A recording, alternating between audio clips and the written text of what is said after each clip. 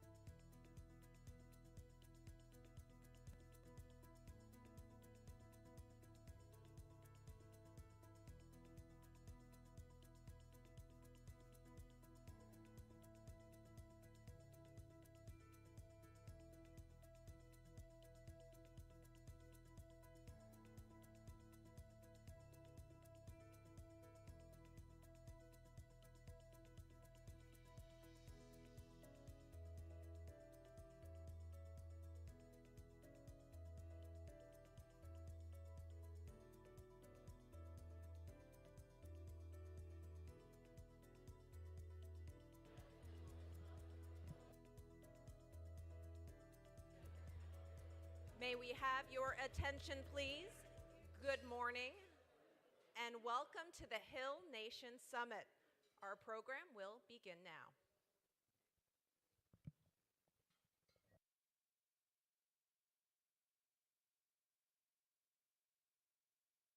There is only one place to start tonight.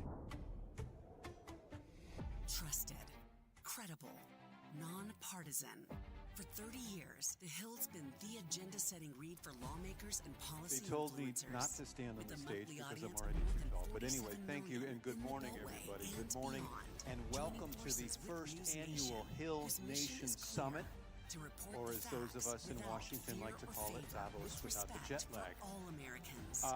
My name is Bill Salmon, and I work for both the Hill and NewsNation.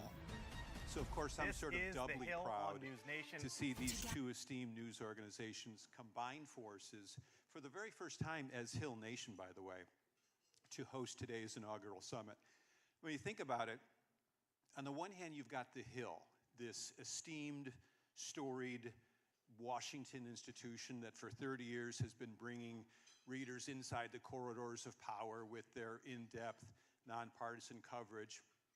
And on the other hand, you have NewsNation, this brash upstart, national cable news channel with this fierce determination to cover the news, not just for those of us who live in the Acela corridor, but for news for all Americans.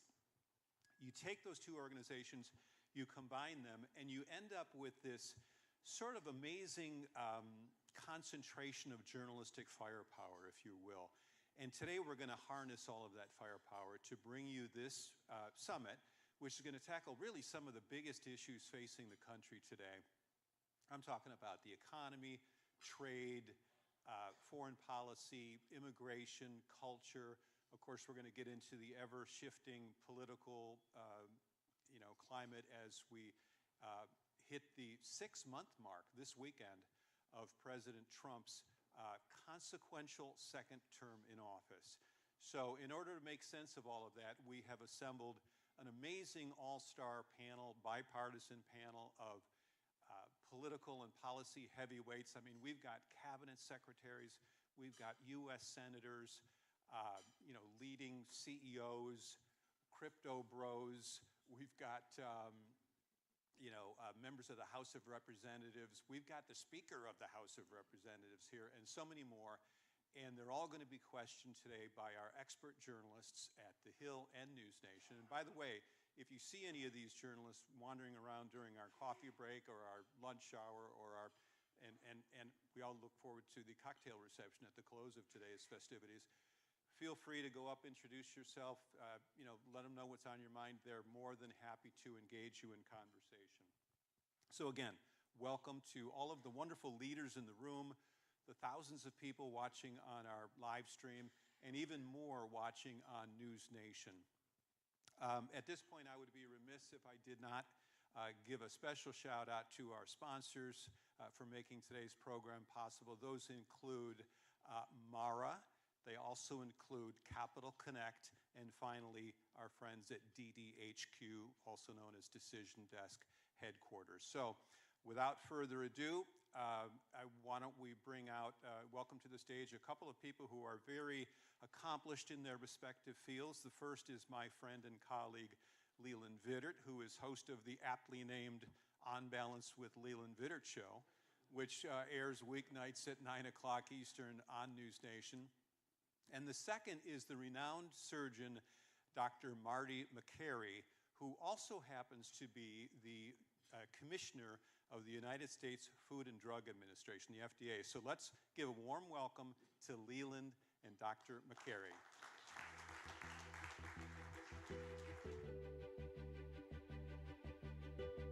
This is the first time I've ever been taller than Bill Salmon. Well, welcome you all. Thank you very much for being here, and congrats to Bill, Sherry Gretsch, the team, for putting together such a fabulous morning and afternoon session. Start with Dr. Marty McCary. It's great to have you here. Thank you, our inaugural guest. You come to this position at the FDA in a fascinating place because you were on the outside looking at the FDA for a long time, at times critical of it and thoughtful of it, and now for 100 days you've been inside of it, looking under the hood. What has surprised you the most? Well, I would say, first of all, it's great to be here, and thanks for having me, and it's great to see some folks here that I recognize. I would say that the biggest surprise is that you can get things done. It's difficult to work within government, but the FDA has a very impressive staff. They have a history and tradition of following the science, and so we have brought in a number of top scientists with impeccable credentials. I've been very impressed with the scientists that are there, and when you talk their language, when you talk our language of science, all of a sudden all the politics disappears. There are no Republican and Democrat children in the United States. These are children. And so when you talk about what's best for them, when you talk about outcomes and adverse events and how we can streamline the review process so we can deliver more cures and meaningful treatments in a way that's more efficient, that's exciting. You know, the FDA has been criticized in the past as being too rushed on some products and too slow on most other products. And so some people have asked me, you know, has it been in the past too fast or too slow? Well, it's been erratic. And the drug developers and markets like predictability, and that's what we're trying to provide. We announced last week we're going to release all of our decision letters. So if you're rejected, the public is going to see the logic, and other drug inventors and scientists are going to see why, and they're going to understand how the FDA thinks. We introduced AI across the agency for our reviewers. It is doing in days what would normally take weeks sometimes. One of the reviewers said it did in 6 minutes what would normally take them 2 to 3 weeks or 2 to 3 days. We're reducing animal testing. Turns out testing drugs on animals is not very predictive. 90% of drugs that pass toxicity on animals don't pass on safety and efficacy in humans. It's just not a very good model. So we're slowly replacing it with our new roadmap with computational modeling and testing the drugs on cell culture medium called organ-on-a-chip technology. That'll reduce the time. We want to cut all the waste in the process because we've got to ask a big question that really hasn't been asked before, and that is, why does it take over 10 years for a drug to come to market? Do we really think if you have the cure for breast cancer, we should just tell women, you know, give it another 10 years, maybe we can speed it up to 6? We've got to challenge a lot of deeply held assumptions. So we're doing that by streamlining, and we have a very focused goal, and that is to deliver more cures for the American people, more meaningful treatments and diagnostics, and healthier food for children, which is a big priority of our secretary. I think the point you made about the staff and the scientists is an important one. MAGA talks a lot about the deep state. I will not ask you to comment on the politics of that, but I think what you're telling me is that there is not a deep state at the FDA, which I think some people would find hard to believe. I think what we walked into at the FDA was an administrative agency that represented some of the bloat in government, 12 different travel offices within the FDA, dozens of people with chief strategy officer in their title or chief strategist. We had nearly 1,000 IT individuals because the FDA was a bunch of centers that were fiefdoms. They were empire kingdoms that were built by individuals. There was little accountability to Congress. They had their own revenue stream from the drug companies and from the manufacturers. And they had their own lobbyists to the Hill. They had their own communication staff, their own lawyers, their own IT, their own travel offices. And you had all these fiefdoms. So what was done just before I got there and what we've built on is a consolidation of services. And so we have resized the FDA, and where it hasn't worked, we've tried to fix it. I've been very on the ground and operational in my time. I've not been, going to receptions. I do very few public events like this or external meetings with pharma companies. We meet with some of the groups and trade groups, but otherwise, we've been on the ground. Some of my staff are here. We've been on the ground, operational, asking every scientist and inspector and law enforcement officer that we have at the FDA, what do you need to do your job better? And so that's been the focus in the first 100 days. part of the FDA should be completely nonpartisan, right? Being healthy is something, and finding cures and giving Americans longer life and healthier life and happier life should be something that everyone should be able to get behind. Have you found interest across the aisle in these reforms? Have you found roadblocks put up? Especially, I know you're talking about hormone therapy. There's a number of sort of old school things that you are questioning. How do you find the reception to that? Yeah, by and large, it's good. It's sort of like at the FAA, when you are talking about safety, that is its own lexicon with its own science and vocabulary. And when you are talking about what it takes to make the aviation system safer in the United States, there's literally nothing partisan about it. And so that's what we're doing right now with our goals, to cut the waste, streamline the process, and deliver a cure or meaningful treatment for Alzheimer's or ALS or other neurodegenerative diseases. You know, one of the cool things, Leland, is you get to see in this job what's in the pipeline. And it's exciting, but we don't want waste and red tape and idle time to slow down the potential delivery of a meaningful treatment for PTSD for veterans. We lose more veterans each year to suicide than we lost in the entire Iraq War. I know you've spent time in the Middle East. The war is over, and yet our boys are still dying. We owe it to them to get a decision on meaningful potential treatments for PTSD. It's one of our top priorities. In my background was in islet transplantation. I'd like to see a cure for type 1 diabetes. There's some potentially promising stuff out there.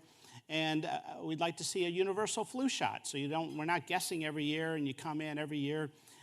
There are flu shots that are proposed to be long-term shots that give efficacy to a variety of strains, including bird flu, something we're tracking closely. I'd like to see a cure for some types of stage 4 cancer. There are some potentially promising treatments that have melted GI cancers to nothing, no detectable cancer. Without chemo or radiation or surgery, what that could do to our healthcare costs in the United States is potentially dramatic. So these are some of our priorities. We're not wasting any time. We're going to keep going. We've got the AI for our scientific reviewers, and we just announced a new priority pathway pilot by which we're going to get an answer in weeks instead of nearly a year at the end of the process, and that we're going to do that by cutting the idle time, because during a phase 3 clinical trial, everyone's just sitting around waiting for the results. Well, we want to use that idle time to review the manufacturing and the inspecting and the draft labels and all the stuff, the lion's share of the application, so when the clinical trial endpoints report out, we can say, that trial is positive, it's significant, let's go. And so we're trying new things. So you're 100 days in. Your term could last until the end of this administration. Give me specifics of what changes. I know we've talked about drug review right now, but what would you like to see change measurably for Americans' consumption, habits, healthcare that would make your term a success? Well, look, I'd love to see our entire healthcare establishment in the United States, for the first time, get serious about the root causes of all these diseases we're treating and medicating at scale. And no one has really been talking about that. The culture of academic medicine in the United States has been defined by the culture of the NIH over the last 30, 40 years, which has essentially been the Francis Collins culture mindset that the gene is responsible for most of our problems and the gene can solve most of our problems.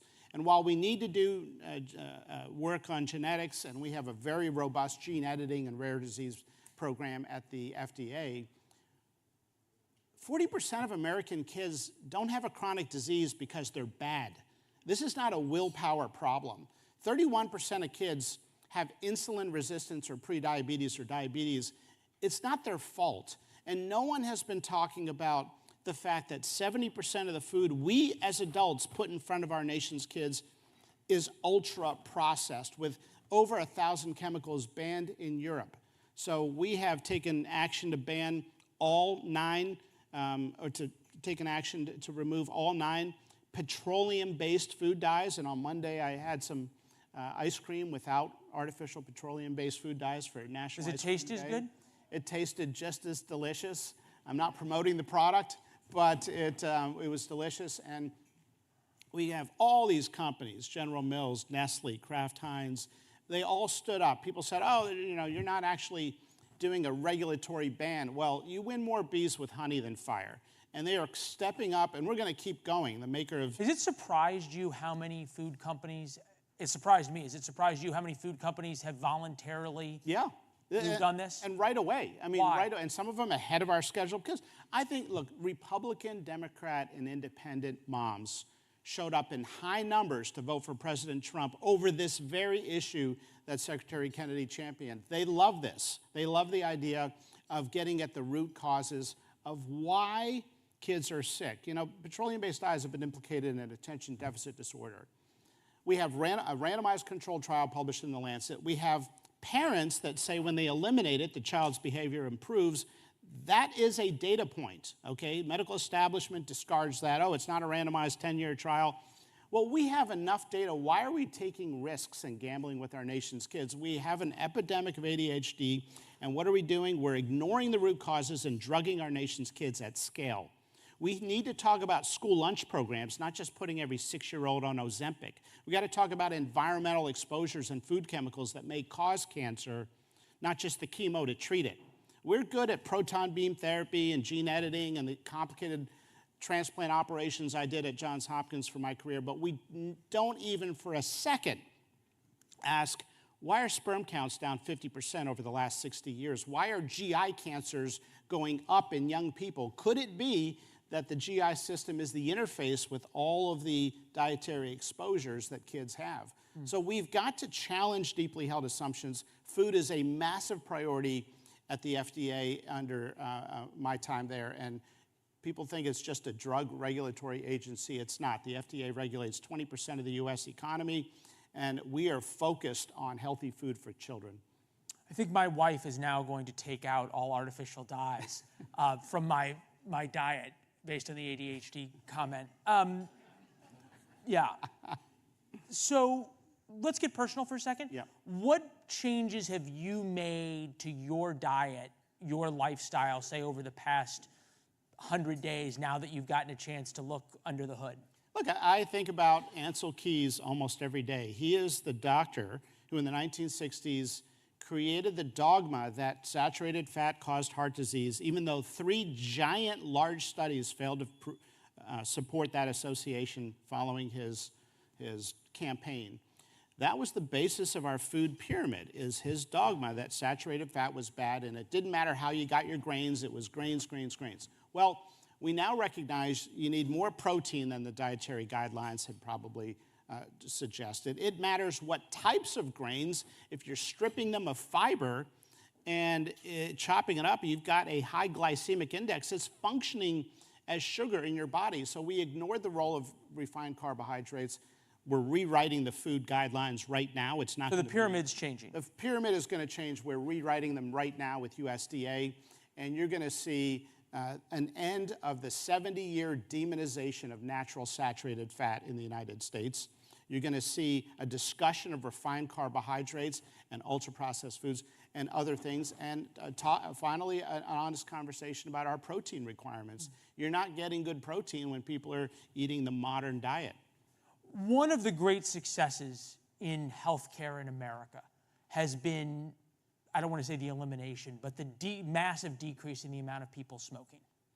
And yet, and this is true, a very influential MAHA person recently sent me a package, an entire box of nicotine gum, and said, this is the new health drug. This is what everyone should be taking because it is somehow the next caffeine. Are we moving backwards because of what? Influencers, good marketing? How did nicotine suddenly become healthy? Well, it is the combustible components of cigarettes that are where the health concerns come from. So people are now asking, is nicotine alone have the same health concerns?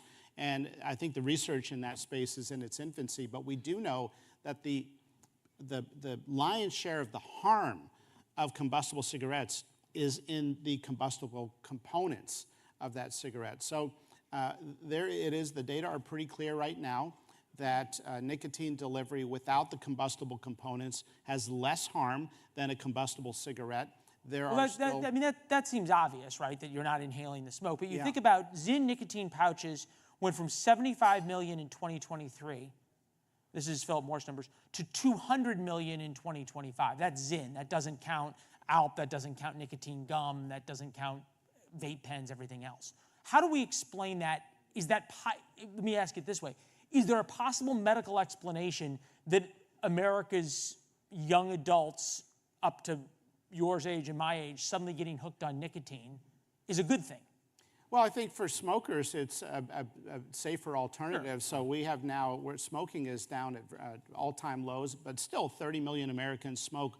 Our concern, and look, we'll let the research play out and the public will take that information, and I believe in a free country, and people will take that information and digest it as the medical establishment churns it out. But my concern right now is that we have illegal Chinese vaping products that children are using to start for the first time consuming a nicotine product. It's not a transition from cigarettes, but we do have kids in the United States now who try vaping. They're addicted to vaping. It's on these Chinese illegal products with these cutesy, fruity flavors, and they are addicted. Some of them know they're addicted. They come from good families, and they want to stop, and they can't stop. And this is a real problem in the United States. So we are undertaking a massive effort to stop the illegal products from coming in and to address our Chinese vaping problem that in some schools, I mean, it is bad.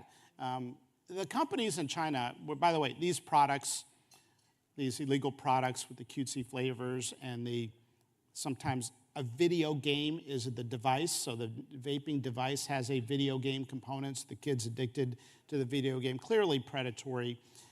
They show up in our ports, and what we learned has been going on is disgusting, and that is we were saying, oh, this is illegal because technically they're banned in China, so therefore, under this clause, 80, I forget the exact regulation number, we can reject it, we deny it, we shall refuse is the term in the regulation. We put it back on a ship to send it back to China.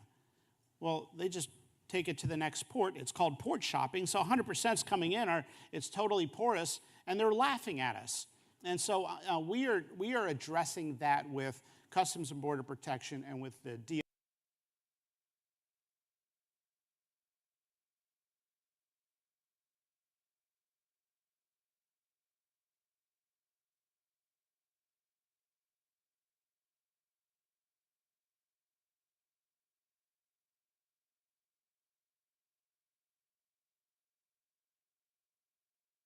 I mean, they're laughing at us. So we're going to go to surprise inspection. So there's a lot I'm learning about the sort of calcified way in which things have been done that we're going to change up. You call it a calcified way that things have been done, but at the beginning of our conversation, you said that there's been complete acceptance and excitement over all of your changes. How do you square that for me? Look, I think in any organization, there's going to be a broad range of responses. I think the majority of folks that I talk to, and again, we're on the ground, we're operational, we're not sort of ruling from an insulated ivory tower. We are on the ground. I'm there essentially every day. My team here, when we're done off stage, we're going straight back up to our campus in Silver Spring. And we sit down, we talk to people. What have you always wanted to do here that you've never been able to do? What big ideas do you have? We're not interested in, the stapler should go over here in the mailroom. We're interested in the giant, big, bold ideas. And we're going to do stuff. And I think we've demonstrated that we're willing to do big things, from the petroleum-based food dyes to the AI to the... You've been surprised how quickly it's happened? I am. I just assume government, and people say government, it's very hard to work in government. I've just been very impressed with the staff at the FDA, and they've got a lot of pride in the brand. It's one of the greatest brands in the world. The FDA is one of the greatest brands in the world. So I want to see us regain our status as the world leader in life sciences and in regulation of medicine, of medical products. Right now, China has been going like this. I mean, like almost 30% of phase 1 trials are being done in China. We have to ask why. American companies are going to Australia for their preclinical and INDs. I want to see American companies thrive, and I want to see companies that do business in the United States thrive. I want to see the domestic manufacturing of drugs so we're not dependent on these other countries. It's a national security issue, so we're creating incentives now for manufacturing in the United States.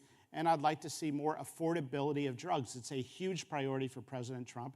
You saw the most favored nation status call, and we're going to be issuing these priority vouchers in part to companies that promise to equalize their prices and end the great American ripoff, with these same drugs being a third or a quarter or a tenth the price in London or Berlin or in Paris. That's a huge priority for this president. Dr. McCary, thank you very much. Great leadoff guest. Thank you all. Thank you. Thank you. Nice. Thank you. Thank you. We'll let you get back to work. Great. Thanks a lot. Appreciate it. Great to see you, Leah.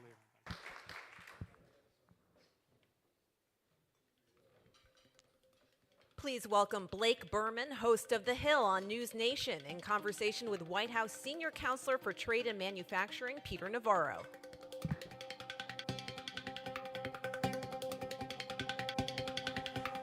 Hi, all. Good morning. Thanks for having us. I'm not sure how I follow Leland and the doctor, but I'll do my best here. Peter Navarro, a guy who I've known probably 8 years now, since the beginning of the first term. I think so. Peter is a senior counselor to the president for trade and manufacturing. I think those stories are in the news a little bit. A little bit. It's interesting because so too is the Fed chair, Jay Powell. Yeah. I said 6 months ago I thought that he would be one of the most famous people in this town because the president didn't really like his policies, and that's where we are at this moment. So let's start there. There's a report out of Bloomberg this morning that Kevin Hassett is the early front runner to be the next Fed chair. Do you think that's where it is right now? Oh, I'm not going there. So I love Kevin. He'd do a great job. But let's talk. Let me just explain. I'm not new to the Jay Powell criticism thing. I've been writing about this since the first term. And folks, let me explain. My background is as a macroeconomist. And what Powell has done incredibly and historically is he's the worst Fed chair, I think, in history. And let me just make the case for you. He's made 3 major policy blunders in just 6 years. And we start with the first term, when President Trump is passing the first Tax Cut Act. And we are in the process of tax cuts. We're doing deregulation. We're strategic energy dominance. Oil prices are going down. And we're doing fair trade. And this is like the Trump-nomics thing where we're able to grow much more rapidly than the Obama-Biden new normal kind of era, if you know that language, without creating inflation.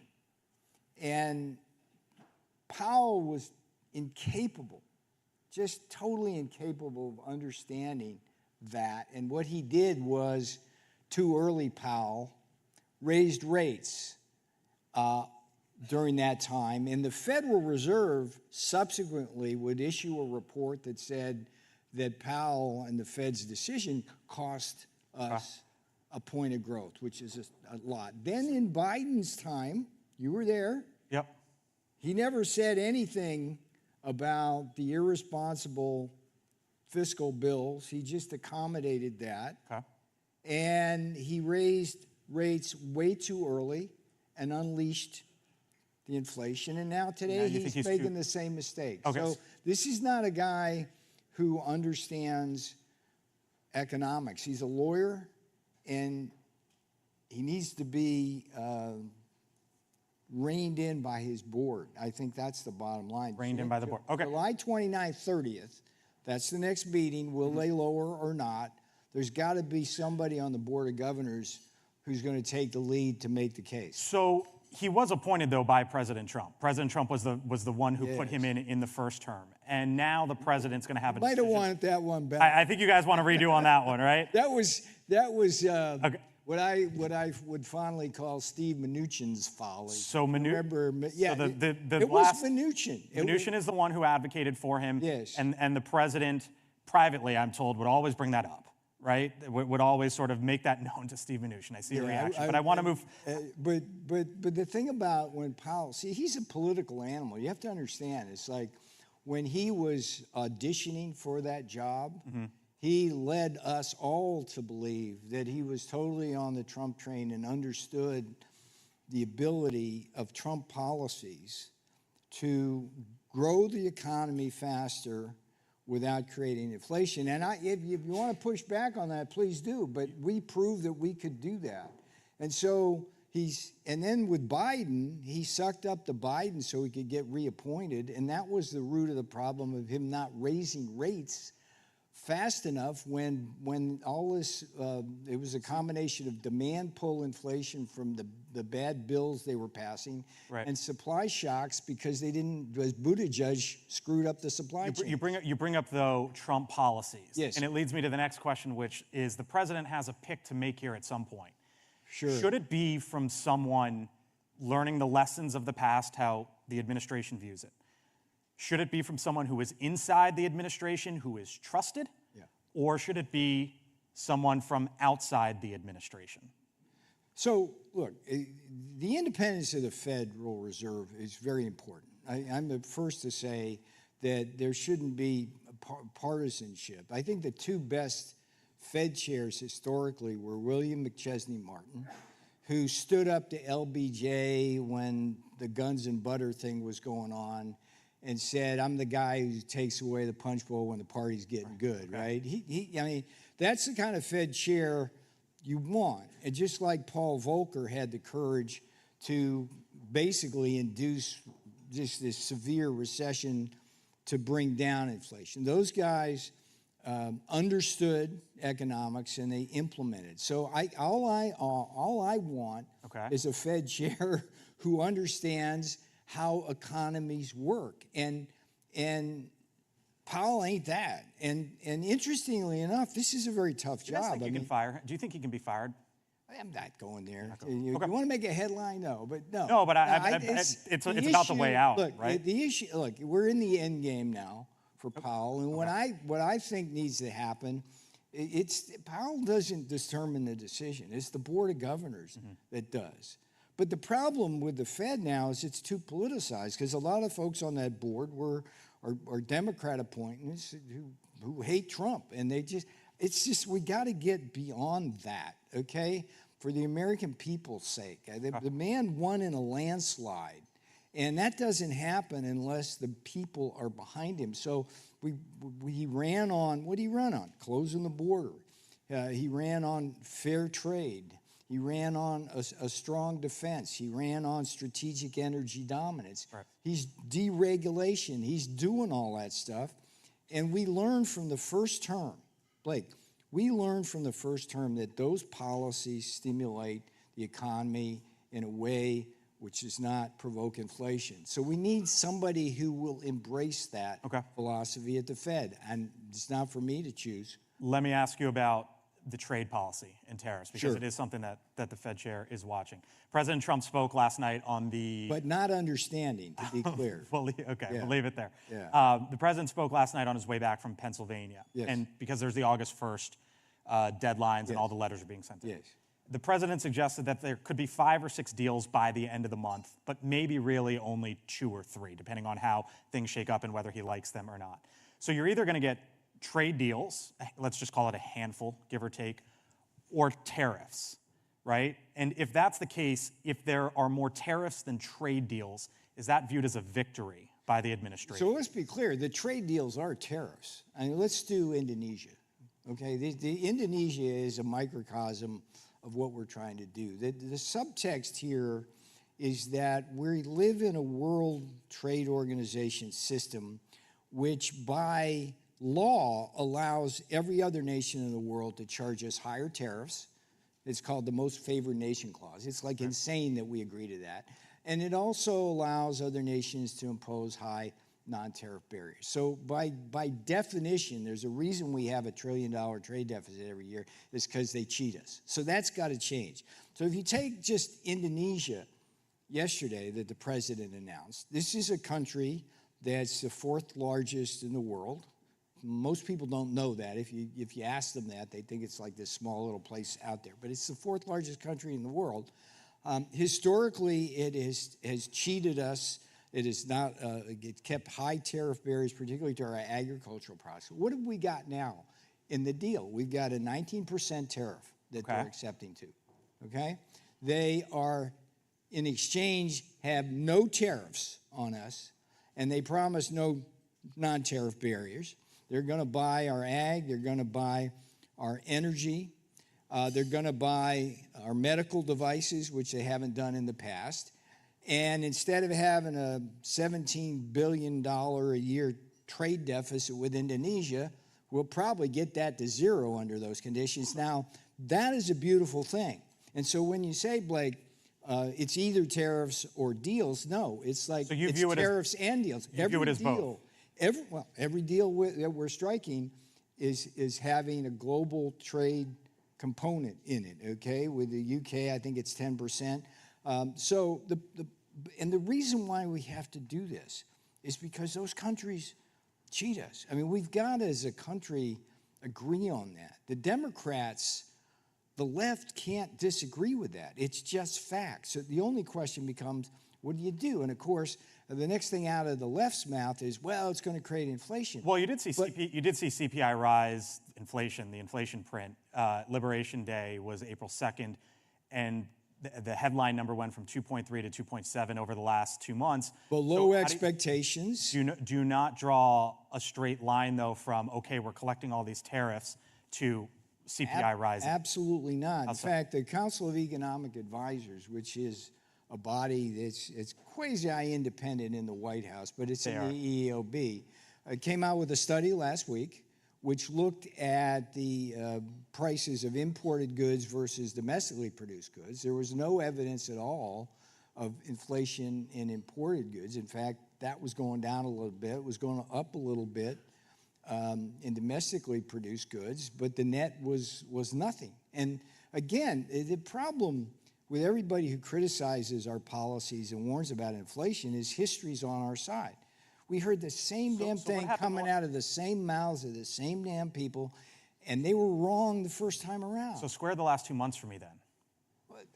What? Go 2.4 to 2.3 in one print? That tells us nothing. Over the last 2 months. And I guess the question is... That really tells us nothing. And with respect to Fed policy, even with that, we should be at least 50 to 100 basis points lower than we are if you just look at relative interest rates around the world and what other countries have been doing. So here's the thing. These countries, Navarro's law, like the bigger the country, okay, the bigger the country that's cheating us, right, the bigger our trade deficit with the country, the more they got to eat the tariffs. It's just a fact, because in order for those countries to have their economy go, they got to keep stuffing products here, and the only way they're going to do that is lowering prices. And that was our experience, Blake, in the first term. Let me give you a practical example, because there's probably, 70%, 60, 70, 80% of the people in this audience, I bet you have an iPhone.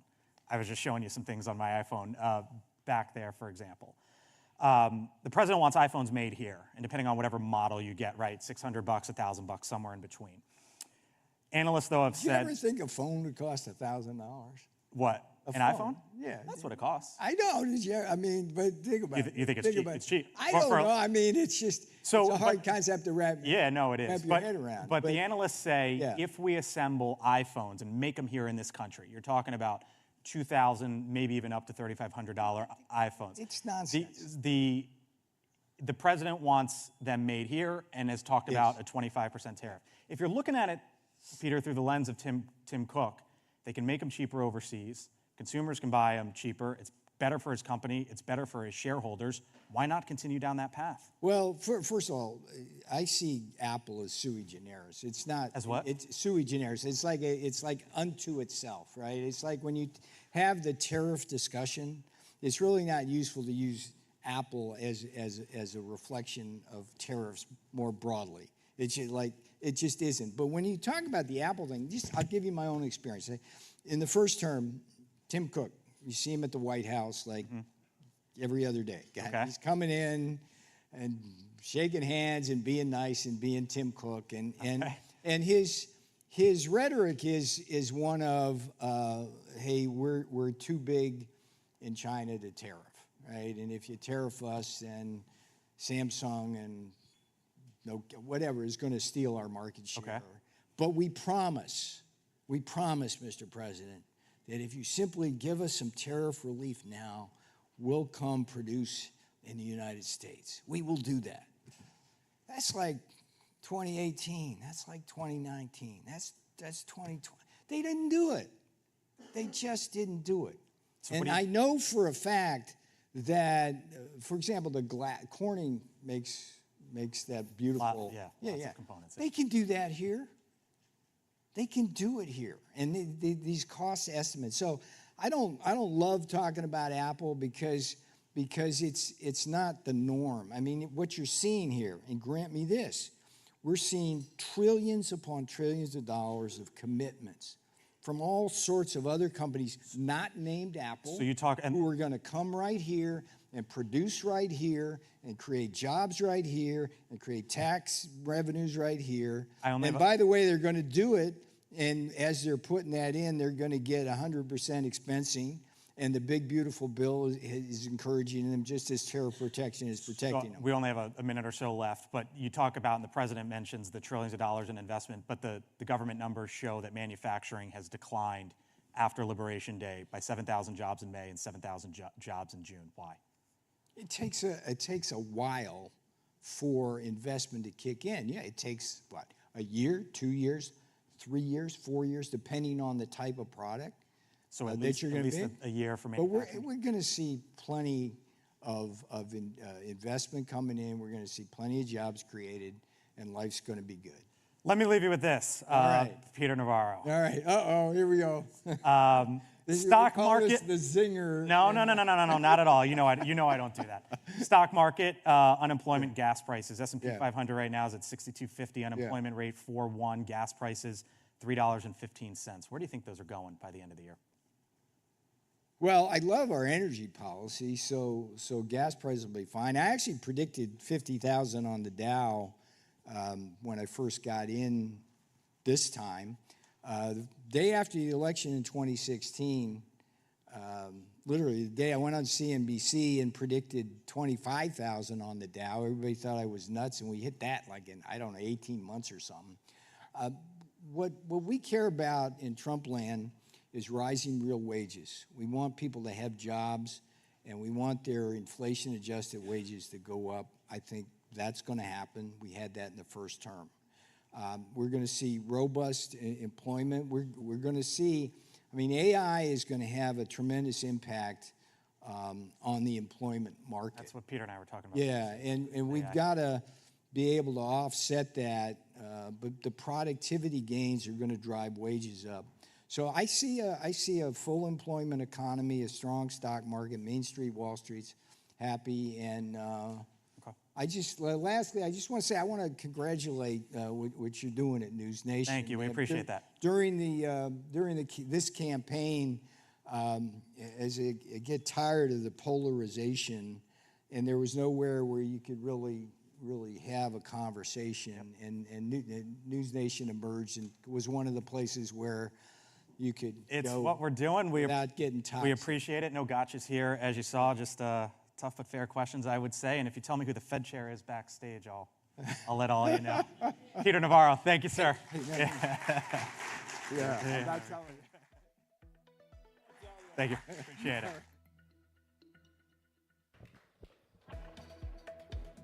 Please welcome NewsNation congressional reporter Joe Khalil in conversation with the chair of the House Republican Policy Committee, Congressman Kevin Hern.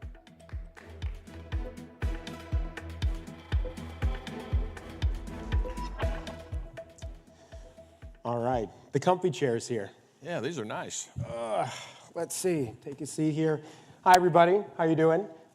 Most of you, I imagine, know Congressman Kevin Hern, Oklahoma's 1st District.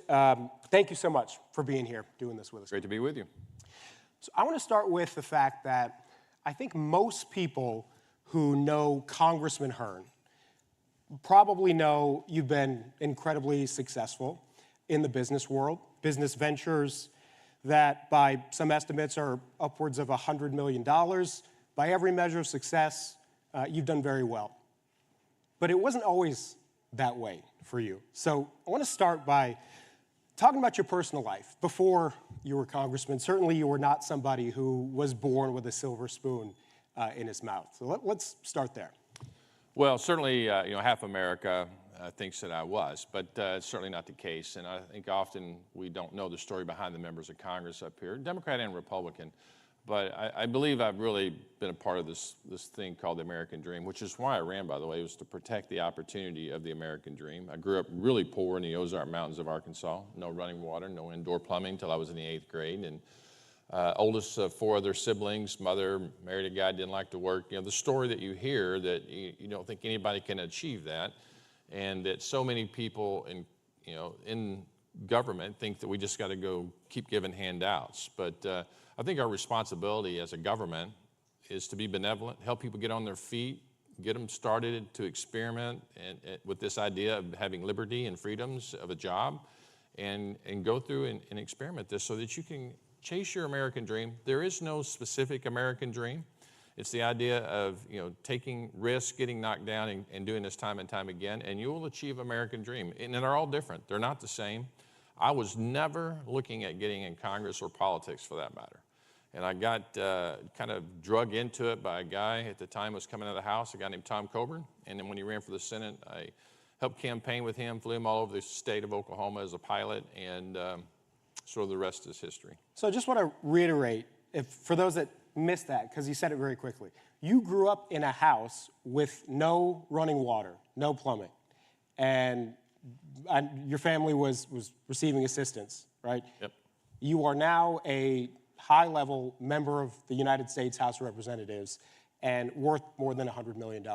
That is the prototypical American dream you're living it. So that is an amazing thing. And actually, can you explain your hamburger and fry cufflinks there? That's a part of your story too, right? So, as I got an engineering degree, worked at Rockwell, wanted to be an astronaut, am a pilot, space shuttle blows up, a buddy of mine owns McDonald's in Little Rock, Arkansas. I said, I'd like to try this franchising program, and I started that in January of 1987, and worked 10 years to save $100,000, get my first restaurant. Hog farming, no money down, reading books and tapes for 99 bucks to learn how to do no money down, buying properties and flipping properties. Wrote a software program, all the while doing about 80 hours a week in the McDonald's training program. My wife and I got our first restaurant in January of 97, sold it 2 years later, moved to Oklahoma, and went from those 2 to 24, thousands of employees over the years, got into banking, manufacturing, real estate development, technology companies, and 35 years in the restaurant business, working a lot, taking a lot of risk, and never asking a customer whether they were Democrat or Republican, and just working on service. And I think we should do more of that up here. We should work for America, not to oppose each other all the time. Okay, I'm a fish fillet guy myself. So they're great. Let me know. They're great. So with that background and where you are now, how has that informed your politics, your views, the way you vote, the way you see the world? So I ran on the idea. There were 6 of us in a race, and I'd been on TV a lot in the Tulsa air market because of McDonald's. And then we did a poll, and you sort of get your bubble burst. I had less than 1% name ID. And so that was a real challenge, thinking about how you're going to win a race if nobody even knows who you are. So you work passionately, feverishly. And I always said my slogan was Hearn Works. I get up earlier. My team will attest to this. I'm the first one in the office. I left last night at 11 o'clock. I was the first one in the office this morning. And so I think work matters in America. I've been criticized by that. I've been called a racist because I think you should work by members on the Ways and Means Committee, quite frankly. I think there's nothing more humbling than working hard and experiencing failures. You learn more from your failures than you do your successes. And so I look at all this, and I ran on the idea that we should get limited government, get government out of the way of businesses so they can create jobs and put Americans to work. That's what President Trump's doing every single day. He's bringing businesses back to America. That's why it's such a populist. I think it is an American idea. You create jobs so people can work, not be dependent on the government. And we need to fix all these waterfalls, these cliffs where people, if they make $1 more which is the way you do this, that you lose $2 in benefits. We need to have a more of a smoothing out of these benefits. We need to help people, nudge them off the benefit programs. We shouldn't measure success by how many people we get on. We should measure success how many people we get off and get into a good paying job. That was the premise by how we had budget surpluses under Clinton and Newt Gingrich. So let's talk about the One Big Beautiful Bill that passed here. It's I think, a good transition. This is a bill that, as a Ways and Means member, you got a front row seat to the tax part of. From the outside looking in, it seemed very smooth, no hiccups, no problems at all. I say that politely joking with you here. Were you happy ultimately with the final product that you ended up voting on that President Trump signed? Very much so. I want to give a big shout out to Chairman Jason Smith. He was one of the first people, if not the very first person in Congress to advocate for one bill. He didn't call it the One Big Beautiful Bill. We'll give that credit to the president. But he had been here before. He knew how difficult it was to push things through. It was going to be real easy to get a border bill and a military bill that was advocated by many in Congress, House and Senate, and some in the White House. But he knew if we were going to get a tax bill, make the tax code permanent, the things that we got out of this bill that was going to have to happen at one time. And time again, those in the media thought we'd never get it done. We got it done with funding the government. We got it done with the budget reconciliation language. We got it done with the final passage of the bill. But, you know, Chairman Smith, we all sort of sequestered in the Library of Congress, historic precedent being set, by the way, because that's where it all started. We started in the very same room that the 2017 Tax Cut and Jobs Act, a small room upstairs in the Library of Congress, symbolic, and then moved down to the members' room and spent literally hours upon hours debating every component of this. And you mentioned was absolutely satisfied. I was in the final product. Did I get everything I wanted? No. But nobody did. Not the president, not anybody in Congress, House, or Senate. And that's why it looked a little ugly at times. So I don't need to remind you, but the Congressional Budget Office has projected more than $3 trillion in debt added because of it. Republicans, yourself, several people have said you're counting on revenue from the tax policy. You're counting on revenue from tariffs to offset that. And I'm wondering if you're taking a gamble by doing that, because we're not in the same economy that we were in 2017. Interest rates are different. The global markets are different. Tariffs could potentially raise prices here. So when I hear Republicans making the case that last time we passed President Trump's tax bill, we earned revenue for the government, is it a gamble to bet on that this time to offset $3 trillion potentially added to our debt? Well, you look at the new additional tax brackets or breaks, if you will. They were given to blue-collar workers. No tax on tip, no tax on overtime, giving a bonus deduction for seniors. Under reconciliation, you can't effectuate change to the Social Security rate, so you have to do it another way, and we did it through giving a bonus deduction. But you also have to look at this in a sense that if I ask every person in America, if you didn't know I was in Congress, and I ask you this question, do you really think that by allowing you to keep dollars in your pocket, that the CBO scores that as a deficit? The reason it's a deficit is because members of Congress don't cut the commensurate spending that was associated with giving those monies back or leaving those monies in your pocket. So you can't do both. I've given analogies. If you're a business owner and you give somebody $1,000 a month for expenses, a car, and then you say, well, I'm going to not do, I think I should give you a car, and you equate that to $1,000, but I don't take the $1,000 back. I've double spent on something that you're getting a double benefit for.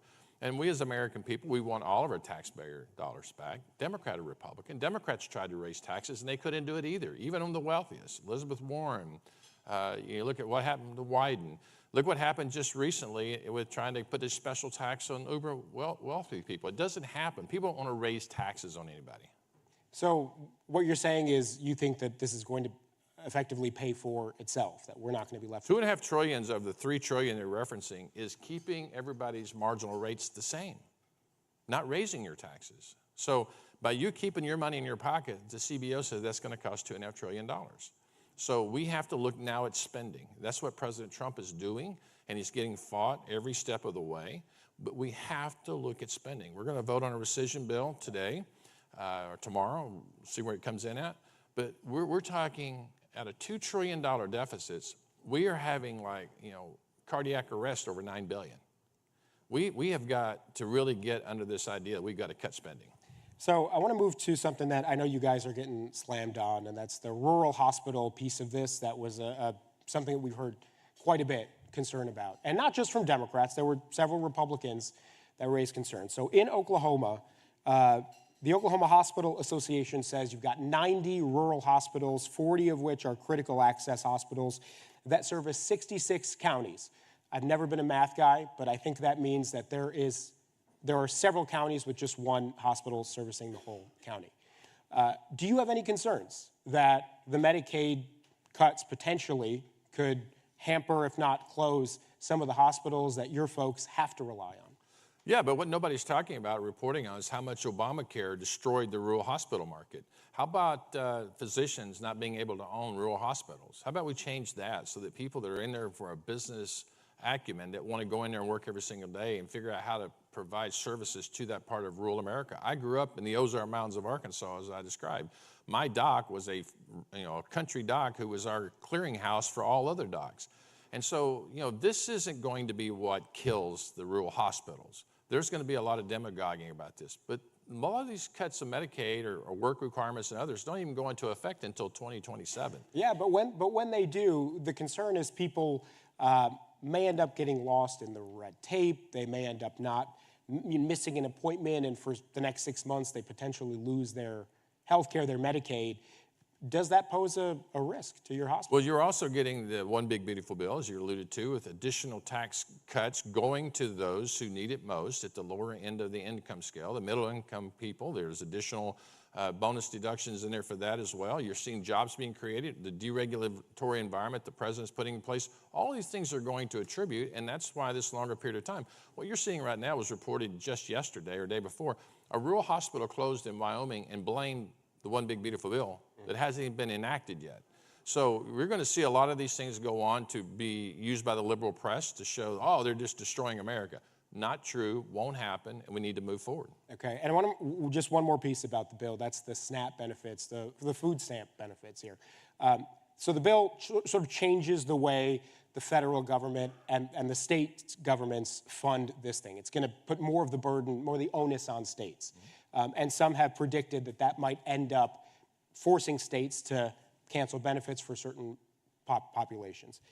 Given the background we talked about, we started off your background and the fact that I think at one point in your life, your family relied on food stamps as well. All the way until I left home, as a junior in high school. So I'm just wondering if that background gave you any pause. Is there another future congressman, entrepreneur out there who's a kid right now in a really tough situation?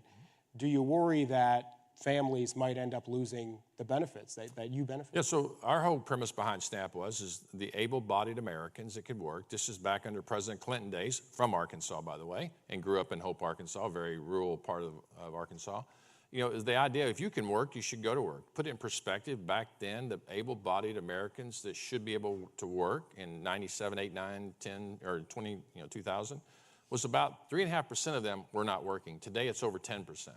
The CBO, using their numbers, and they either get it right or wrong or somewhere in the middle, they estimate it's almost 5 million people today in America that fit in that category. And one of the outside groups up in D.C. have done time studies on it. The number one thing that these people do that are sitting on the couch or whatever, have no dependents or able-bodied, number one thing is watch TV. Second thing is watch digital programs. So maybe they're watching this. Hopefully NewsNation. Yeah. Hopefully. So it's a very popular, even Democrats, not to the tune of Republicans, even Democrats think that if you're getting benefits and you're able to work, you should work. Oklahoma, you mentioned some of the other components of this. Oklahoma, over the last 2 years, Cindy Byrd, the auditor there, has done audits on recipients of SNAP and found that there's an egregious abuse of signing up for SNAP that never gets investigated. Monies are taking away from those who really need them. Yeah. So as I said from the beginning, the American government, the federal government, should help those who need help. This will preserve it. As we look at these other programs, we're going to have to do the same kind of work. All right. Less than a minute left. Security is going to kick me out here when the time runs out. I just got one more quick one for you, if we could. And that is, from the outside looking in right now, people look at Congress, and I think what they see is partisan divide everywhere. Is it, from the inside, as bad as it looks from the outside? Absolutely not. I could tell you funny stories that myself and Alexandria Ocasio-Cortez has done, she thinks she's done for me against some of my conservative friends back home that have tried to give me a hard time about things. We've had a lot of fun. There are a lot of camaraderie, working together behind the scenes, but when you put a microphone or a TV camera in front of somebody's face, they want to put on a show and it goes on both sides of the aisle, by the way. But, Brad Schneider in Illinois, Jimmy Panetta in California, and so many others. Richie Neal's a great friend. I mean, these are folks they get it, but they also, because the base demands it, their base, our base, demands that we stand up and fight. Fight, fight, fight. Well, at News Nation, we're going to try to highlight more for you guys working together. You guys are doing a great job. This is fantastic. Thank you so much, Congressman. I really appreciate your time.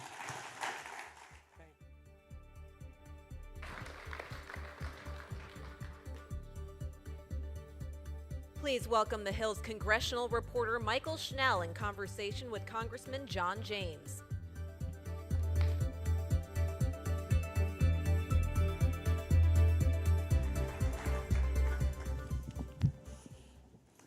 All right. Congressman, thank you so much for joining us. We were talking in the green room. I feel like I need to disclose my one moment of bias to everyone in the crowd. You are a big Michigan guy. Go blue. Michigan Go 10, blue. Running for No Michigan applause? governor. Oh, I am a big there you go, there you go. Go I blue. am a big Ohio State fan, but we will put that to the side as we enter into this conversation. Okay, now into the substance. Of course. I mentioned you're running for governor. You currently represent Michigan's 10th congressional district. You're running for governor. You've struggled in the past to win statewide. You had a Senate bid in 2018, a Senate bid in 2020. I'm all for the adage that third time's the charm. But other than that, why do you think you can win statewide this year, in 2026? What's different that cycle? Well, what's different is I'm not running against an incumbent. I'm also not running in a global pandemic, which don't recommend, by the way. I actually overperformed the top of the ticket. I got 6.5% as a newcomer with very low name ID against an entrenched incumbent in 2018 with marijuana on the ballot as a ballot initiative. In 2020, of course, a global pandemic, I couldn't campaign. Governor Whitmer made going to church illegal during a time period in Michigan. I also couldn't go out and talk to people and tell them how I could advocate and how I could serve them most effectively. And I still got within 1.5 points. And so as the result of the relationships that I built, the people that I got to know, and the experience that I gained, I was able to run for House, run for Congress in Michigan's 10th Congressional District in a very tough race in southeast Michigan, in the southern portion of Macomb County in Rochester and Rochester Hills. I won by 0.5 point in a tough race with abortion on the ballot when the top of the ticket lost by almost 11 points. And then capitalizing on that, building on it, serving the people of the 10th Congressional District, prioritizing customer service, prioritizing using my experience in the military as a combat veteran, prioritizing using my experience in the business world, executing tough missions, and being able to build on that, I was able to win by over 6 points this last time. Being able to have someone who can run in the most austere circumstances and win is extremely important. Having a strong top of ticket is extremely important. And we've seen the value of having a strong top of ticket when you see what happened. Anybody know what happened with Lee Zeldin in New York?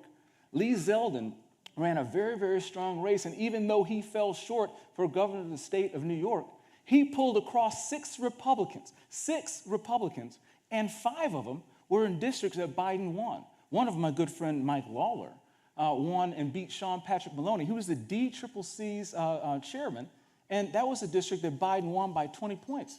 You can't tell me that having a strong top of ticket that has a battle-tested experience doesn't matter. But conversely, in Pennsylvania, because we didn't have a strong top of ticket, in Arizona, in Michigan, because we didn't have strong tops of tickets, we lost seats for the House and the Senate for Republicans that we should have won. It is so important for the state of Michigan, in a battleground state, the center of the universe in 2026 from an electoral standpoint, with an open seat for governor, with an open seat for Senate, with possibly 3 open seats for House and 3 competitive seats for 6 total, with an open Secretary of State, open Attorney General, and a state legislature up for grabs, to have a strong top ticket. There's going to be $500 million spent in the state of Michigan this coming cycle. And in order to make sure that we maintain a majority in in Congress, it's absolutely essential in a battleground state to have a battle-tested leader at the top of the ticket, not just to win the race, but to put Michigan on a trajectory that will benefit for generations, the country and the state. Right now, we are on a very bad path. When you talk about the population of the state of Michigan, 49th in population growth out of 50 states. You look at our academic situation, 47th out of 50. You look at our unemployment, that's one thing that we are leading in. We're number 2 in the entire country in unemployment. These are not the things that work. And having experience in the military, having experience in business, having experience in actually getting things done, supporting the president's agenda, we're going to build on these wins. And as the President Trump is focused on making America great again, I'm going to focus on making Michigan great again. I want to jump in here. You mentioned President Trump. You mentioned a number of times your close relationship with him. In your campaign announcement, you said you've been in each other's corners for 8 years. President Trump hasn't yet endorsed in the Michigan gubernatorial primary. There are a handful of other Republicans who are running. Have you spoken to the president about a potential endorsement? Is one on the way, and what does a timeline look like? President Trump is well aware, and as you have mentioned, he has endorsed me a number of times over the past 8 years. President Trump is focused on making America great again. We passed the One Big Beautiful Bill, and you know, he's kind of busy. He's focused on things like world peace. He's focused on things like bringing peace to the Middle East, and he's focused on things like ending the war in Ukraine. President Trump is focused on things like securing our border, stopping the flow of fentanyl across the southern border, and now we're addressing issues of fentanyl and smoke pouring across our northern border from Canada.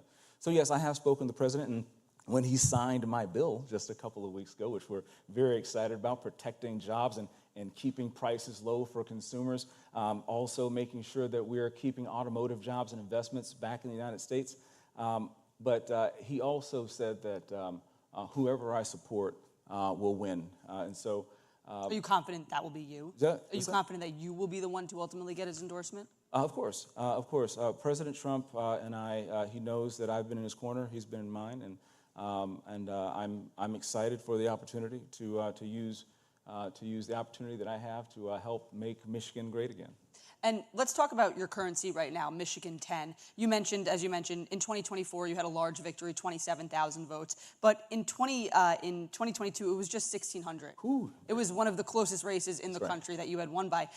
President Trump just last month in June said that you're running for governor, but he's not so sure that he wants you to run for governor because he wants to make sure that you have a strong replacement to keep that seat in the Republican column. Who would you like to see replace you in Michigan's 10th congressional district? President Trump also said whomever I like will win, and I think that's absolutely the case. I know that's the case. This is how you end up with career politicians.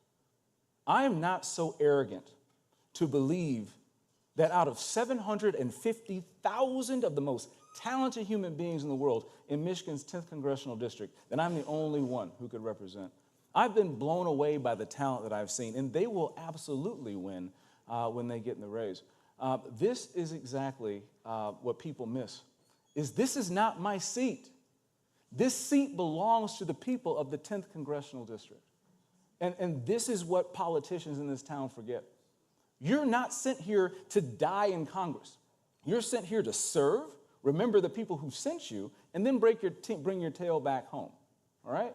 And so I've been blown away by the talent that I've seen. And among the talent, there are people who are invested in the 10th Congressional District, who love the 10th Congressional District, and recognize their constitutional obligation is to serve the entire state from the 10th Congressional District. So good news to come very, very soon, and I think that you'll all be very impressed. Any names you want to float now? Give us a sneak peek? No. Okay. Had to try. Okay. And then, you know, as we talk about your run for governor, just one more question on the race itself. Michigan Senate has another open Senate seat in the 2026 cycle. What was the thought process like deciding not to run for Senate again, but instead to jump to the gubernatorial race? Well, it was really a very easy decision. I'm a combat veteran. I've led men into war and back out. I'm a business leader. I have served my customers, and it was very important to me to do things like make sure that my employees were in the same health care that my children are on. I have been an executive leader for 2.5 decades. I've only been in Congress for 2.5 years. The competencies and the experience that I have in my adult life more closely align with being an executive leader of the state of Michigan. When you consider being a commander-in-chief of the National Guard, having a combat veteran in that role makes a lot of sense. Not just leading in times of crisis, but also to prepare and to prevent those crises to begin with. When you talk about what Michigan needs, from focusing on academic excellence, economic mobility, public safety, healthy families, and government accountability, having somebody who's run an organization, both in the private and public sectors, successfully each time, having that executive leadership experience matters. It aligns most closely with my experience. And also, when you look at the fact that Michigan's budget, 40% of it, comes from the federal government. Having relationships with people at the secretary level, with the president himself, to make sure that Michigan continues to be the first to the trough when it comes to our health and human services budget, our infrastructure budget, our energy budget, so that we can continue to compete and win. Those are relationships that also matter. So I'm not doing this because it's convenient. I'm doing this because I feel called. I've always felt called to lead because that's what a passion for service is. The same thing that led me to go to West Point, become a Ranger qualified Apache pilot, fly 750 hours combat in Operation Iraqi Freedom, are the same things that are leading me to serve my state in Congress and go back home to serve my state as the governor in Lansing. Look, I want to be in politics just about as badly as I wanted to go to war. But the fact is I've been tremendously blessed. My father was born in the Jim Crow South, lived directly across the street from Mississippi State University, and couldn't go there because he was black. He went to Michigan for opportunity. He went to Michigan to find the American dream. But now his grandsons, 3 of them are my sons. And as I'm planning college funds and looking at investments for the future, we're looking and planning for colleges, and we're coming to the realization that our sons might have to leave the state of Michigan to find the same opportunity that my father immigrated to Michigan to find. That's not fair. That's not right. Someone has to do something about that. But when I look in the mirror, rather than point, I use my thumbs. That somebody can be me. That's somebody who's been given the opportunity to serve, to use his blessings, to be a blessing to others, and I'm going to invest my time, my talent, and my treasure in the state that contributed to me being the walking result of the American dream. I want to dive into a quick policy question. Yeah. Detroit is, and Michigan at large, is the automobile capital. GM is based there, a number of other car manufacturers. One of the most defining conversations of the first 6 months of the Trump administration has been tariffs. We just heard from Peter Navarro, who's one of the president's largest supporters of the tariff policy. Specifically, when it comes to tariffs, there's been that 25% tariff on some cars and auto parts. There have been a number of pieces of research that have said that those tariffs could cost Michigan billions of dollars. I know that you have said in the past that you see what could be fruitful from the tariff policy leading to some deals. But the president has now extended his deadline for reciprocal tariffs to August 1st. He says he's not going to extend it again. Do you think that the tariff policy has run its course and has had enough time to ruminate? And would you like to see these tariffs be taken off soon? Or are you still confident in the president's strategy and think it could run a little longer, specifically for places like Michigan? Look, within days of the president announcing his tariff strategy, Mexico surged 10,000 of his own National Guard troops to the southern border. President Trump secured the southern border and literally got Mexico to pay for it. Now, very low to no southern border apprehensions on the announcement of tariffs. Right now, we just announced in June a budget surplus, $27 billion. Right now, we have investments coming in. There was one notable earlier in the year, Hyundai, going to Indiana. And GM just announced, I think this morning, in addition to the $2 billion they're investing back into the state, $4 billion total across the country, they're bringing SUVs and pickup truck manufacturing back to Orion, Michigan. These are just the very beginning. It's just been a little bit over 6 months. President Trump is continuing the negotiating process to level the playing field for manufacturing in this country that has been hollowed out. I say all the time, Michigan is open for business, but we are not for sale. Under President Trump, America is open for business, but we are not for sale. He's brought hundreds of billions of dollars of investment and commitments back to the United States of America, just on leveling the playing field. But you know what's not working? The status quo. I was in 8th grade when NAFTA was signed. And since then, over 300,000 automotive manufacturing jobs have been hemorrhaged from Michigan, just in Michigan. You cannot trade your way to prosperity exclusively. We have to build things in America, and President Trump understands this. This is not just an economic argument. This is also a national security argument. This is also how we are able to defend ourselves, provide for our families, and be able to give that purpose and the opportunity for people to pursue the American dream. So the president continuing to negotiate, he's been able to secure our border. He's been able to secure additional investment. And I have every reason to believe when I talk to folks in my district who are saying, we're getting more business than we've ever gotten before, and people are celebrating the opportunity to build SUVs and trucks just outside of my district in Southeast Michigan once again. That's a result of President Trump, a businessman who knows what he's doing. So to answer your question, yes, I trust President Trump. All right, I have a lot more questions I could ask you, but that's all the time we have. Congressman John James, Republican from Michigan's 10th Congressional District, running for governor. Thank you so much. Thank you very much.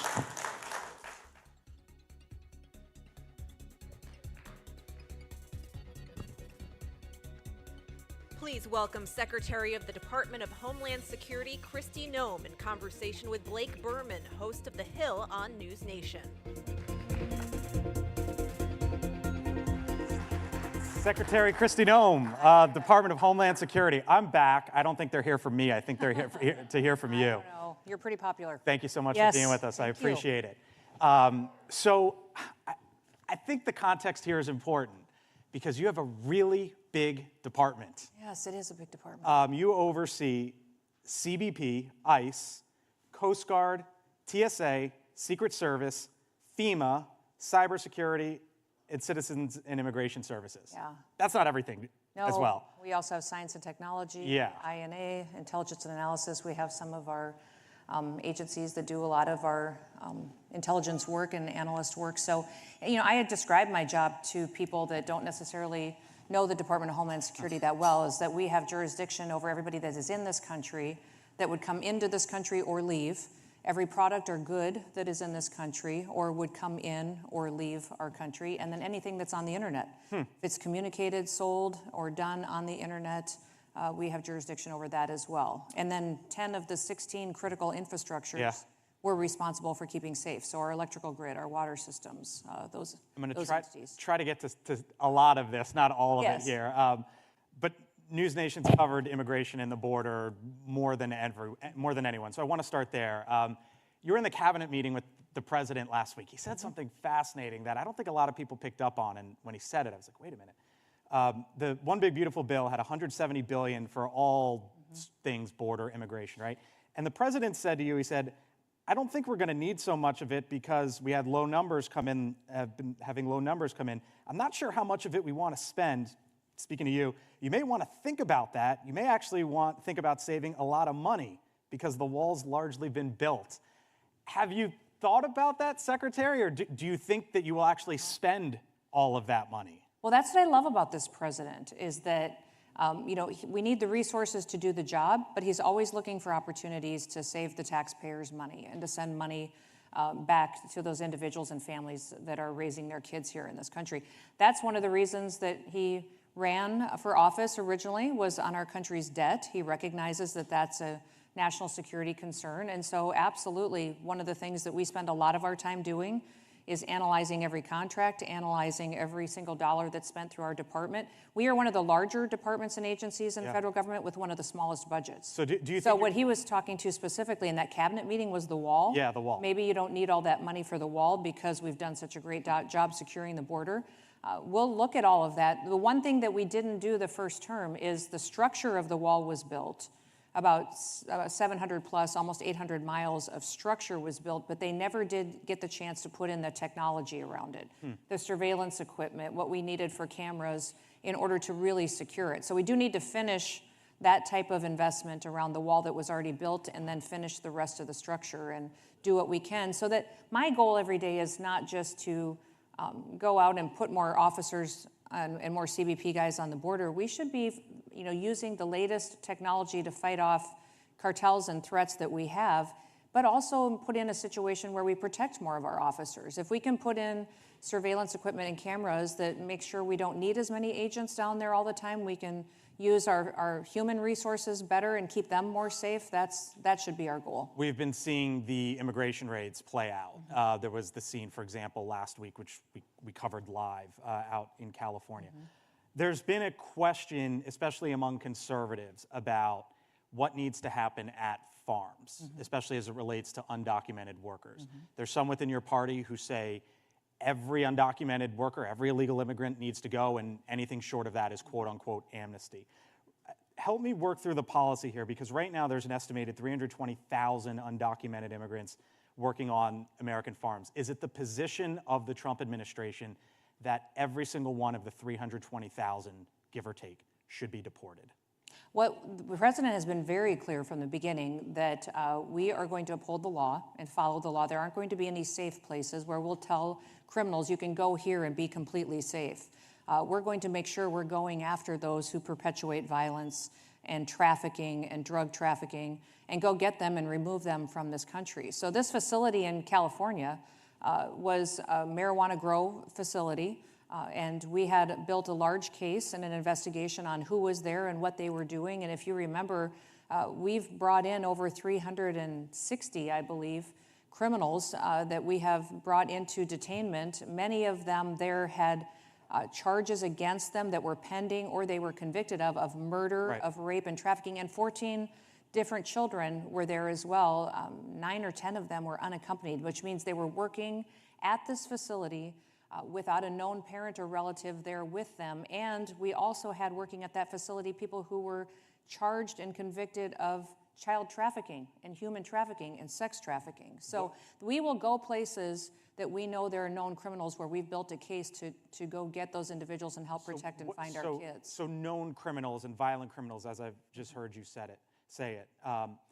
But among those, again, roughly 320,000 who are not known criminals, who are not violent criminals and are undocumented and working at farms, is the expectation, Secretary, that those individuals as well will be deported? Oh, well, there will never be amnesty under President Trump. We are putting our priorities in place where he promised the American people when he ran for office that he would make America safer, that he would go after criminals. So that's what we're targeting right though, is those individuals who have criminal records or charges against them.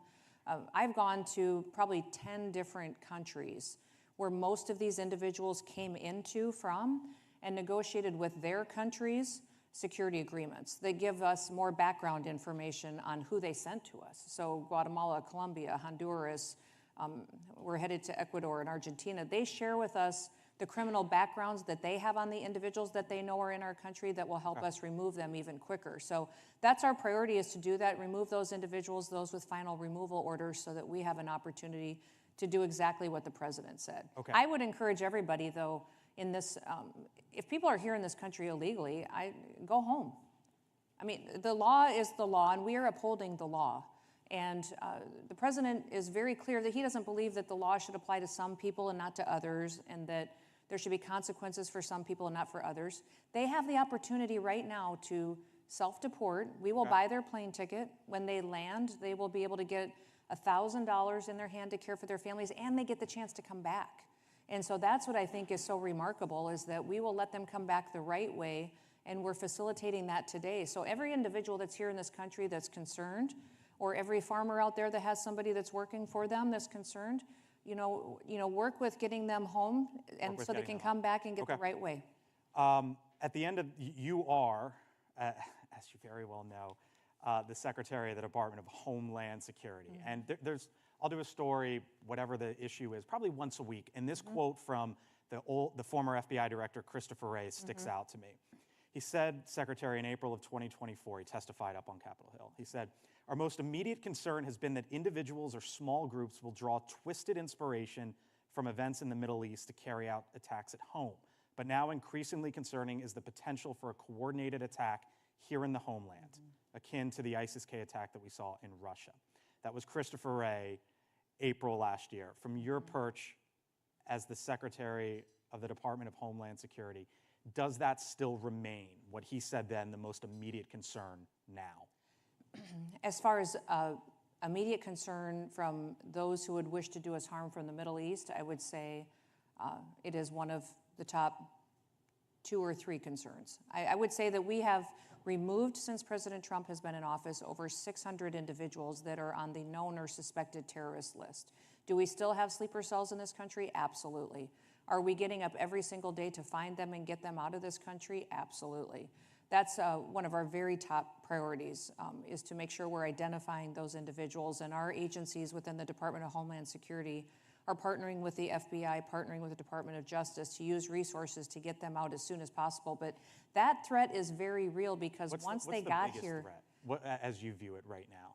Because you're in the role right now. I can't say a biggest threat, because I have so many I deal with every day. We have the threat from terrorists that are in our country today that we need to remove. We also have the crimes that are happening on our streets by those individuals that are murderers and rapists that affect families immediately. You can't ever bring that person back to their family. But I would say our critical infrastructure is extremely vulnerable. One thing that the Department of Homeland Security did not do well under the last administration was to protect our electrical grid. We did not protect people's personal information. You remember these hacking attempts that were successfully done called Salt Typhoon and Volt Typhoon. China proved that they can hack into our electrical system and shut it down.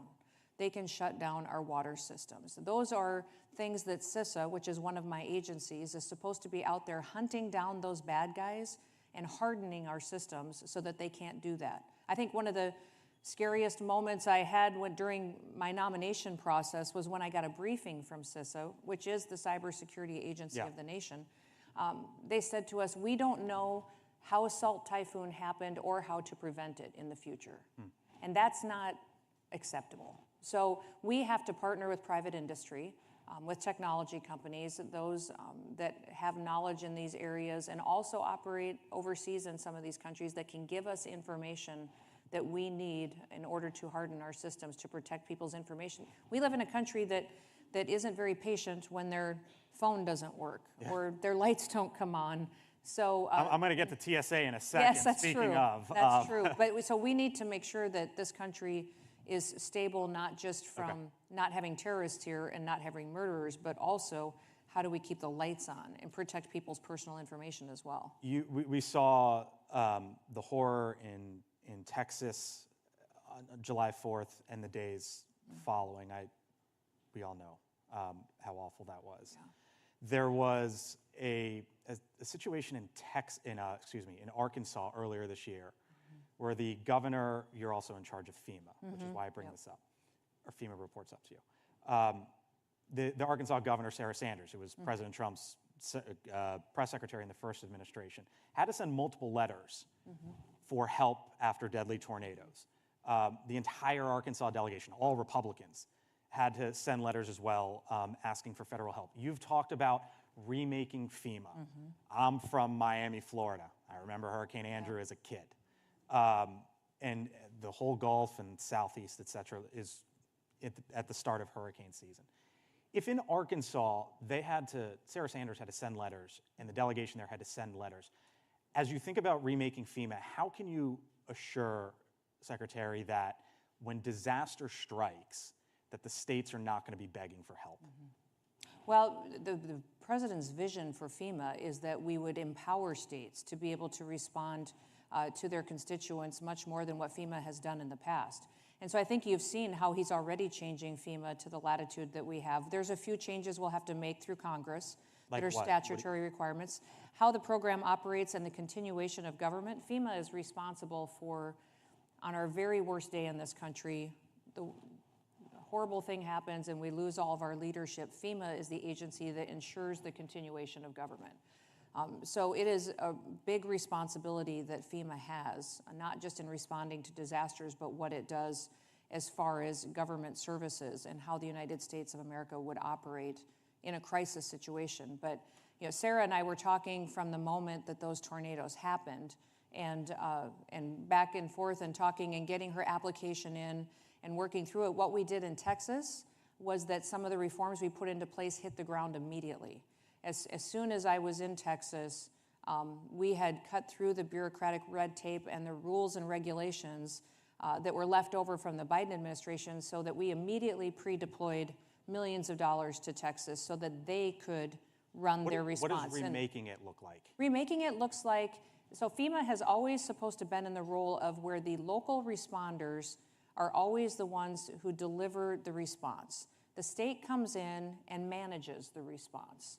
And then the federal government is supposed to support that. The federal government was never supposed to come in and run an emergency response. We were supposed to support what the local officials and the state does, because that's their people, and they know their communities and what they need right away. Instead, what has happened over the years is the bureaucracy of the federal government has taken over, and everybody has looked to FEMA to be the immediate response, when FEMA was too broken and too bloated and too much paperwork and processes that it wasn't responsive. In Texas, immediately as soon as the governor asked for the disaster, he asked me. I called the White House. Within hours, it was there. Within the flooding, we had Coast Guard and Border Patrol resources that were there within hours. FEMA was there within 5 hours. People were on the ground, but all at the request and managed by the local officials and the governor, which is how it should be. Along the lines of bloated government, your agency was set up after 9/11. It was a response to September 11th, which is nearly 25 years ago. I ticked through the list. USCIS, CBP, ICE, Coast Guard, TSA, Secret Service, FEMA, CISA. I believe it's 22 agencies and give or take 260,000 people. You've been in this job now about 6 months, right? Almost to the day.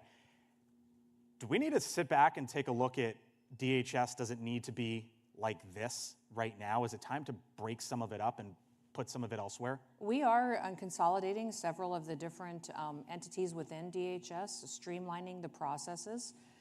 The task and the mission of the Department of Homeland Security is to protect the homeland, to secure it, and the people that live here, and to do so with integrity and efficiency. So that is what we are working every day. There are broken agencies in there, but if you look at each of those agencies, streamlining them and helping them be responsive and breaking down the silos between them will make our country more secure. So I don't believe that any of them should be moved, but they do need to communicate to each other. Many of them were not even working together or talking to each other. Not move, but streamline and better. Yes, and the president's, that's what I think is fantastic about this president. President Trump regularly has meetings with, even between cabinet secretaries. Myself, Pete Hegseth, Marco Rubio, and Pam Bondi will meet on a regular basis as a national security strategy and have us in the room, so where you see this whole of government approach to what each of us is doing.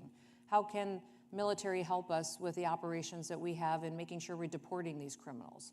What do we need as far as immigration judges so people can get their processes, paperworks, and hearings faster? And so that kind of cooperation has never happened. I hope everybody recognizes this is really unprecedented to have this much cooperation between different departments and cabinet secretaries in an administration. Let me leave you here with a little, somewhat of a lighter note, because the other day you announced, the TSA announced, you actually said in the announcement, quote, that basically the shoes off policy at the airports, that we all go to the airport. Everybody's, wow, look at that. Yeah. The big question I have is, did you all get to leave your shoes on? So I want to make sure it's happening at every airport. Here's the question that I have. Because I always feel like I have to follow up and say, okay, are they doing it for sure? Here's how I started my week, Secretary. I woke up, I went about my morning, I went to the local Staples because I had to renew my TSA pre. And I paid my $77.50 to renew my TSA pre. And I'm thinking to myself, I'm guessing a lot of other people have the same question. Why do I need pre-check? Do we need pre-check anymore? A, do we need it? B, what's the difference in sort of what does the future at the airports look like? Well, hopefully the future of an airport, where I'm looking to go, is that you walk in the door with your carry-on suitcase, you walk through a scanner and go right to your flight. Just like that. Takes you 1 minute to get How far away are we till that? I'm working with several different companies with technologies to give us competitive bids on what they actually can do. And you will see us pilot this at a couple of airports before it gets implemented nationwide. But I just want you to know the day I walked in the door, I started questioning everything TSA does. You still need pre-check because if you want to leave your electronics in your bag and So that's the things only like that. Is that the only There's reason? There's a few things, but I will tell you, the liquids, I'm questioning, so that may be the next big announcement is what size your liquids need to be. We're looking at, our scanners. What we have put in place in TSA a multi-layered screening process that allows us to change some of how we do security and screening, so it still is safe. It is still a process that is protecting people who are traveling on our airlines, but it has to make sense. It has to actually do something to make you safer. I don't think that was questioned under the Biden administration. I kept wondering if we were doing things just to slow people down or what it was, but TSA is working on the technology that we have available to us if we deploy it correctly. So it's just simply that you can walk in, if you've got a carry-on bag, you should be able just to walk through their screeners, their scanners, and go right to your flight. All right. Fingers crossed, that's what I'm working on. We'll leave it there. She is the Secretary of the Department of Homeland Security. Yes. Madam Secretary, we greatly appreciate your Thank time. you. Thanks for Appreciate being with us. Christy Noem, Yeah. everyone. Thank you, everybody. Thank you so much. Thank you.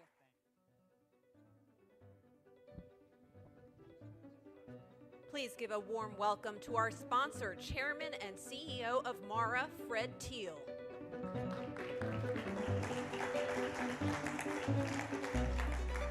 Morning, everybody.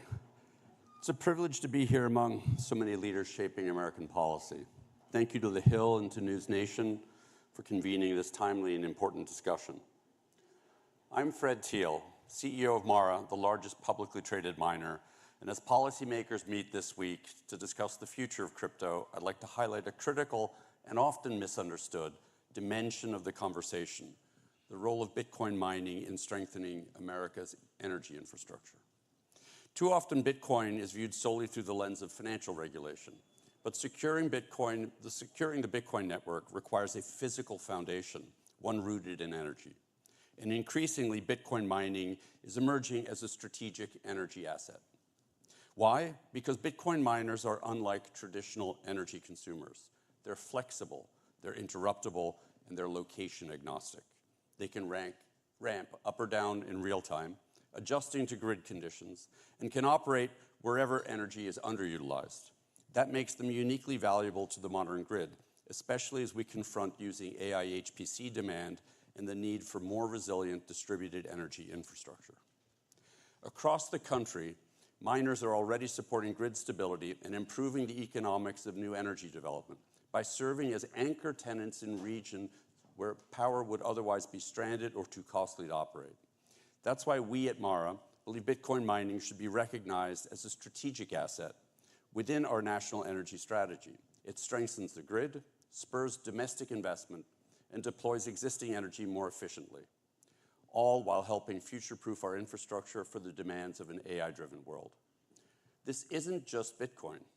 It's about American energy leadership. No other country is better positioned to lead the way in responsibly integrating these technologies and ensuring they serve the public good. But leadership requires clarity. It requires policy frameworks that distinguish between speculative activity and infrastructure that delivers real value to our energy systems, our economy, and our national security. We're encouraged to see this conversation happening in Washington.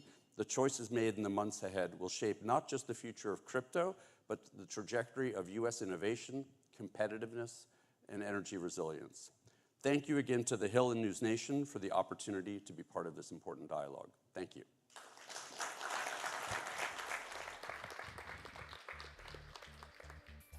Now, please welcome the Hill's national political reporter, Julia Manchester, in conversation with Northrop Grumman CEO, Kathy Warden.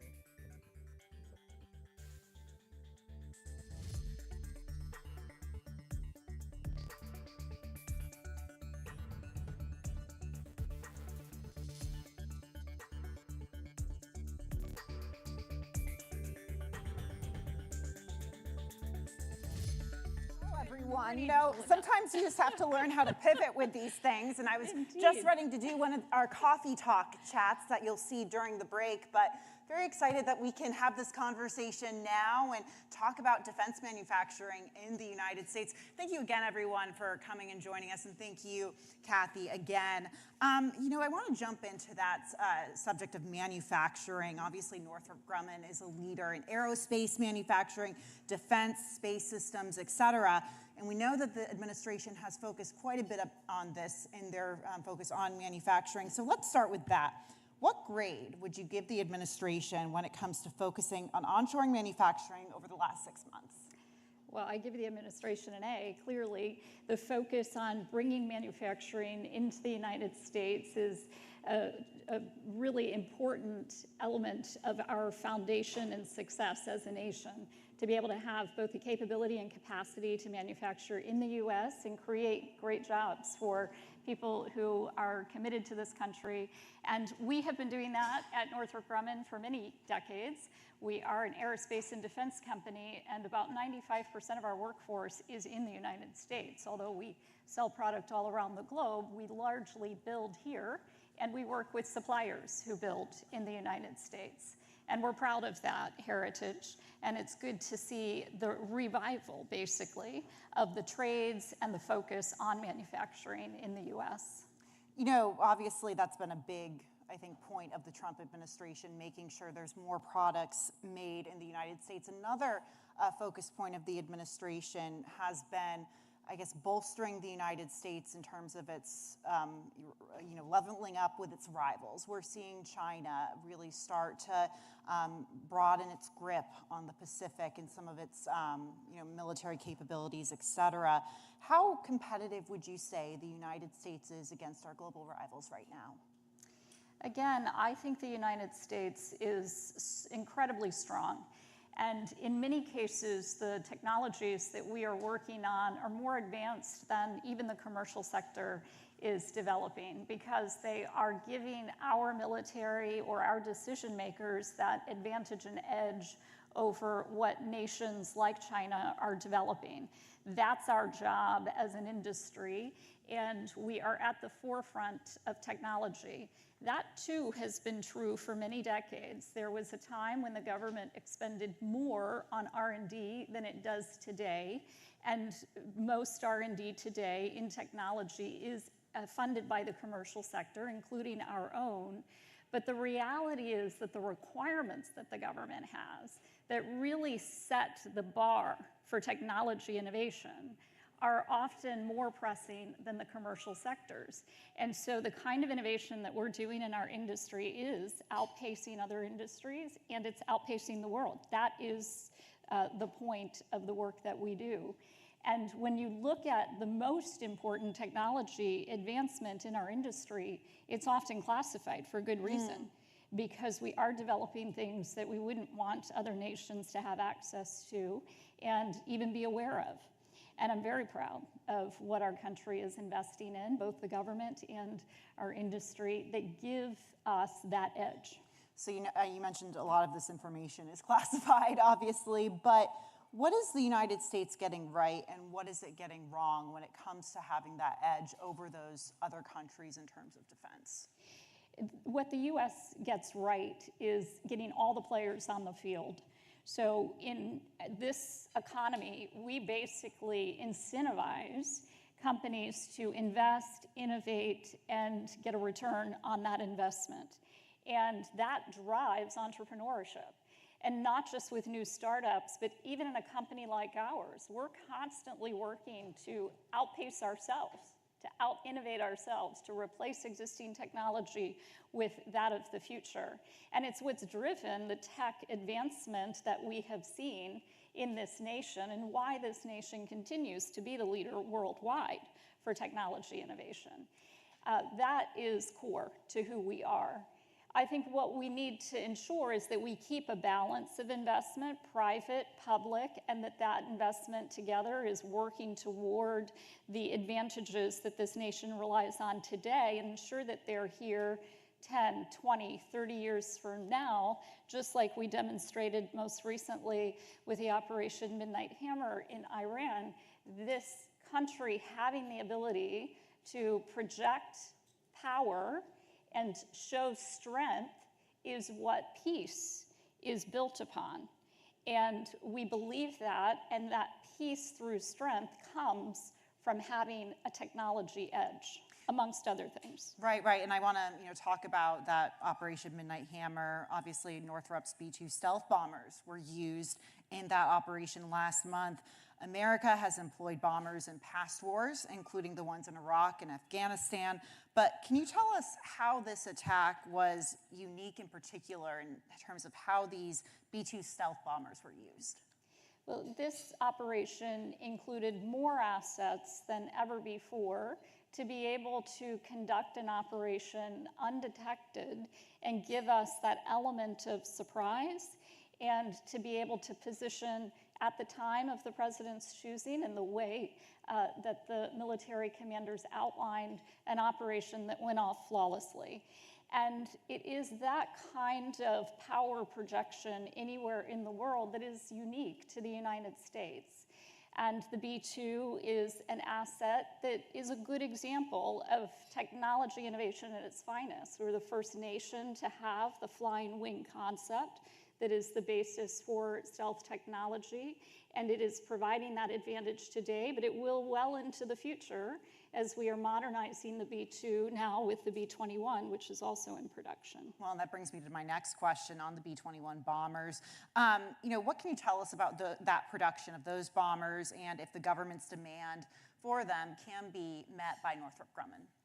We absolutely can meet the demand. We're in active conversations with the government to accelerate the production. And this administration has been a real advocate for looking at how to remove barriers that would prevent us from moving faster. Speed is important in this environment. One, because technology is advancing more quickly and we want to incorporate the best into our product lines.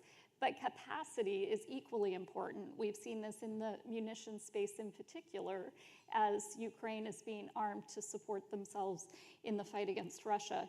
And so as we look at both capability and capacity and speed being so important, this administration's willingness to work with industry and fund those ideas, including B-21 production ramp increase, are really positive signs of how resources, taxpayer resources, which we take very seriously, that's what we are expending for the work that we do, are used effectively and smartly so that we have the capabilities we need, but that we're getting them as quickly as possible and cost efficiently as possible. You used a phrase earlier, out-innovate ourselves. Could you talk about how the U.S., how Northrop Grumman is doing that, or if there's a particular area you're particularly excited about where there's out-innovation happening? We have a very diverse portfolio, and I don't like to choose favorites because there is advancement happening on so many fronts right now. Whether you think about the future of computing and Moore's Law and moving beyond Moore's Law with new technologies in microprocessing. And that is a core technology that's embedded in just about everything our military relies on, from assets in space to aircraft to undersea. We rely on increasingly hardware-enabled software to control these military assets, and so microprocessing is incredibly important. But space, it still is the next frontier, and as we think about how crowded space has become, but how space has become a domain that is absolutely essential, both in peacetime and potentially in wartime, and having an advantage in space is going to be critical to the U.S. So many dimensions upon which we can innovate and provide that advantage. Let's guess something with space in particular. What's something we should watch out for? I understand that the Golden Dome in particular, is related to that realm. But what should we be watching out for when it comes to this next era? Well, the Golden Dome has become an increasingly important piece of work by the United States to defend the homeland, partly because space has become more contested And in order to now protect ourselves, it's not just the tyranny of distance and being surrounded by friendly allies in oceans. There are abilities for adversaries from far to reach our homeland. And so that is why Golden Dome is so important. And certainly if you think about the layer in space, a space-based interceptor to be able to defend the homeland, that's going to be an important capability. But there are multiple layers to Golden Dome in providing defense to the homeland, many of which rely on existing capabilities today being fielded within the United States. And I imagine Golden Dome is keeping you busy. I would love to hear the role you expect Northrop to have in this project. Yes, our company, like many others, are able to provide capability today that are being used to protect our military who are forward deployed. The concept is to bring some of that to the homeland and protect our critical assets here. But there are also new innovations like space-based interceptors that would be part of the Golden Dome architecture, where we have to expand both the capability and capacity of those technologies. I think the important point for the American people is that this project, and I don't think of it as a single program or asset, but it's really a vision that the administration has that'll be fulfilled from a number of different angles, is complex, and it is likely to be costly in the near term, but it will provide safety for generations to come, much like was envisioned with the triad that we have that has sustained peace and stability for the last 60 years in the B-21, the intercontinental ballistic missile defense systems that we have, as well as our submarines. And so when you think about that triad and what it has done and it being modernized, Golden Dome, in my vision, is another layer of defense that helps to keep peace and stability. I want to talk about China. Obviously, China has been a big focus of this administration in terms of keeping, and past administrations as well, as keeping the United States ahead or level with China. Do you think China is gaining ground anywhere on the United States when it comes to defense technology, and if so, where? I would say the movement that we've seen from China is as much in capacity as it is in capability. When I compare our capabilities against the Chinese industrial base, I believe that we maintain the edge. When you look at how much the Chinese government has been spending to build out their capacity, number of ships, number of aircraft, different variants of these satellites that have been launched and operating today, it's that pace at which they are deploying military assets that should have us all paying close attention to why and how those assets will be used in the future and how the U.S. will counter.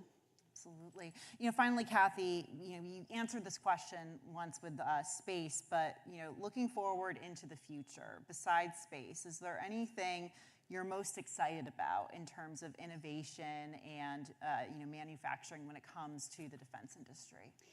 Really, in many ways, it's about how we do this work. The innovation is happening in our company with partners, including partners outside of the traditional aerospace and defense industry. We are embracing technologies not just as innovations and inventions that go into our products, but the ways we produce with additive manufacturing and utilizing more digital technologies to enable our workforce to move faster and to operate with high standards of quality that our military deserves, because what we field has to work, and it has to work every time, and it has to work in contested environments where constantly an adversary will be working to defeat it. These are really interesting engineering challenges that our workforce navigates, but it also requires a standard and discipline in our manufacturing processes that we have refined over many decades, but that we innovate at pace to keep up and introduce new technologies as they become available. It really is an interesting ecosystem that I wish more people could see into. But again, the classified nature of it means that we can't talk about some of the most interesting interesting technologies that are being developed in our space. And I feel like we could talk about this ecosystem and the development of those technologies for much longer, but unfortunately we only have 15 minutes and our time is up. Kathy Warden, CEO of Northrop Grumman, thank you so much for joining us. Thank you, Juliet.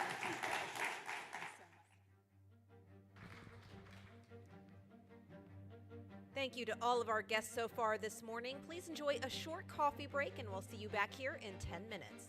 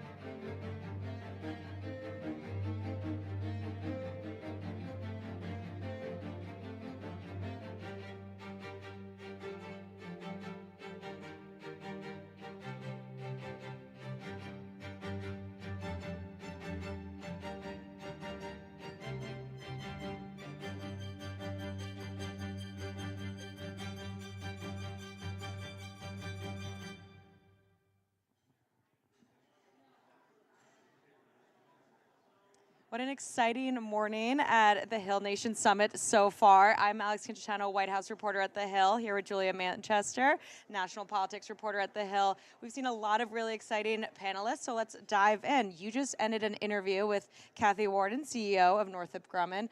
Tell me the highlight of what you were able to learn from her. Yeah, you know, there's so much that this administration, Congress, and obviously the defense and aerospace industries are doing right now as we're seeing the U.S. really ramp up its competition with China, as we're seeing this war in Ukraine continue, obviously. And of course, the United States, or President Trump's recent attack on those Iranian nuclear sites in Iran. So we covered all of that ground with Kathy Warden.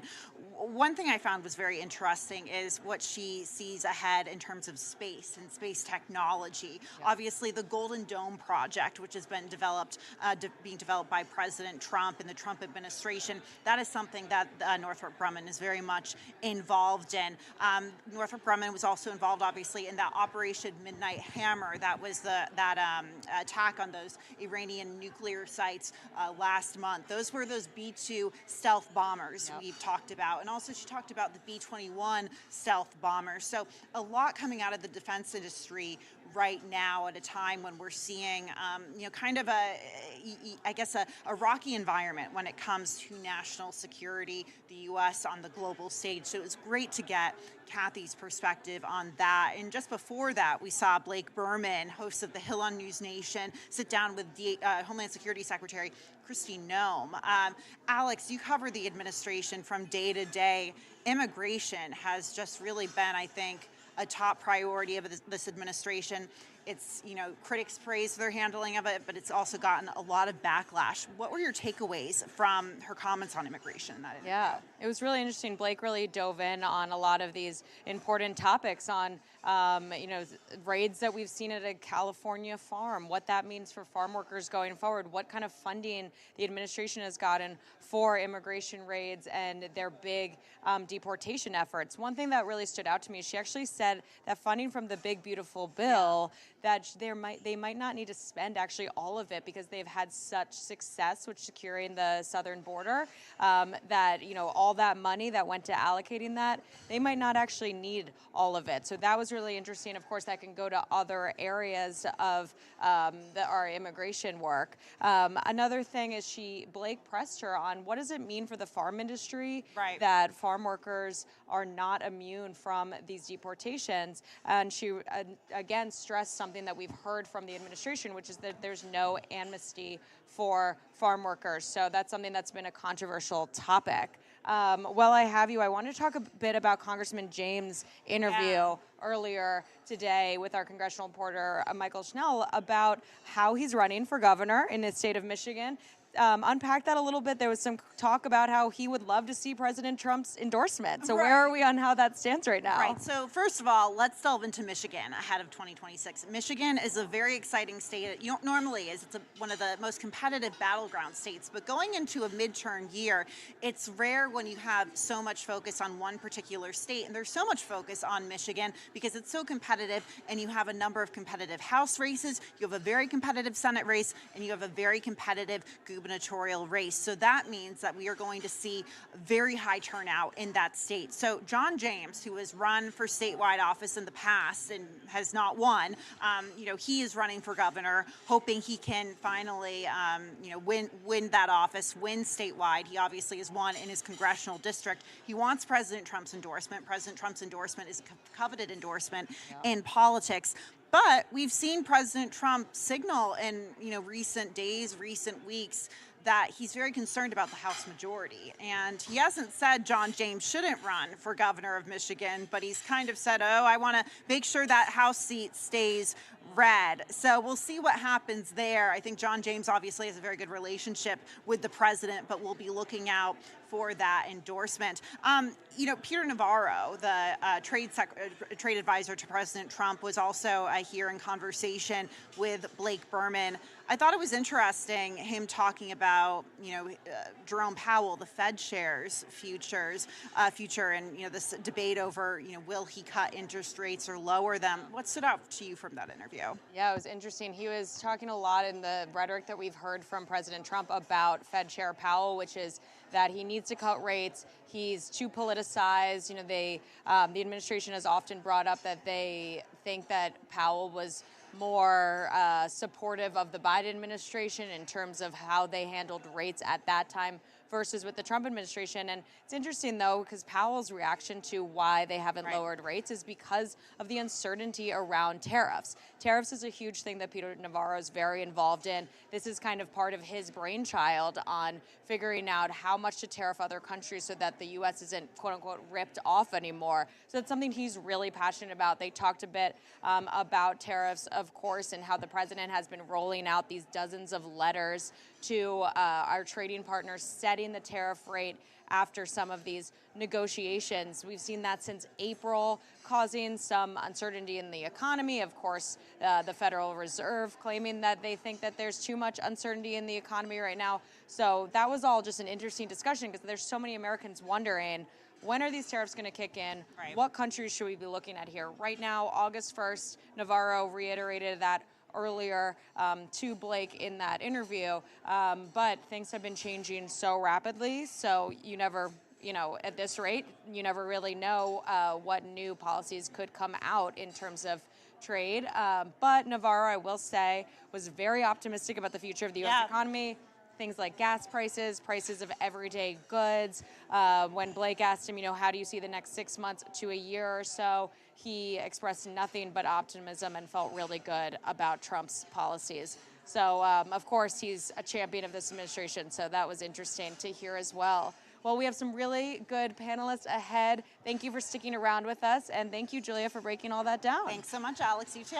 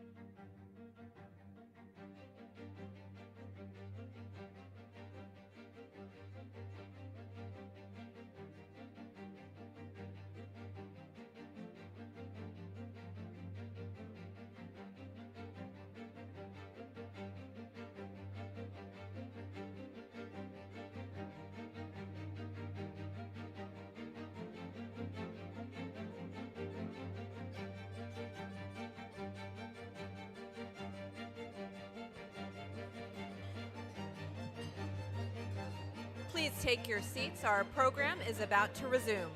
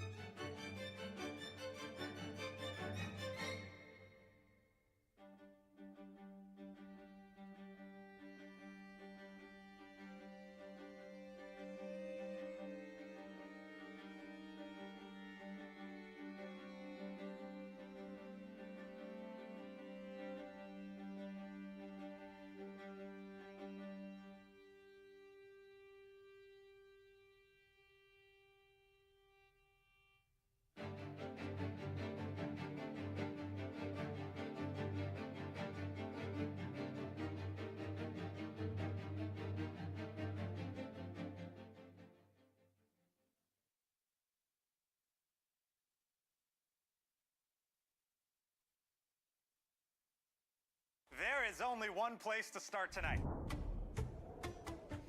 Trusted, credible, nonpartisan. For 30 years, The Hill's been the agenda-setting read for lawmakers and policy influencers.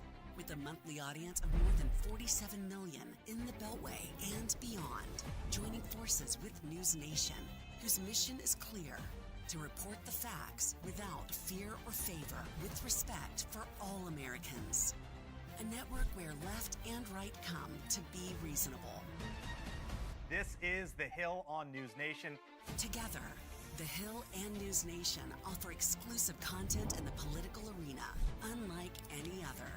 With newsmaking interviews and expert analysis on the events shaping politics and policy today. It's a community where those in the know and those in power meet. Welcome to the Hill Nation Summit.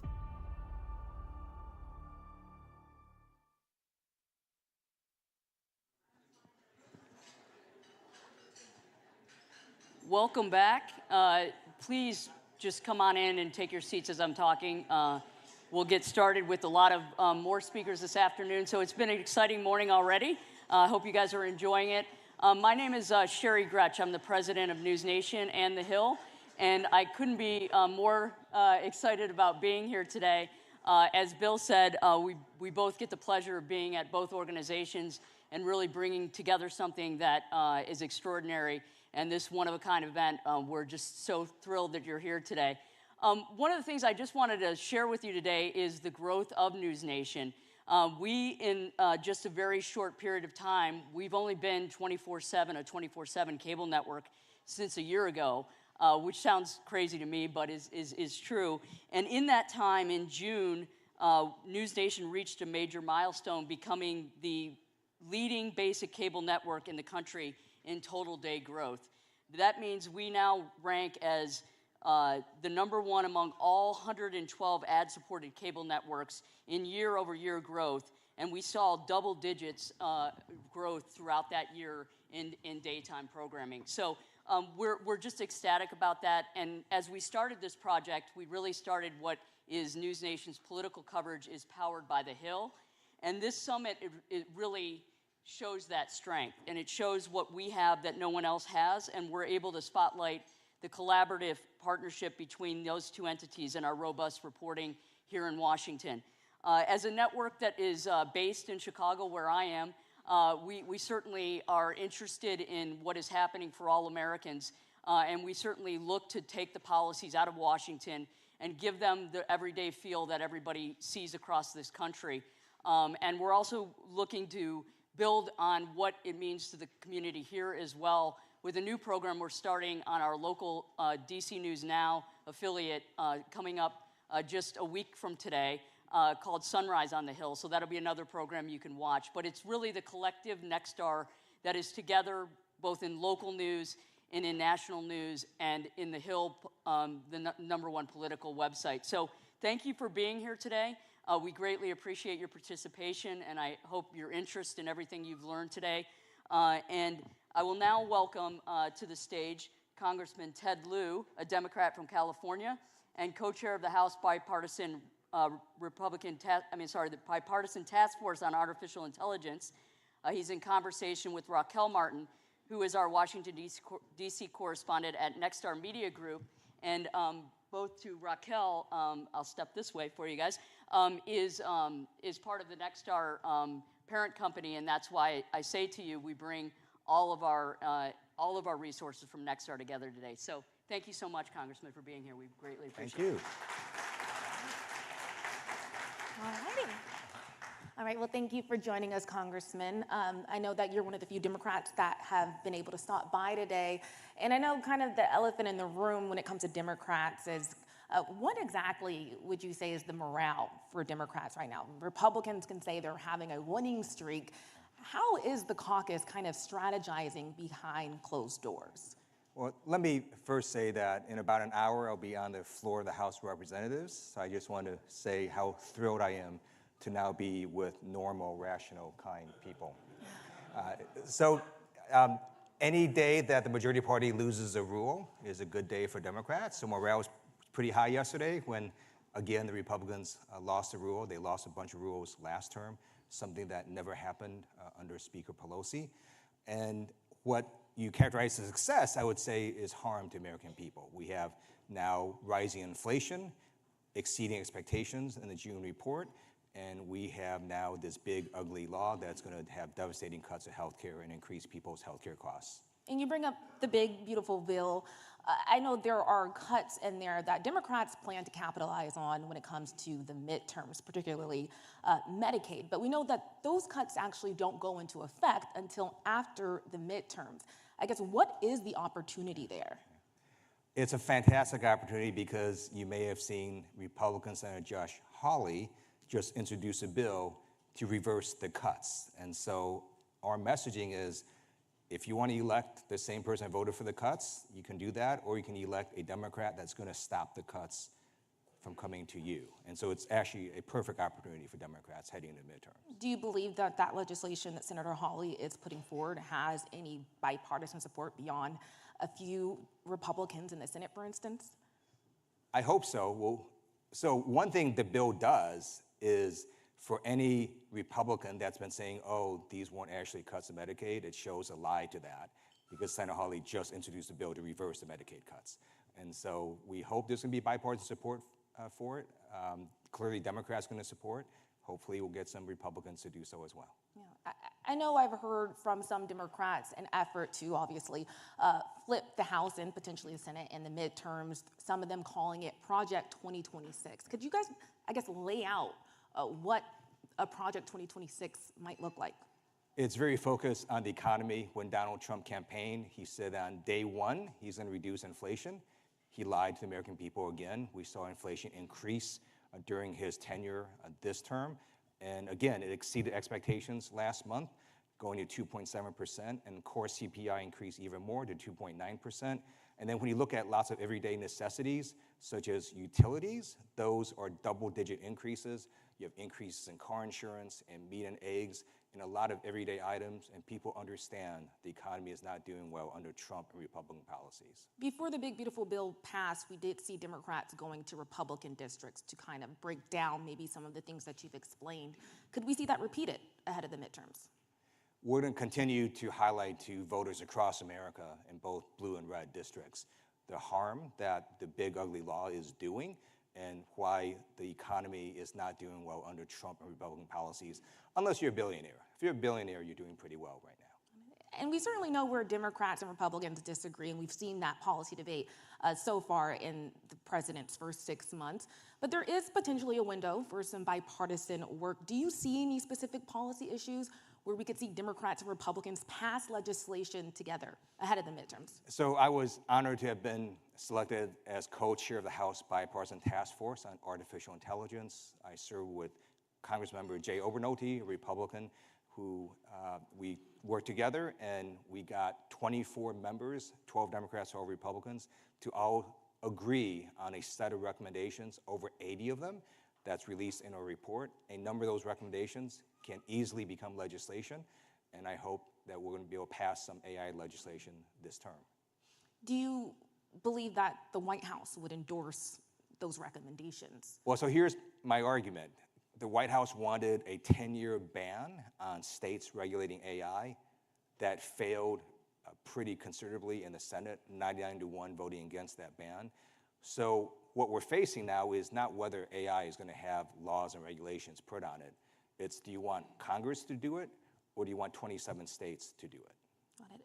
I know before, back in 2023, you wrote an op-ed in the New York Times saying that AI freaks me out. And we've heard Democrats and Republicans really express concern about what this new industry could mean for American jobs, safety, surveillance, civil liberties. Do you believe that Democrats potentially missed an opportunity to act when there was a divided Congress? Senator Schumer talked about bringing a package to the floor, for instance, and then we saw the Congress come to an end last time with no legislation brought to the floor. Now we're in a Congress that is House and Senate run by Republicans. Do Democrats see that they may have missed an opportunity to legislate and regulate AI in the lens that they prioritize? It's only a little over 2.5 years since OpenAI shocked the world with the release of ChatGPT worldwide. So I think part of it is just timing. It was so new, and it's still developing very rapidly, that it was hard at the very beginning to fully understand what this large language model was capable of doing. And it's still advancing at leaps and bounds, and we're now moving into what I call the age of AI agents. So when ChatGPT and other large language models came out, like Google's Gemini or Anthropic's Claude, it was a text-to-text platform. So you would ask a question like, why was the Battle of Midway so important in World War II? And then it would give you this beautiful, grammatically correct essay that you turn into a history professor, right? But now it doesn't just respond to you in text. You can have it go do things in the world. You can say, I want to go book a hotel in Times Square in September on the 5th to the 7th, find me the cheapest room and book it with my credit card. And they have AI agents that will now do that. And so as this continues, imagine 1 billion people in the world who have AI agents working for them, doing stuff in society. That is, to me, amazing and alarming all at the same time. And given that, what is the sense of urgency on Capitol Hill? I talked about kind of what the urgency looked last Congress. What does that look like now? And how are Democrats specifically weighing some of the concerns that we're seeing from environmental groups when it comes to the amount of natural resources artificial intelligence takes? And then also competing with China, which is, I know, a very much a North Star in trying to elevate the U.S.'s artificial intelligence technology. Well, so the thing about AI data centers is you can build them anywhere. And so if you're not going to build them in the U.S., then guess what? Places like UAE are going to build a huge AI data center, or China, or some other country. So I think it's not really a smart approach to say don't build these things because of energy, because then they're going to be built in another country. I'd rather have them built in America. Is there any discussion in the legislative process about tying, expansion and investment for AI with environmental regulations, given some of the things that we've seen pop up in certain communities with water shortages? So clearly we have to build smartly. I do think we need to have permitting reform that makes it also easier for all sorts of energy to be built. But if we want to make sure we tackle climate change, we should focus on renewable energies that don't go away, that are clean.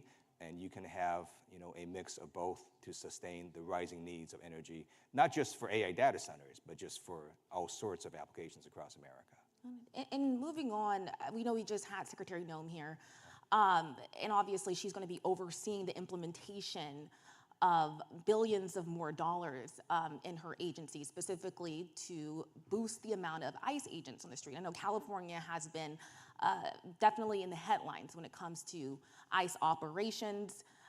Is there any Democratic strategy to confront this? Is there a place to work with the federal government, or is it all defense at this point? So we have been highlighting the illegal behavior of the Department of Homeland Security. You cannot just go into a random park in LA and arrest brown people. That is unconstitutional, it's against the law. To arrest someone, you need to meet the standard of probable cause. To detain someone, you need to meet the standard of reasonable suspicion. My skin color and your skin color does not constitute a basis for either of those. And when ICE agents go ahead and just round up people at a Home Depot or a park, they were violating the law, they were acting illegally. People have the right to film what they're doing. They have the right to protest, they have the right to rally and march. The No Kings protest was the largest protest in US history, and now we see on immigration, Donald Trump is underwater. That used to be one of his top issues. He is now underwater on that issue because American people know that the Department of Homeland Security is violating the law and acting illegally, and they're acting in ways that the American people do not accept, such as wearing civilian clothes and wearing masks to hide what they're doing. Governor Newsom has come out as a leader of the opposition, you could say, in the state of California, specifically when it comes to the president's immigration policies. Do you see him as a potential 2028 candidate? Gavin Newsom has been a fantastic governor of California. I was honored to have worked with him when I was in the state legislature, and he was lieutenant governor, and he is really highlighting the illegal behavior of the Department of Homeland Security and of ICE agents and Border Patrol agents. They cannot simply just go after someone because of their skin color, and that's what they're doing. And don't just trust me, a federal judge recently said that and issued an injunction saying you guys are acting illegally and they should be ashamed of themselves. So no specific answer on a 2028 candidate at this point? I think Gavin Newsom would be a great 2028 candidate. Have Democrats been discussing potential leaders to take on a Republican candidate in, 3.5 years now? So I'm very honored my colleagues elected me to House leadership as vice chair. We're very focused on flipping the House next year, and we're going to flip the House next year. Got it. And back to, I guess, the work of the House. I know we talked about AI being a place where Democrats and Republicans can potentially get some legislation across the finish line. Are there any other policy priorities beyond maybe tech where there is common ground? I know during President Biden's term that we did see Republicans and Democrats tackle things like gun violence, for instance. So before I came to Congress, I thought, oh, they just fight a lot. Now I'm in Congress, it's true we fight a lot.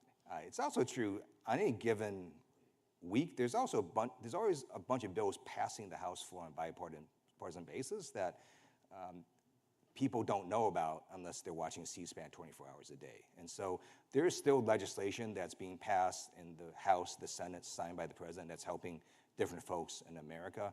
But on big issues like healthcare cuts, giving more tax breaks to billionaires, there's going to be a lot of fighting. There's also a lot of issues where you can get bipartisan support. I do think AI is one of them. I think improving cybersecurity is another one of them. Because technology, right, is not partisan. It's just a tool. And I think there are ways that we can pass legislation to make those tools work better and safer for all of us. And do you see artificial intelligence playing a role when it comes to Homeland Security? I know we did hear from the DHS Secretary talk about that, using innovation and technology to improve surveillance. Does that give you any pause, or is that something that you endorse? So AI has like 27 million uses, right? And so it does depend on a specific use case, but in many of them, it's going to make whatever we do as human beings more efficient. It's going to be able to analyze data in a way that humans cannot. It's going to do a lot of things that are generally beneficial to society. There's also going to be use cases where it can harm people, and so we want to focus on putting guardrails on that technology. We're not going to be able to stop AI. It's going to keep advancing, and let's try to harness its power for the betterment of society. Do you still see Congress as an entity that can work as a guardrail to this administration? I do, and partly it's because this task force report we put out was bipartisan. It was 24 people with very different views on a lot of different issues, and we all came together and agreed on over 80 recommendations. And what is the timeline for this task force recommendation to become law? So with the failure of the Trump administration's attempt to ban AI regulation by states for 10 years, that completely went down in flames.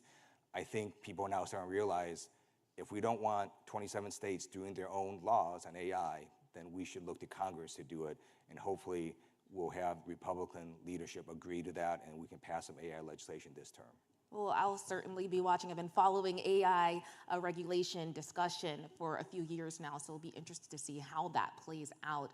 I think that takes care of all of our time together, but thank you, Congressman, for taking out the time to chat. Thank you.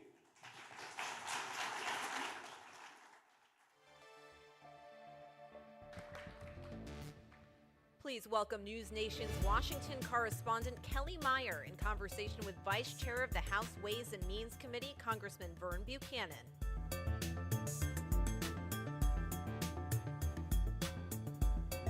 That's perfect.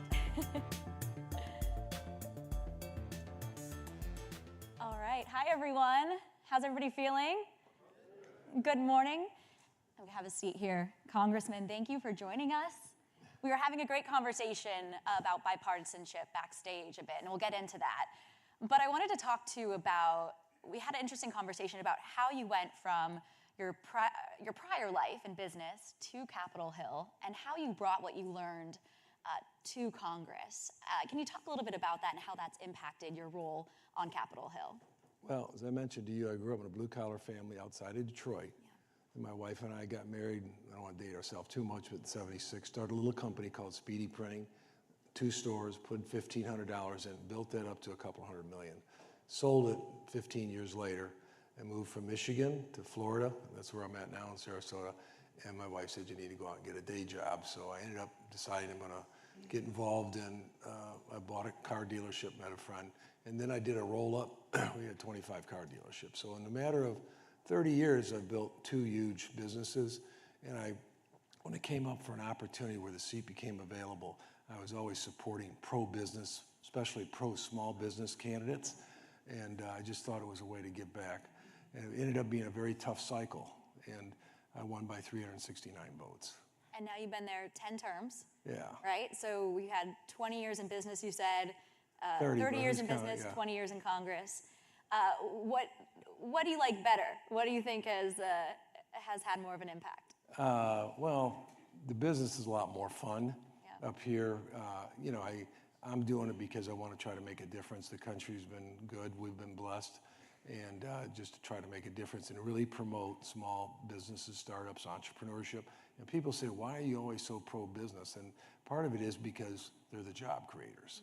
The more, because we created 5,000 jobs. My last company had 1,200.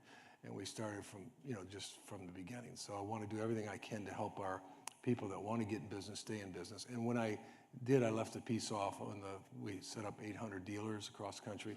I franchised. I didn't have any money, but it's a great way to grow your business with other people's money. And I franchised it, and that's kind of how we got to where we're at. But it's just about giving back. We got challenges, but the bottom line for me is we need to find a way to work together and get some things done. And I'm optimistic about that, ideally. Absolutely. We'll get to the bipartisanship, too, a bit later on. And I wanted to talk about, the agenda items you've been ticking through, the One Big Beautiful Bill, talking about creating jobs there. You were just back in the district. What were some of the conversations you had with your constituents around that and the impact of that, especially on jobs? I think on the small business side, people are very excited because someone that knows in small business, whether it's Florida or the country, has your back. Same thing in Michigan. Are they going to be supportive and that type of thing? But I think the big thing is full expensing. It's a powerful tool, whether you're buying or selling. People, there's a thing called 199A, which is a 20% reduction for pass-throughs, because at one point we were, 37, 39% on taxes, individual taxes with most pass-through entities, but we lowered the corporate rate to 20 from 35, and we had to find a way to deal with that. So full expensing and 199A, the combination of that package makes it very competitive. And as an operator myself over the years, my sons are running my businesses now, that is a very powerful tool. Anybody that's been in business knows that. It's a huge tool. That's why I'm very excited about what's possible, what could be done. And you were one of the few congressmen that were around during the first negotiations on the 2017 Tax Cuts and Jobs Act, is that correct? Mm-hmm. And now doing this again. Can you talk about what this will mean for the American people back home? The big thing is it's going to be a lot of it's going to be permanent. Where before you always say it's the biggest tax increase and everything, that's because everything got sunsetted, but or would be sunsetted. But the idea is, I think the biggest part of it is the permanency, and it helps families. I got 200 1,000 seniors in our district in terms of Social Security. They'd come in my office, and it was funny when I first got involved in politics. They'd say, "I can't wait till I get to 65." Then another one would come in and say, "I can't wait to get to 65." But the whole thing is about Medicare, Social Security, and they'd always come in and say, "Why am I paying taxes? I already paid taxes on this money. I got to pay taxes again." So for 88%, at least of my constituents, and I'm sure across the country, they won't have any taxes they'll be paying on their Social Security. And so that's the good thing. And you're Vice Chair Ways and Means right now.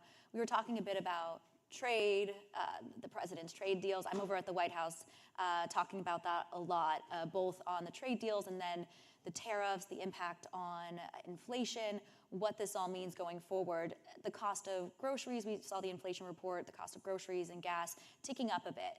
How do you explain this to your constituents, where the direction of the country is heading with this?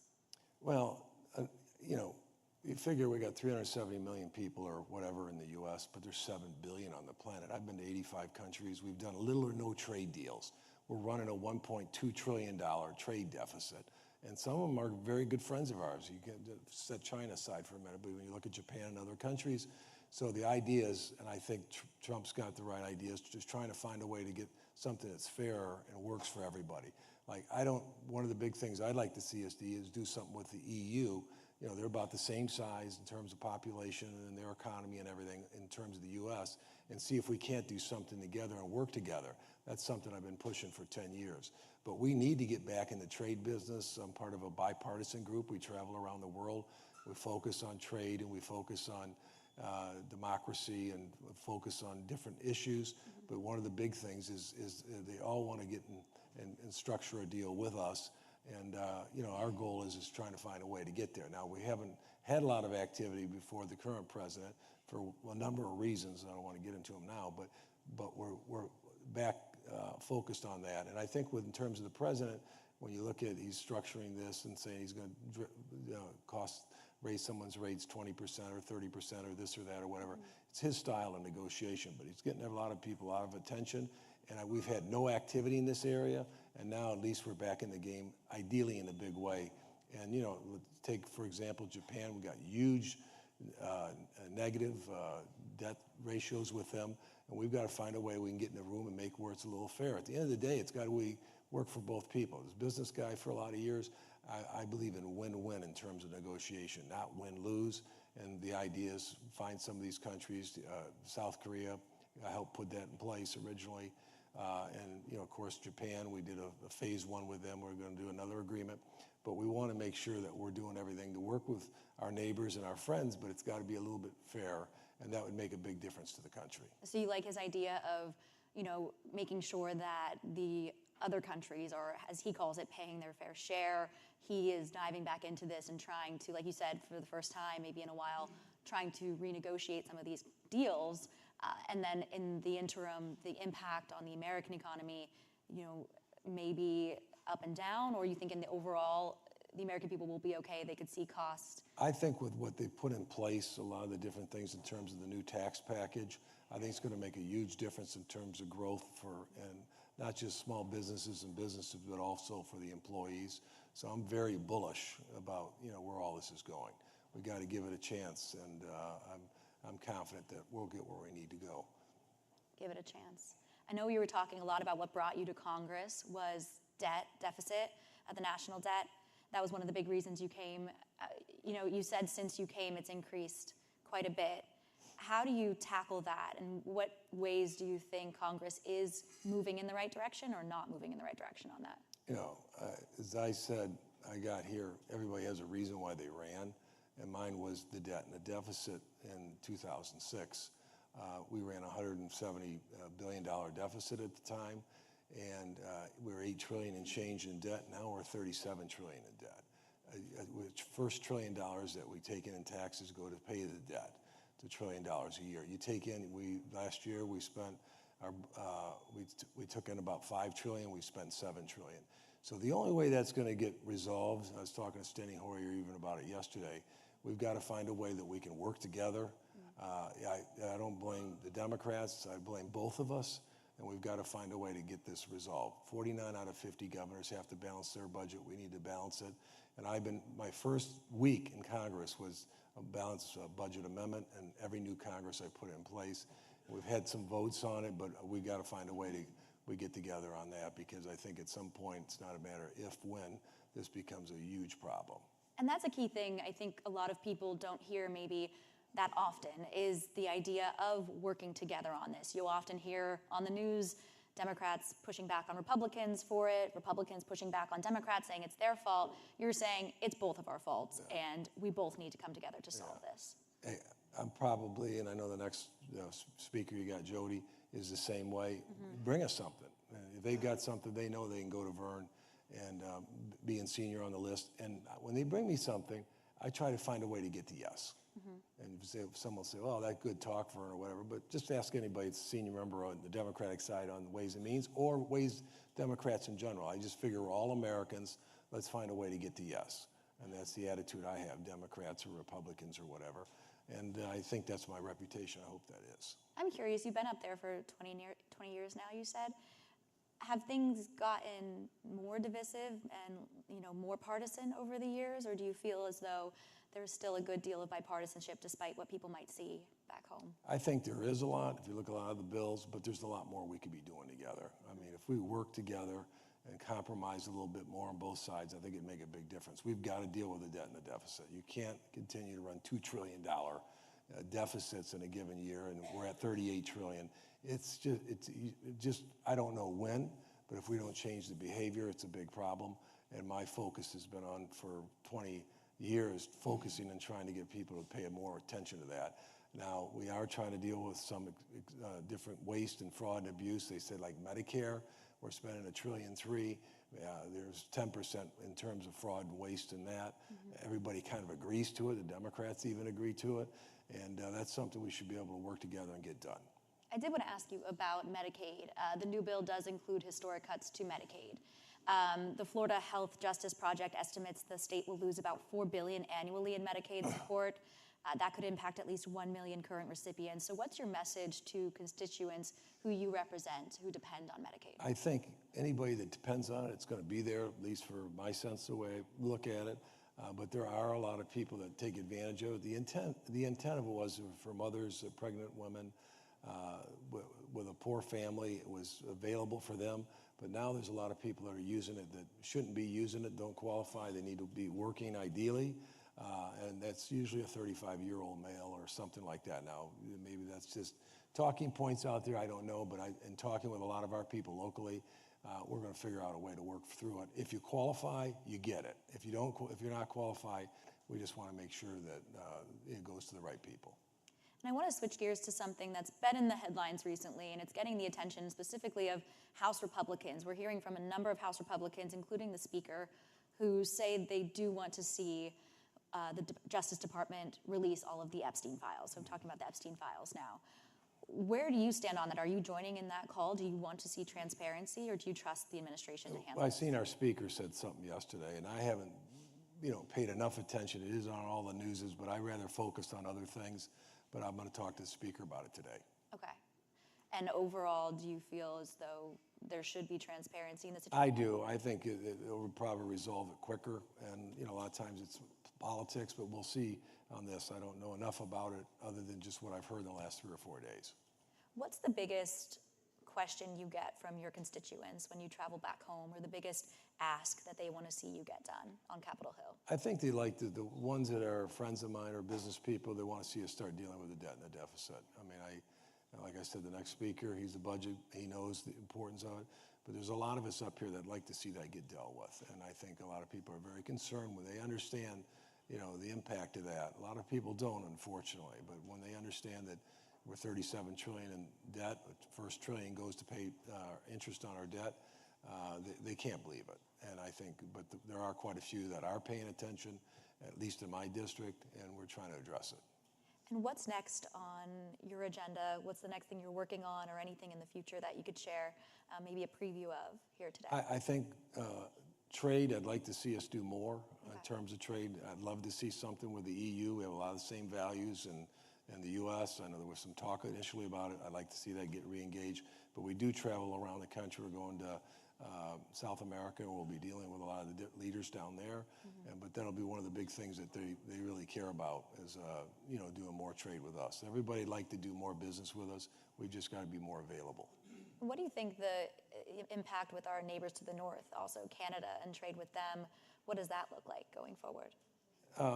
I think that's going to get worked out. I do want to mention one other thing before our show runs out, is I'm also chairing right now health, and that is a very big issue. We're spending $5 trillion a year in terms of Medicare and Medicaid.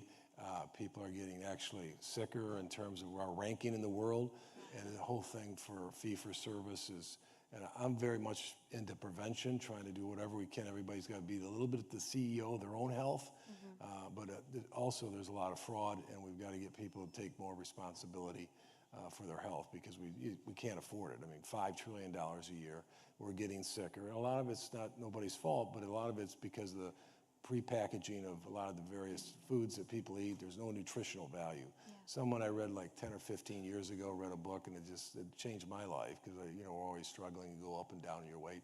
But it was basically the author had an equation. The top of the equation was the nutritional value of the food. The bottom of the equation was calories. So what's the most nutritional food with the fewest calories? If you can answer that question and start better understanding that, it makes it very easy about weight management and your health in general. So as the chairman of health, that's to where I'm trying to drive our committee. So a lot on your plate going forward from business to health, but we appreciate you taking the time to talk with us today. It was a great conversation. Thank you so much. Well, thank you. Thank you.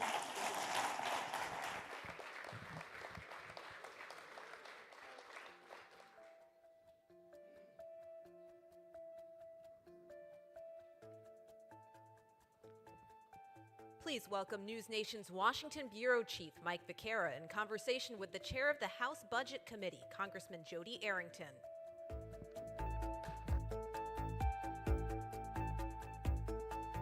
You give me a plug.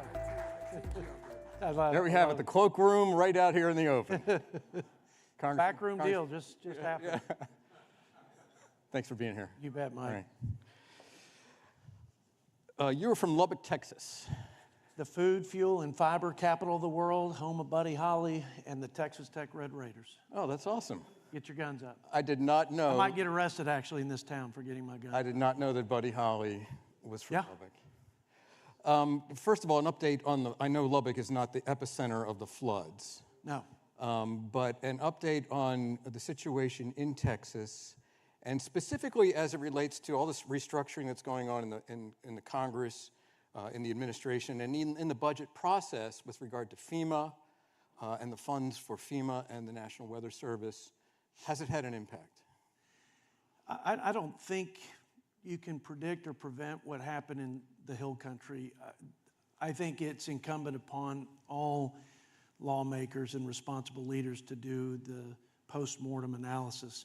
I'm a continual improvement guy, so there's always something we can do better in any process, in any program.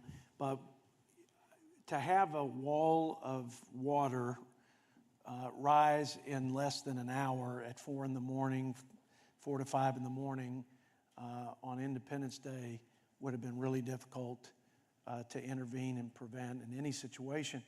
And it's, heartbreaking to say the least, and we appreciate our fellow Americans who've been lifting our families up and our state up in prayer.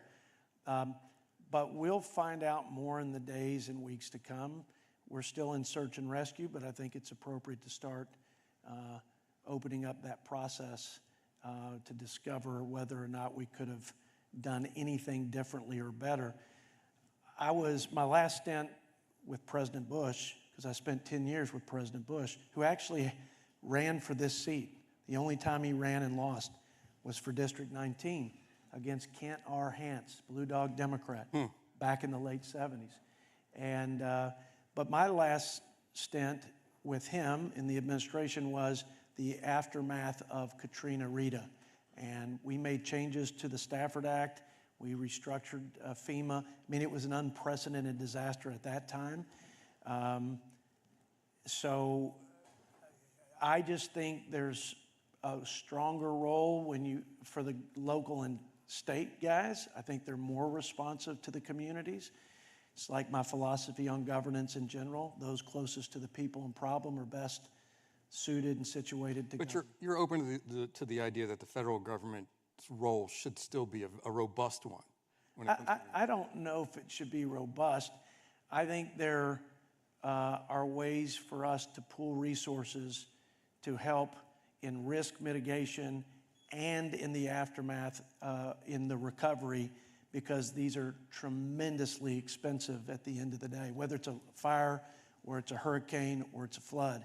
But I think on the front end of it, it would be better, in my opinion, especially on the preparedness side, to delegate. And look, there are responsibilities already at various levels of government. And I don't know, in reflecting on this, what they could have done better or differently, but I'm open to whatever discoveries that would, in fact, make it better if that exists. Okay, you ran the reconciliation process for the president's, what he called the One Big Beautiful Bill, and I know all of you called it the One Big Beautiful Bill. Yes. A success for Republicans and the president. I think so. I mean, from their standpoint, from your standpoint, no question. Yes. Now you're on to the next one. Yes. A second reconciliation bill. You've said that you want measures like prohibiting Medicaid coverage for gender-affirming surgeries and banning non-citizens from tapping into Medicaid resources. Correct me if I'm wrong. But where does this second bill stand? You're going to get it done by the end of this year. Well, one quick comment on the One Big Beautiful Bill, if I may. Sure. It is the largest, most comprehensive set of reforms, tax, fiscal, welfare, security investment, energy deregulation in the history of the country. And I think it will go well for our economy. I think it will go well for communities across the land. So I'm very proud of what we did. It's not perfect, never is, but I think that Reagan 80-20 was met.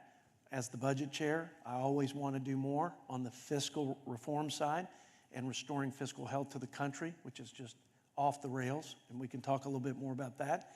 But to have a $1.5 trillion reduction in spending, 2 times the most in the history of our country, to put the policies in place to create the conditions for economic growth, which is a big part of bringing the debt and deficit to GDP down, is no small thing. The speaker has said we'll get more bites at the apple, and we certainly have the opportunity for 2 more reconciliation bills in this first phase of the 2 phases of the president's second term. That is before the midterms. I think we stretched the rubber band pretty tight between fiscal hawks and moderates and those who are in swing districts. And I think we struck a delicate balance. By the way, remember, when we opened up the process, budget resolution started the budget reconciliation process, we only had 1 vote that we could lose. The smallest margin in 100 years. Okay, let me bring you to that on the vote count, because as a student of Congress, it fascinates me. There were any number of members of Congress, the moderates from the Northeast on the SALT stuff. Yes. Midwestern people from red states on Medicaid and rural hospitals. Yes. It was touch and go, and for a while it didn't really seem like the votes were going to be there. The votes were there, and you did it by July 4th. I want to know what the president's role was in turning some votes behind. Take me behind the scenes on what the president did in terms of the arm twisting, in terms of the cajoling, perhaps in terms of the bare knuckle politics of this. You know, I don't feel like he was heavy-handed in the process. I never felt that at all. But he and his team would come alongside of us throughout the process for obvious reasons. I mean, he got the mandate. The America First policies and tools and resources were wrapped in this reconciliation bill, and I think that his success was also wrapped into this, so they had a great interest in us being successful. But I remember the first meeting at the White House where he was involved, And he more or less set the tone like a good leader. He didn't try to micromanage the details. He established some principles and priorities for him. But what I saw towards the end, as we were trying to push it into the end zone, to use a West Texas football metaphor, because it's hard to do that in the red zone. The closer you get to the goal line, it's harder. I think he was great with both sides. I think with the moderates and those in swing districts, there were certain fault lines and sensitivities, political and policy. And I think he encouraged them to lean in. The American people, especially on the reining in of wasteful spending, I think he reminded them that that's why they sent him and us here after record deficit spending and inflation-induced spending. So that was the push on the more moderate side. And on the hawk side, like me, it was reminding us of the unprecedented commitment to reducing spending that we had already achieved, A. B, what we could do with appropriations. If you hold appropriations flat for this year, that's what we achieved. He had a 23% cut in his initial presentation. But if we just hold it flat, relative to the baseline, relative to inflation, it's about $500 billion. Okay. So he reminded us there were more opportunities on bringing down and bending the spending. Well, the president is not averse to playing hardball with members No, of he's Congress. not. No, he's not. At this moment, the rescissions package is on the floor of the Senate in the vote-a-rama. I guess I don't know whether they've started it yet or not. He has come out and said there have been threats, reports that you vote against this, I'm going to oppose your reelection. Yeah. I'm going to work politically against you. How much sway does, I guess coming off what you would regard, as Republicans regard as a string of victories, what certainly the White House would regard, are those kinds of threats now taken, I'm sure they were taken seriously to begin with, are they taken more seriously now?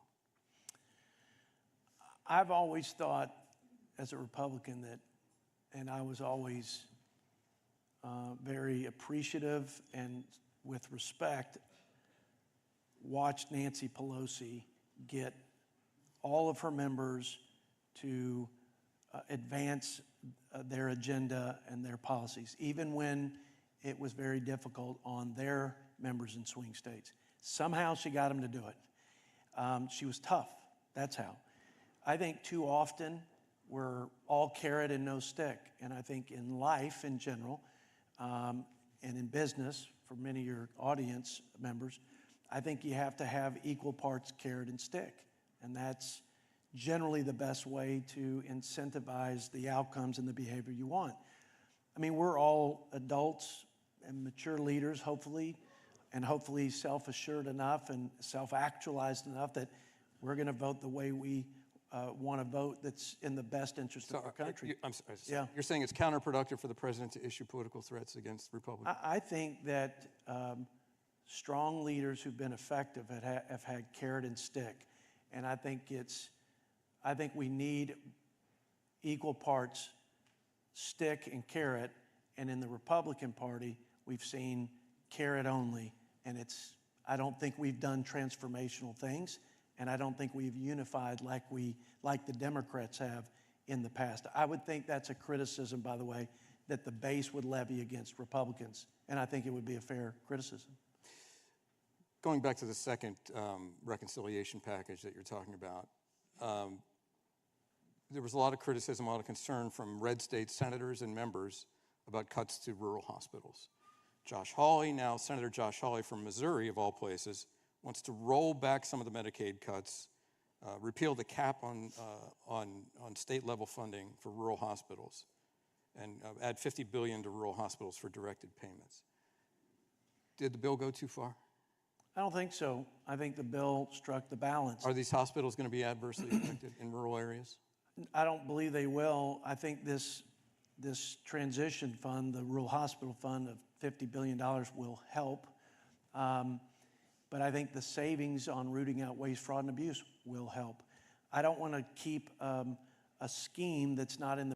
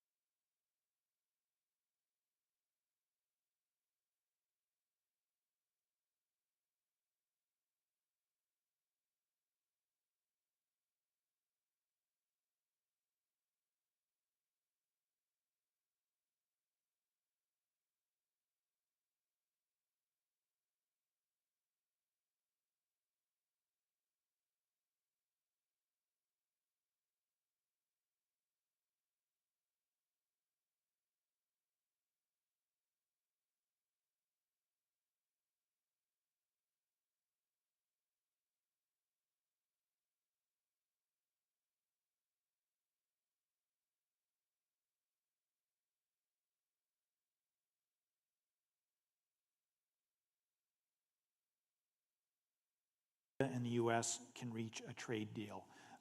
Trump says he plans to impose a 35% tariff on imports from Canada starting August 1st. He's already applied 50% tariffs on steel and aluminum imports, which of course Canada is a big supplier of those.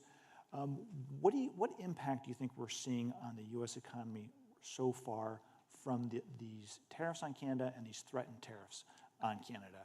So, as you know, I'm from Minnesota, where we can see Canada from our porch. They are our biggest trading partner, eclipsing our next three when you even add them together.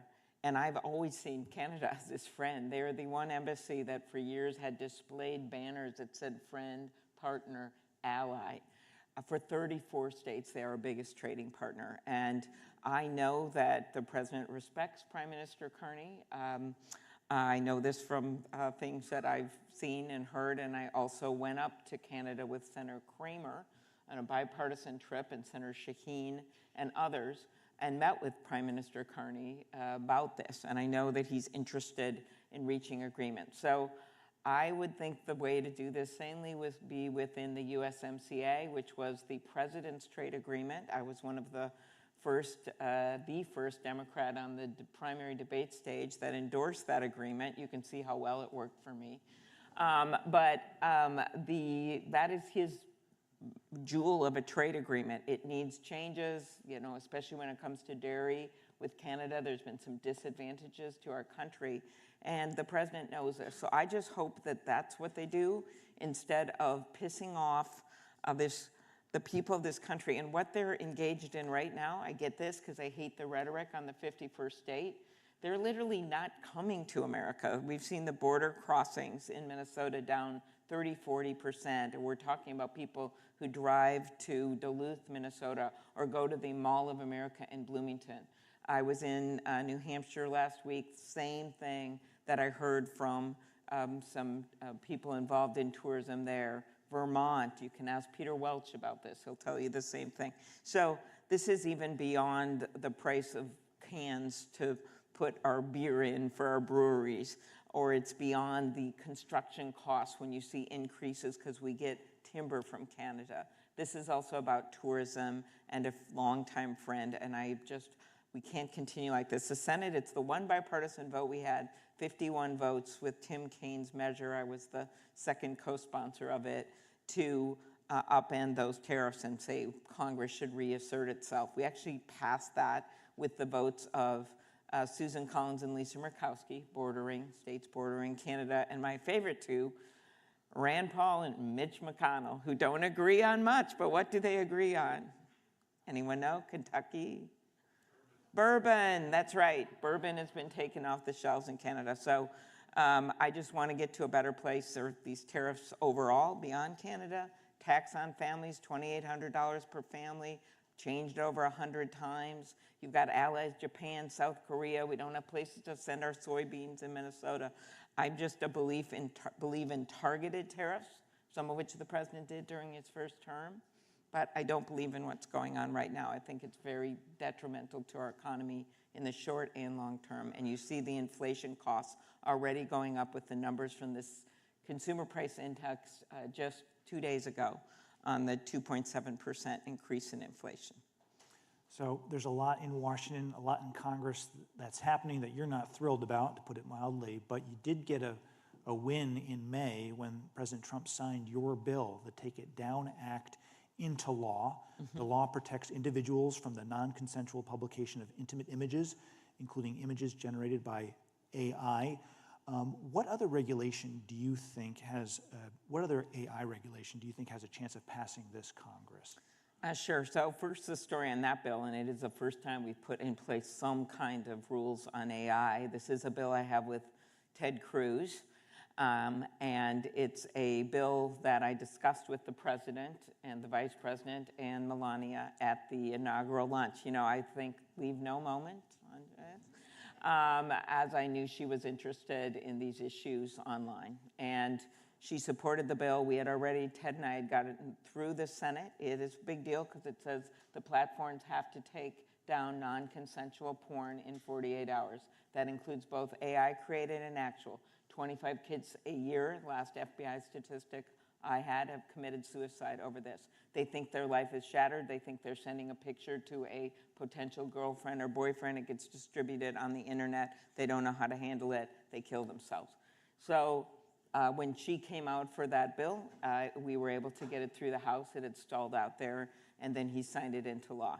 To me, that's just the beginning. We should be doing the same kind of thing for people's images with AI. Marsha Blackburn and Chris Coons and Tillis and I have a bill on that we've reached agreement with a whole bunch of groups about how to do it, so people have the right to their own image online. And this isn't just about country music stars, although Randy Travis was there to launch the bill, but it is just also about everyone's image, that they should have the right to their own image, and it makes it very clear.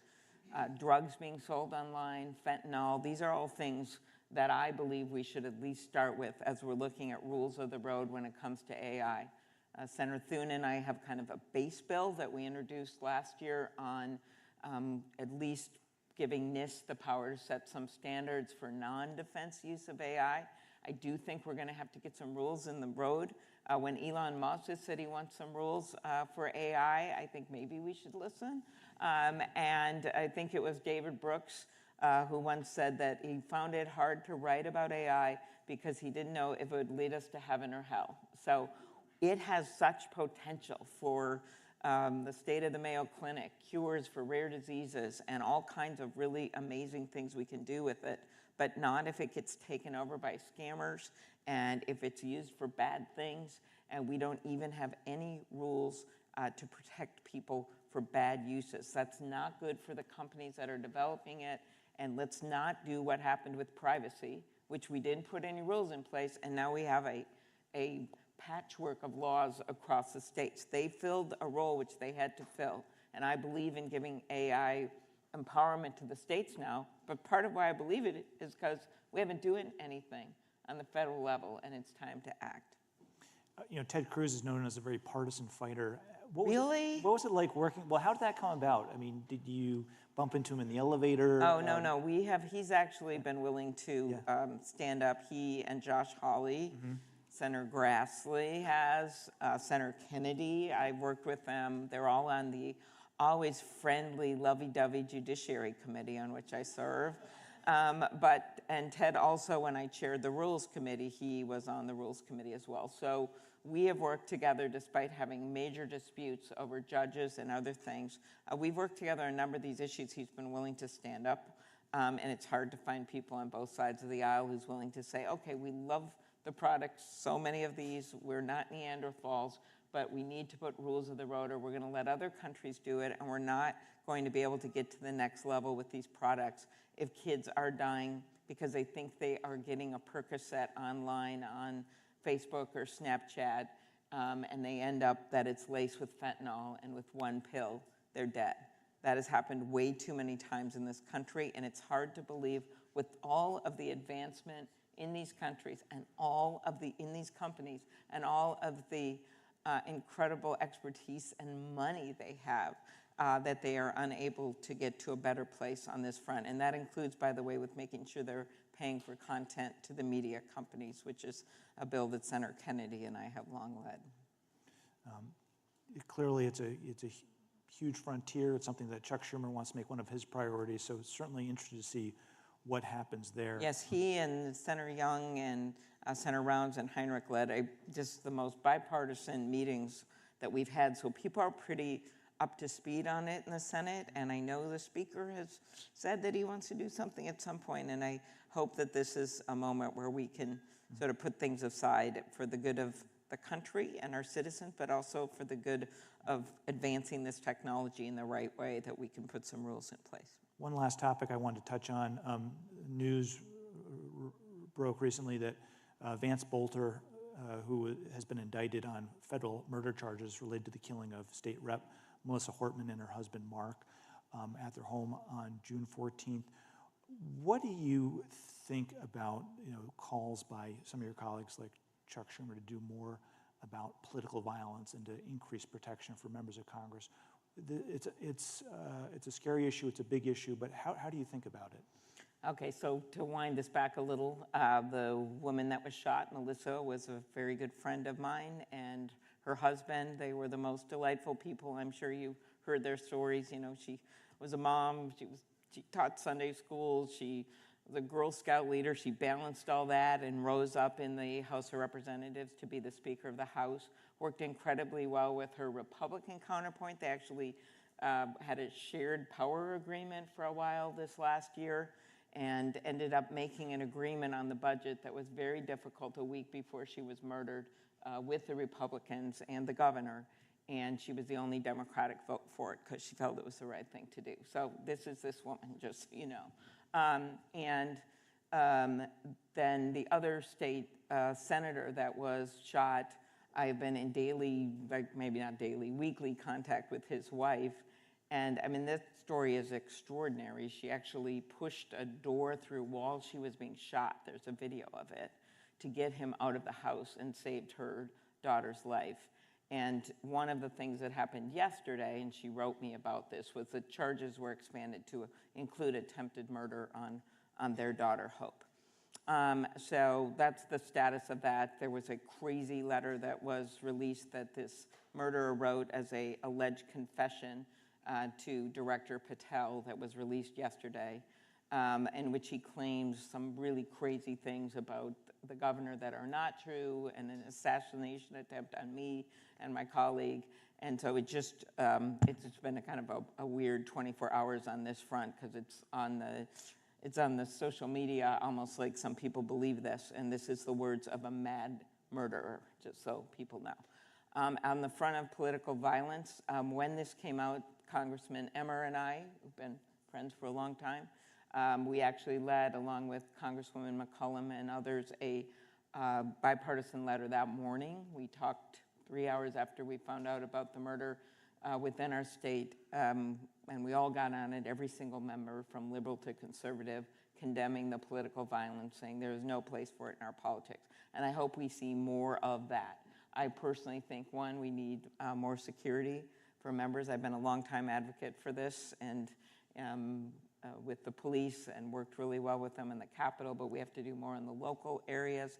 Number two, we need to decrease the rhetoric, and some people need to look in the mirror if they're making this worse, and how you can have heated debate about issues without conjuring up things that are lies and make people want to kill people who are off balance. And then the third thing is just online in general, and I think I have the street creds to show it on this, that we need more rules of the road for this kind of content that comes out, which people who are unbalanced are watching. And it is not always the cause, it's not the only one, but it is a contributing factor to this right now. And I think about the assassination attempt on the president, or I think about the shooting of Steve Scalise, or the threats on the near shooting or killing of Justice Kavanaugh. We know this hits on both sides of the aisle, and it's become way too prevalent. And it is on all of us as leaders to bring down that rhetoric whenever we can. Senator, thank you. I wish we had more time. It's been a real pleasure to hear your thoughts on some of these varied topics. But thanks for joining Hill Nation Summit, and I really appreciate it. And thank you for your thoughts. Well, thanks, Alex. It was great to be on. Thank you, everyone. Thank you. At this time, we'll take a short networking break over lunch. See you back here in about 30 minutes.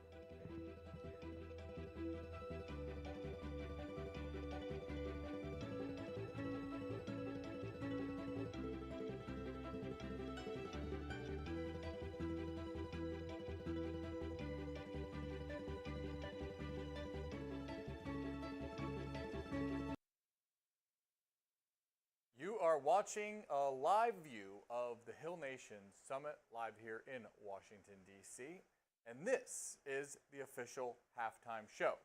I'm the Hill Washington correspondent Drew Petrimo, here to recap some of the most interesting moments from the event so far. This morning we have heard from some true heavy hitters here on Capitol Hill, including White House Trade Czar Peter Navarro and Minnesota Democratic Senator and former presidential candidate Amy Klobuchar. But I want to start with Kristi Noem. She is the Secretary of the Department of Homeland Security. Here she is talking about a highly controversial topic, ICE raids targeting undocumented immigrants. We've been seeing the immigration raids play out. There was the scene, for example, last week, which we covered live out in California. There's been a question, especially among conservatives, about what needs to happen at farms, especially as it relates to undocumented workers. There's some within your party who say every undocumented worker, every illegal immigrant needs to go, and anything short of that is quote unquote amnesty. Help me work through the policy here, because right now there's an estimated 320,000 undocumented immigrants working on American farms. Is it the position of the Trump administration that every single one of the 320,000, give or take, should be deported? What the president has been very clear from the beginning that we are going to uphold the law and follow the law. There aren't going to be any safe places where we'll tell criminals you can go here and be completely safe. We're going to make sure we're going after those who perpetuate violence and trafficking and drug trafficking and go get them and remove them from this country. So this facility in California was a marijuana grow facility. And we had built a large case and an investigation on who was there and what they were doing. And if you remember, we've brought in over 360, I believe, criminals that we have brought into detainment. Many of them there had charges against them that were pending or they were convicted of murder, of rape and trafficking. And 14 different children were there as well. 9 or 10 of them were unaccompanied, which means they were working at this facility without a known parent or relative there with them. And we also had working at that facility people who were charged and convicted of child trafficking and human trafficking and sex trafficking. So we will go places that we know there are known criminals where we've built a case to go get those individuals and help protect and find our kids. So known criminals and violent criminals, as I've just heard you say it. But among those, again, roughly 320,000 who are not known criminals, who are not violent criminals and are undocumented and working at farms, is the expectation, Secretary, that those individuals as well will be deported? Oh, well, there will never be amnesty under President Trump. We are putting our priorities in place and where he promised the American people when he ran for office that he would make America safer, that he would go after criminals. So that's what we're targeting right though, is those individuals who have criminal records or charges against them. I've gone to probably 10 different countries where most of these individuals came from and negotiated with their countries security agreements. They give us more background information on who they sent to us. So Guatemala, Colombia, Honduras, we're headed to Ecuador and Argentina. They share with us the criminal backgrounds that they have on the individuals that they know are in our country that will help us remove them even quicker. So that's our priority, is to do that, remove those individuals, those with final removal orders, so that we have an opportunity to do exactly what the president said. I would encourage everybody, though, in this, if people are here in this country illegally, go home. I mean, the law is the law, and we are upholding the law. And the president is very clear that he doesn't believe that the law should apply to some people and not to others, and that there should be consequences for some people and not for others.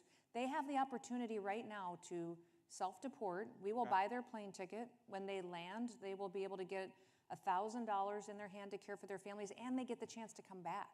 And so that's what I think is so remarkable, is that we will let them come back the right way, and we're facilitating that today. So every individual that's here in this country that's concerned, or every farmer out there that has somebody that's working for them that's concerned, work with getting them home, and so they can come back and get the right way. All right, I want to bring in Chris Stirewalt, political editor and anchor of the Hill Sunday on News Nation. Chris, what did you make of Noem's answer there? It kind of seems like she wants to have it both ways, saying that there's no amnesty, but they're also going to be targeting criminals. What did you make of the answer?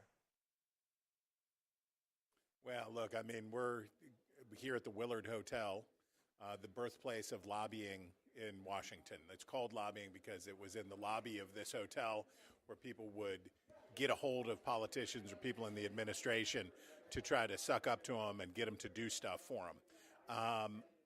Lobbying sometimes happens in the other direction, which is there you had the Secretary of Homeland Security trying to say to the business community, don't worry, we're not going to disrupt your flow of workers. We're not going to do it.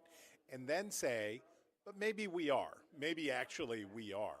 And, we've seen the survey work of late that tells us that the inflationary pressure, or the cost pressure anyway, of de-immigration, de-migration is starting to hit for business owners, and it's starting to come in. So this is a difficult line for the administration to walk. There's broad approval for enforcing the laws at the border, staunching the flow of migrants into the United States.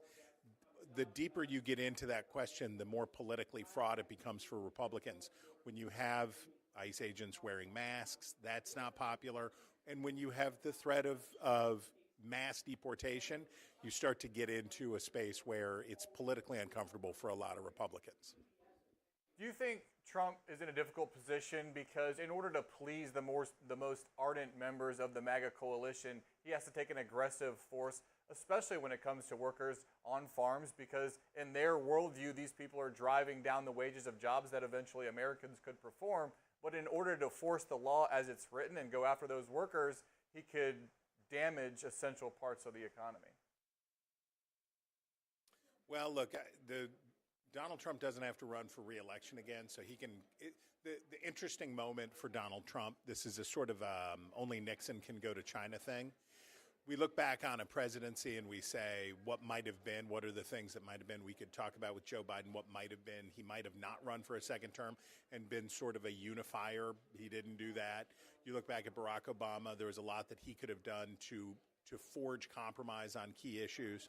Donald Trump definitely has the standing to say to his own base, he has the political clout and he doesn't have to run again, to say to his own base, look, we're going to have to make a deal on this because adults understand that there are tensions between a country that does not have a birth rate to keep up the population where we need it to be. This is a country that needs a lot of immigrants for the American system to continue to work, and he could impose that. But the question is, will he? And watching the president as he deals with the blowback from his base around Jeffrey Epstein, we see the challenge, right? We see the difficulty for Trump when he's talking to the true believers, that it's maybe harder than it looks from the outside. The other area where Nome has been in the headlines lately is as it pertains to disaster response. There have been some questions about the preparations and response to the flooding in Texas. Hurricane season is upon us. The Trump administration has actually talked about kind of moving FEMA responsibilities back to the states. Nome was asked about that during the Q&A by our colleague Blake Berman. Let's take a listen to that. What does remaking it look like? Remaking it looks like, so FEMA has always supposed to been in the role of where the local responders are always the ones who deliver the response. The state comes in and manages the response. And then the federal government is supposed to support that. The federal government was never supposed to come in and run an emergency response. We were supposed to support what the local officials and the state does because that's their people and they know their communities and what they need right away. Instead, what has happened over the years is the bureaucracy of the federal government has taken over and everybody has looked to FEMA to be the immediate response when FEMA was too broken and too bloated and too much paperwork and processes that it wasn't responsive. In Texas, immediately as soon as the governor asked for the disaster, he asked me, I called the White House, within hours it was there. Within the flooding, we had Coast Guard and Border Patrol resources that were there within hours. FEMA was there within 5 hours. People were on the ground, but all at the request and managed by the local officials and the governor, which is how it should be. Chris, considering the way the Trump administration and Secretary Nome has talked about FEMA, the hurricane season that's coming up, it seems to me that there's a pretty big test coming this summer as to how the federal government prepares and responds to big hurricane events and other natural disasters, and that would set the stage for any plans to possibly make changes to the agency. Well, obviously, I know you're leading me to a question, an answer about Grover Cleveland. I see what you're doing there. Donald Trump is not the first beefy New Yorker to serve non-consecutive terms in the White House. And when Grover Cleveland was president, he very famously vetoed a relief package because the boll weevil had wreaked havoc on the South and in Texas, which in those days was Democratic territory. And the Congress passed a bill with relief for boll weevil and for the farmers. And he vetoed it. And he said, if we do this, people are going to look to the federal government every time there's a problem instead of handling it at the state and local level, and it's going to create a false expectation of what the federal government can do, and we're not going to start this process. Guess what people thought about that? They did not like that. They did not like that answer. What people like is free stuff, and they like responsive government. As George W. Bush famously said, when people are hurting, government's got to move. You got to move. You got to get in there and do it because that's what's popular.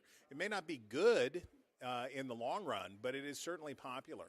And any idea that they were going to rip up FEMA or change FEMA or do whatever, that there would be a natural disaster and that the federal government would ever look at a state and say, well, looks like you screwed it up, guys. You didn't have the right disaster response, so you'll have to go it alone.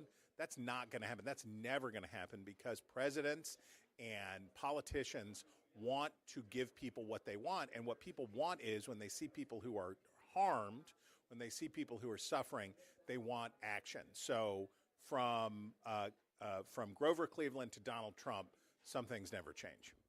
All right, I want to move along and talk about Ted Lieu. He's a congressman from California, chair of the Bipartisan Task Force on AI. He's a Democrat, and everybody wants to know around here what the plan for Democrats is. Obviously suffered some pretty devastating election losses in 2024. All the talk is, how do you rebuild? One of the ideas that seems to be floating around is a Project 2026. This is a playoff Republican plan, Project 2025, I believe it was. That was much talked about during last year's campaign. Let's take a listen to what Congressman Lieu had to say about that. We'll chat about it on the other side. I know kind of the elephant in the room when it comes to Democrats is what exactly would you say is the morale for Democrats right now? Republicans can say they're having a winning streak. How is the caucus kind of strategizing behind closed doors? Well, let me first say that in about an hour, I'll be on the floor of the House of Representatives. So I just want to say how thrilled I am to now be with normal, rational, kind people. Any day that the majority party loses a rule is a good day for Democrats. So morale was pretty high yesterday when, again, the Republicans lost a rule. They lost a bunch of rules last term, something that never happened under Speaker Pelosi. And what you characterize as success, I would say, is harm to American people. We have now rising inflation, exceeding expectations in the June report, and we have now this big, ugly law that's going to have devastating cuts to health care and increase people's health care costs. And you bring up the big, beautiful bill. I know there are cuts in there that Democrats plan to capitalize on when it comes to the midterms, particularly Medicaid. But we know that those cuts actually don't go into effect until after the midterms. I guess, what is the opportunity there? It's a fantastic opportunity because you may have seen Republican Senator Josh Hawley just introduce a bill to reverse the cuts. And so our messaging is, if you want to elect the same person that voted for the cuts, you can do that, or you can elect a Democrat that's going to stop the cuts from coming to you. And so it's actually a perfect opportunity for Democrats heading into midterms. I know I've heard from some Democrats an effort to obviously flip the House and potentially the Senate in the midterms, some of them calling it Project 2026. Could you guys, I guess, lay out what a Project 2026 might look like? It's very focused on the economy. When Donald Trump campaigned, he said on day one, he's going to reduce inflation. He lied to the American people again. We saw inflation increase during his tenure this term. And again, it exceeded expectations last month, going to 2.7%, and core CPI increased even more to 2.9%. And then when you look at lots of everyday necessities, such as utilities, those are double-digit increases. You have increases in car insurance and meat and eggs and a lot of everyday items, and people understand the economy is not doing well under Trump and Republican policies.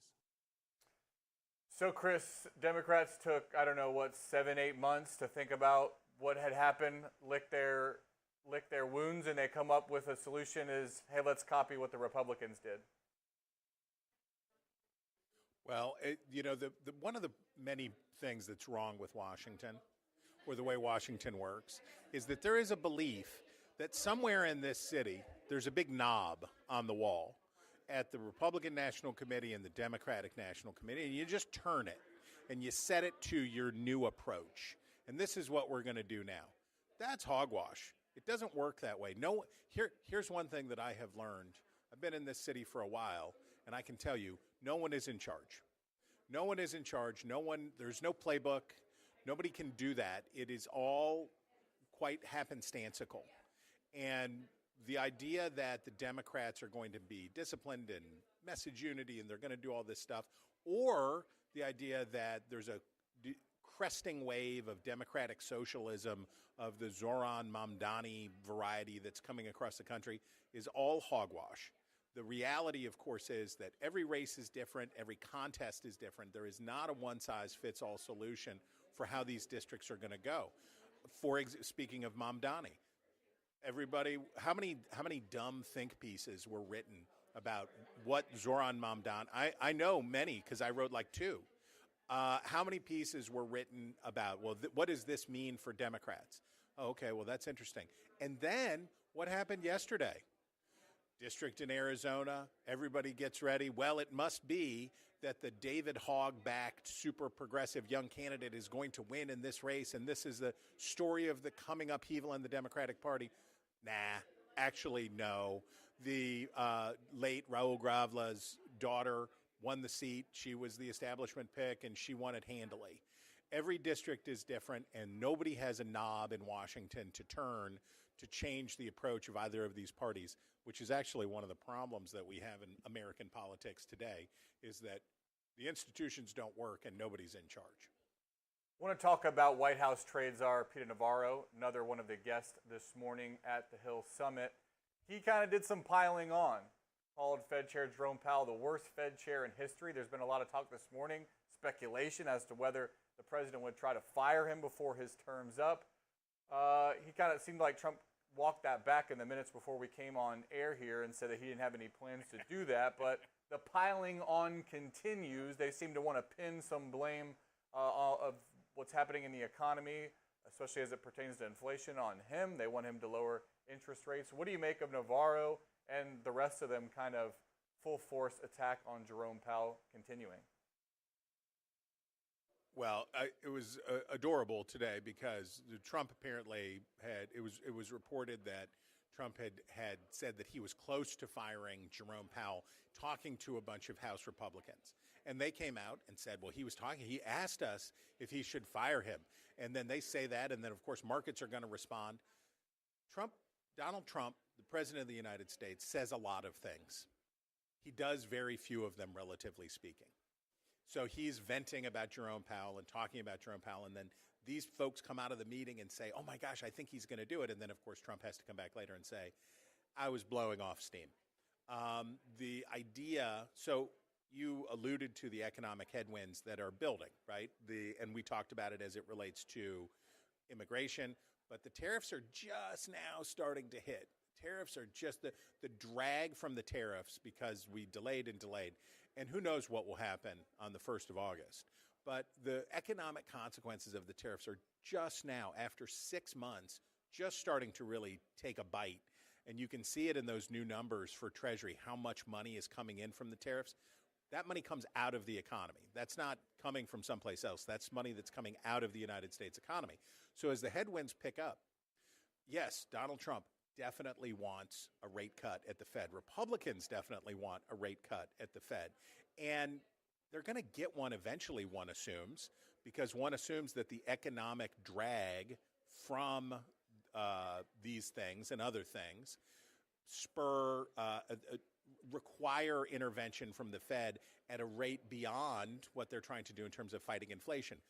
But maybe not, right? But maybe not. And that maybe not possibility is the reason that world financial markets are watching Jerome Powell and watching the Fed.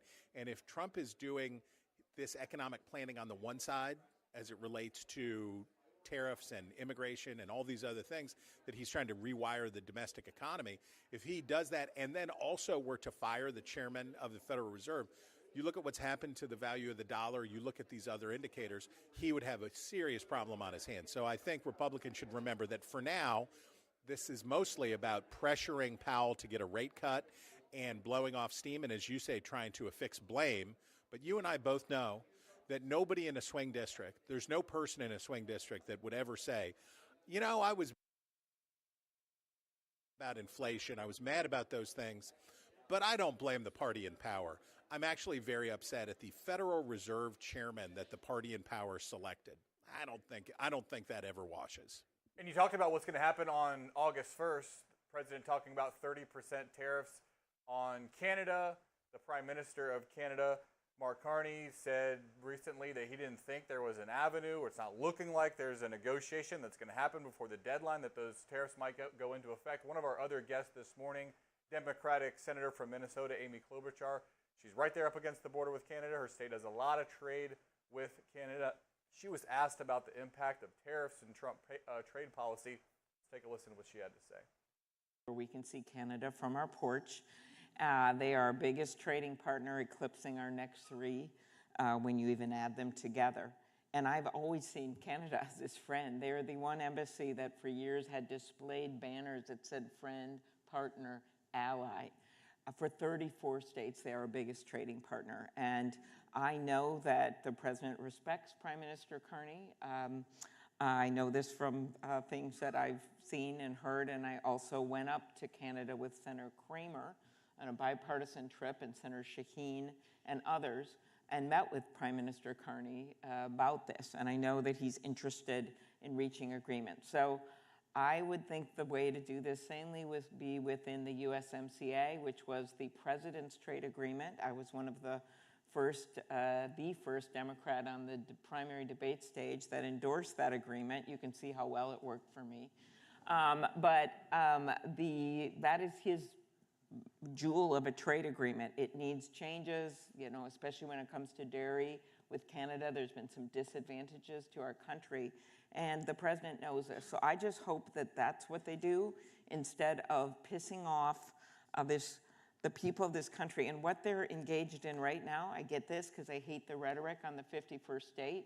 They're literally not coming to America. We've seen the border crossings in Minnesota down 30-40%. And we're talking about people who drive to Duluth, Minnesota, or go to the Mall of America in Bloomington. I was in New Hampshire last week, same thing that I heard from some people involved in tourism there. Vermont, you can ask Peter Welch about this. He'll tell you the same thing. So this is even beyond the price of cans to put our beer in for our breweries, or it's beyond the construction costs when you see increases because we get timber from Canada. This is also about tourism and a longtime friend, and we can't continue like this. The Senate, it's the one bipartisan vote we had, 51 votes with Tim Kaine's measure. I was the second co-sponsor of it to upend those tariffs and say Congress should reassert itself. We actually passed that with the votes of Susan Collins and Lisa Murkowski, states bordering Canada, and my favorite two, Rand Paul and Mitch McConnell, who don't agree on much, but what do they agree on? Anyone know? Kentucky? Bourbon, that's right. Bourbon has been taken off the shelves in Canada. So I just want to get to a better place. There are these tariffs overall beyond Canada. Tax on families, $2,800 per family, changed over 100 times. You've got allies, Japan, South Korea. We don't have places to send our soybeans in Minnesota. I'm just believe in targeted tariffs, some of which the president did during his first term. But I don't believe in what's going on right now. I think it's very detrimental to our economy in the short and long term. And you see the inflation costs already going up with the numbers from this consumer price index just 2 days ago on the 2.7% increase in inflation. Chris, those concerns that Senator Klobuchar has are surely shared by other senators, Republicans, along the border with Canada and elsewhere across the U.S. It's almost as if Congress should not have given away its authority to levy tariffs. It's almost as if it was a bad idea for our self-abnegating Congress to have devolved so much of its power to the executive branch that now can negotiate trade deals in secret and say maybe you get it, maybe you don't get it.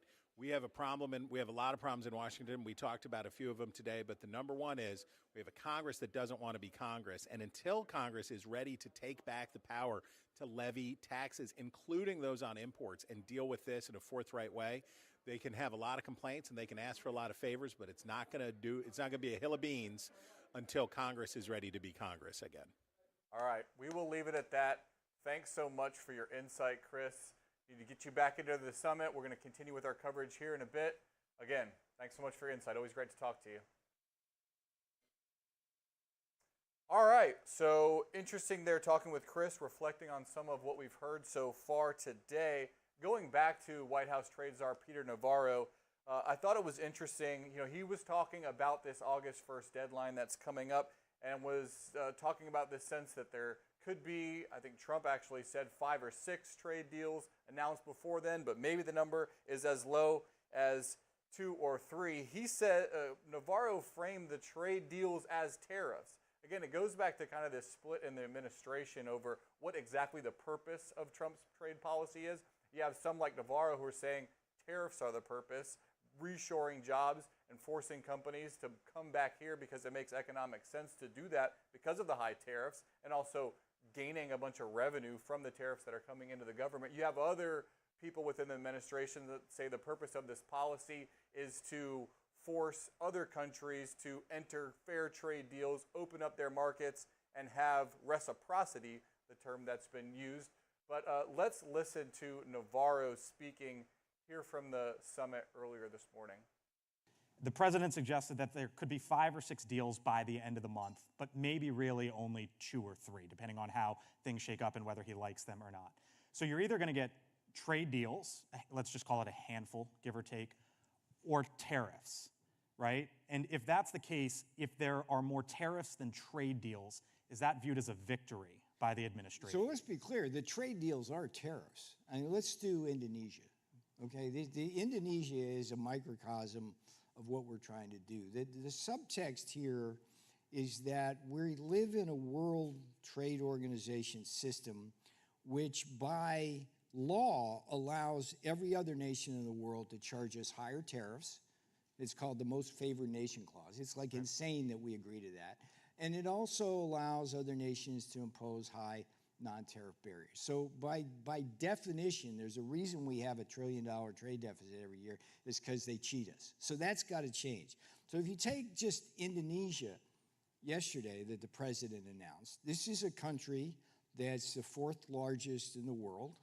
Most people don't know that. If you ask them that, they think it's like this small little place out there. But it's the 4th largest country in the world. Historically, it has cheated us. It is not. It kept high tariff barriers, particularly to our agricultural products. What have we got now in the deal? We've got a 19% tariff that they're accepting to. Okay, they are, in exchange, have no tariffs on us, and they promise no non-tariff barriers. They're going to buy our ag. They're going to buy our energy.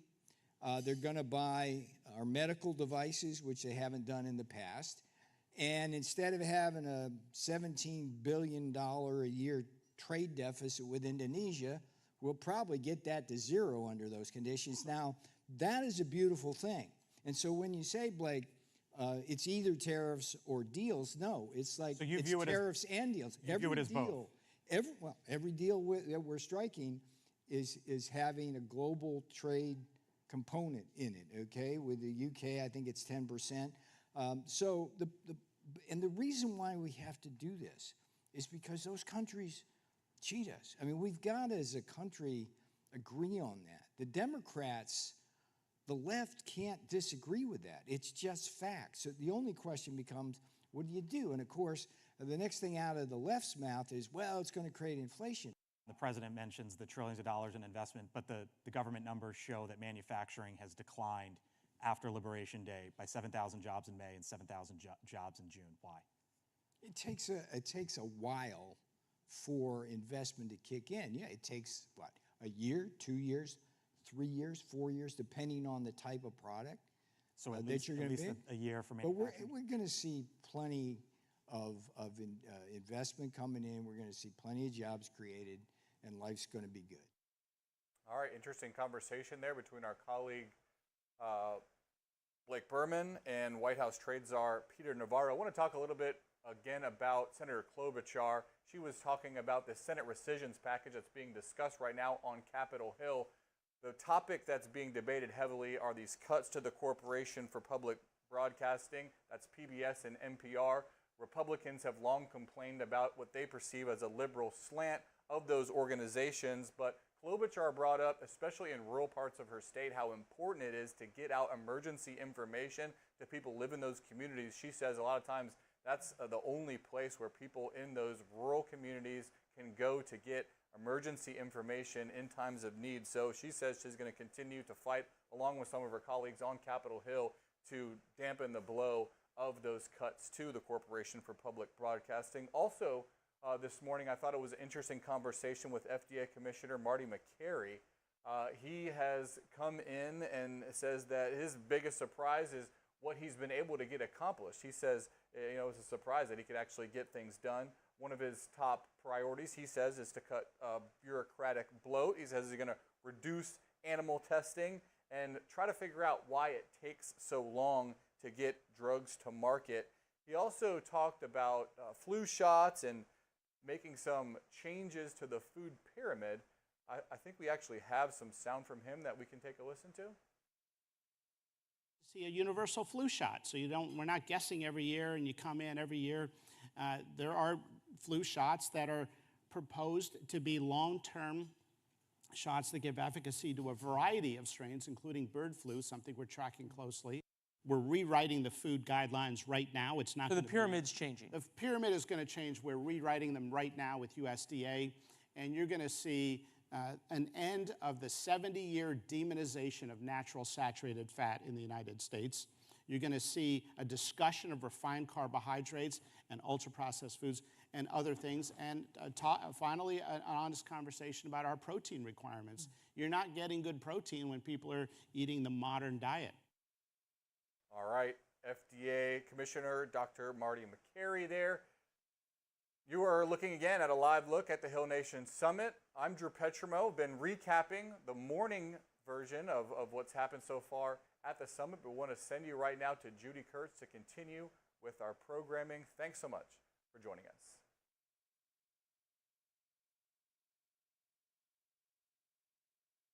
Have you learned? That there is a hunger for change, certainly, but the campaigns who are going to win are the ones that are actually able to materialize the momentum that's on social media, like Zoran's campaign, for example, with really incredible field operations that get people involved. I think there's a bit of a misconception that's a bit myopic that some people have in this town, that if you just post on TikTok or you just post on Twitter, that's going to be enough. You need to actually have substance. You need to actually stand for something. You need to give people something to believe in. And what I think a lot of younger people especially saw, but progressives across the board saw with Zoran's campaign that was really inspiring, is he wasn't compromising his values in order to gain a certain amount of the expected electorate. He stuck to his values and expanded the electorate through the use of a new social media platform and the use of what I think Democrats have a very long and storied history of using to expand electorates, which is actual hope, the belief that maybe something actually can change and we don't have to keep going back to the same politics of yesterday. Right. There was like I said, a special election in Arizona's 7th Congressional District last night. Your endorsed candidate, Deja Fox, did not win. I know that there were some questions about why when, Alexandria Ocasio-Cortez, Bernie Sanders, Ruben Gallego, all these big name Democrats from across the board endorsed Adelita Grijalva, who won that primary, why you went with Deja. And I guess a second part to that question is, what are you looking for when it comes to these candidates? What meets the qualifications? Well, for one, I have to congratulate Adelita on her win. She's an amazing progressive that I think will be an excellent member of Congress, because she's almost certainly going to win that race because it's a blue seat. And I'm happy to see that a progressive won that seat regardless. In the case of Deja, part of the reason why we came in and supported her is because she grew up living and relying on many of the systems that Republicans and Donald Trump are cutting right now. Things like, Medicaid, things like food stamps. Her story was made possible because of this country's social safety net. And especially given her social media platform and her lived experience, we thought it was really important to have more voices like hers in Congress who have that kind of lived experience out there that are able to speak to the millions of people that are now going to be impacted by those massive cuts that are happening in the first place. And when Leaders We Deserve is obviously about uplifting younger candidates, bringing in younger people into Congress. I guess, is this all about age for you when you look at these candidates? Obviously, there is a generational divide in politics. What? What's that? But we're seeing, obviously on Capitol Hill, there are a lot of older lawmakers. I mean, is this a lot of boomers, primarily about age for you? No, it's about effectiveness. Let me be clear. There's lots of young people who suck. There's lots of old people who are great. It would be, my job would be a hell of a lot easier if you just got above a certain age, you started being terrible. But that's not the case, right? We have amazing older progressive leaders that are in Congress that we need there. I think what we're talking about is the fact that age obviously does play a role in compounding ineffectiveness a lot of the time, in compounding incompetence, and people who frankly sound like they just want to roll over and die and not actually fight against what's happening right now, right? It feels like there's a lot of people in Congress who will say the right things, who have the right talking points, but don't have the energy to actually meet this moment. And sometimes, I think Maxwell Frost actually highlighted this very well when he said, there's a lot of older people with young ideas, and there's a lot of younger people with old ideas. What we're looking for are younger people who are progressive leaders that are really ready to meet the moment and not be folders against what's happening, but be real fighters. And what we saw with somebody like Deja Fox was a long history of even the past decade, even though she's just 25, of doing things like holding Senator Jeff Flake's feet to the fire on abortion and calling him out publicly. What we saw was her not just doing that and having a viral moment, but also doing the work to help get an abortion rights ballot initiative passed in the state of Arizona. What we saw as well was people like her leading the walkouts at her high school after the Parkland shooting. What we're trying to do right now with Leaders We Deserve is help elect more young people who are actually gonna, and I know this is a radical idea in this town, live to see the consequences of the policies they're actually passing, right? And it's not to say that there shouldn't be any older people in Congress. We need an intergenerational coalition, but it's to say, let's look back at history, right? If you look at FDR, if you look at Joe Biden, if you look even at somebody like Abraham Lincoln, or you look at LBJ, all of those people I just mentioned, they were under 30 when they were first elected to their first elected position. And I believe part of the reason they became so effective as leaders is because they had that experience from starting when they were young. But right now in Congress, if we had a proportional number of people between the ages of 25 and 30, not even 18 to 30, just 25 and 30, we would have about 40 or so members of Congress that are under the age of 30. You know how many we have right now? One.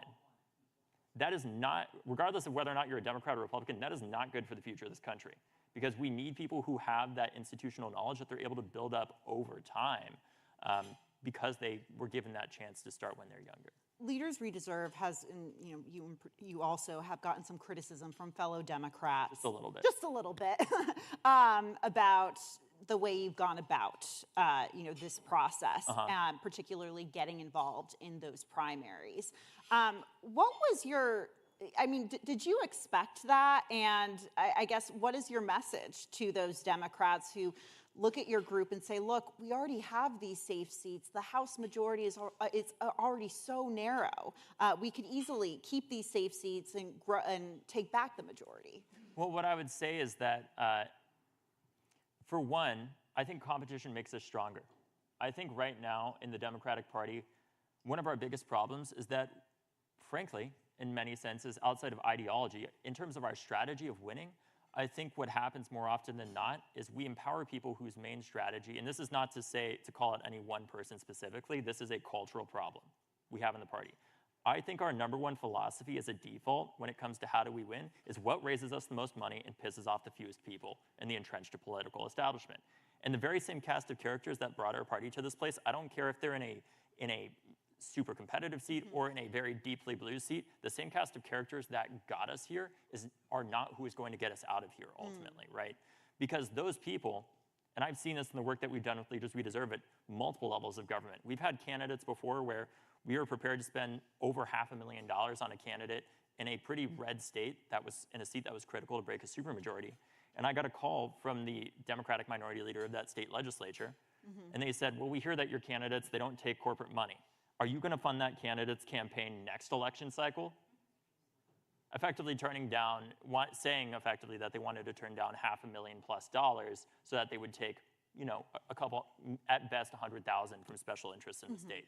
And what that told me is that as a party, many of our leaders are more interested in keeping the power structures the same that got them there than actually challenging the status quo that could be overall collectively way more beneficial to all of us, but may potentially threaten their own position of power.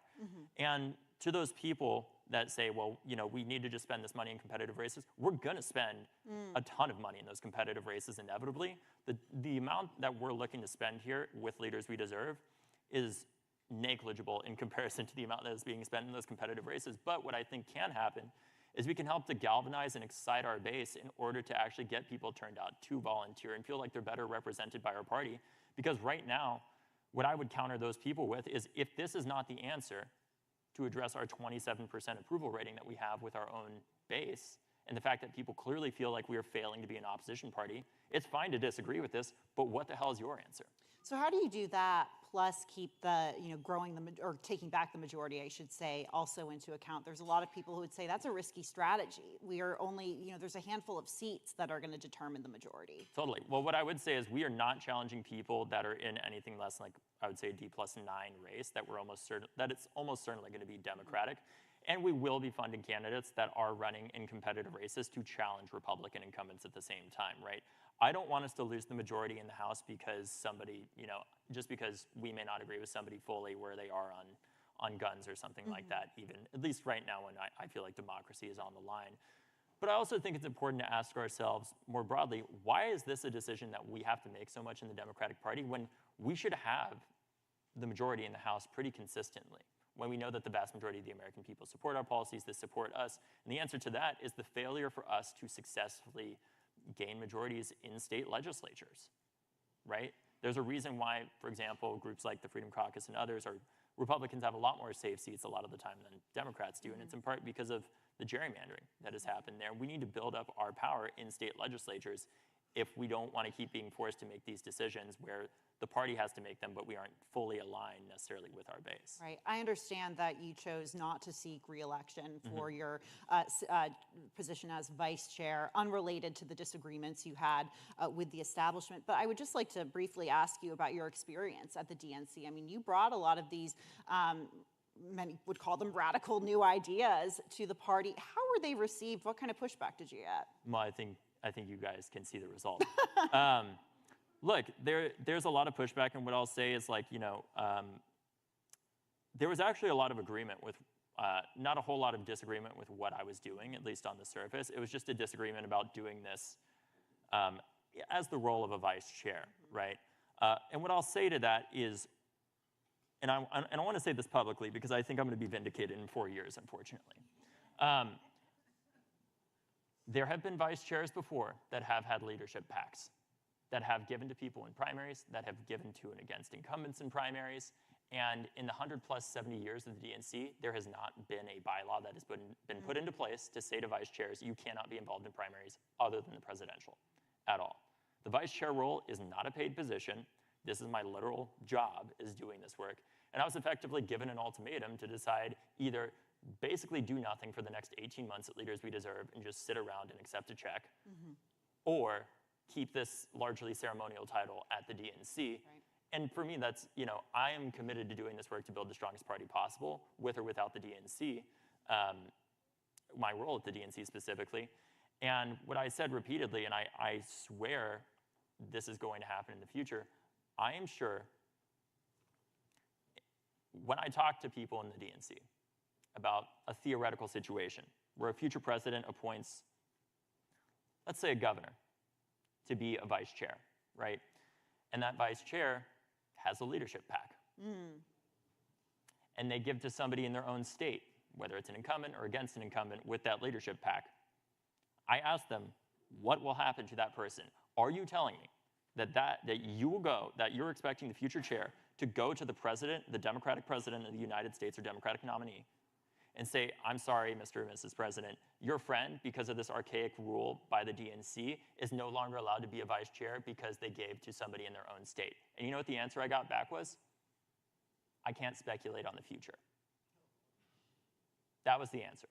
So what I think has happened here is that this is a double standard that was, selectively enforced, but ultimately we have to move on from this. But I wanted to get that out there in the public record so that somebody can look back at this in 4 years and be like, he was right. Well, what kind of double standard? I just want to... Well, because I would argue what I'm doing is not that different from somebody having a leadership pact that gives against an incumbent, right? What is the fundamental difference? When I asked them as well, what is the real material difference that I can make in a race with my role as vice chair that makes it so problematic, right? I don't have access to the voter file. I don't have access to the donor data. I don't have access to anything but my own title for this ceremonial role. What is the real undue influence I could have? And the answer I got was none. It's purely an optical problem.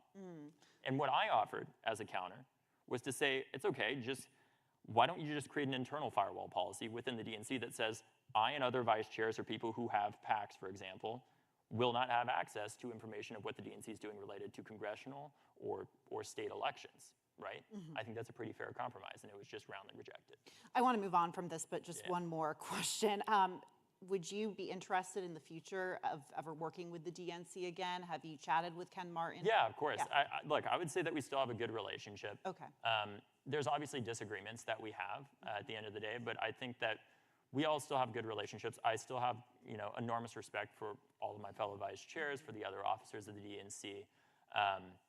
I just saw this as a strategic disagreement. And in a moment of crisis that I feel like our country, and to some extent our party is in right now, I didn't want to be in a position where it's like, well, I'm just going to keep this ceremonial role because I care so much about this title, instead of actually doing what I felt was necessary in order to help create the change that I thought was desperately needed right now, which is to dramatically increase the amount of resources that we have in our party that we do not have right now, the things that we lack most, which is courage to do bold things and competition.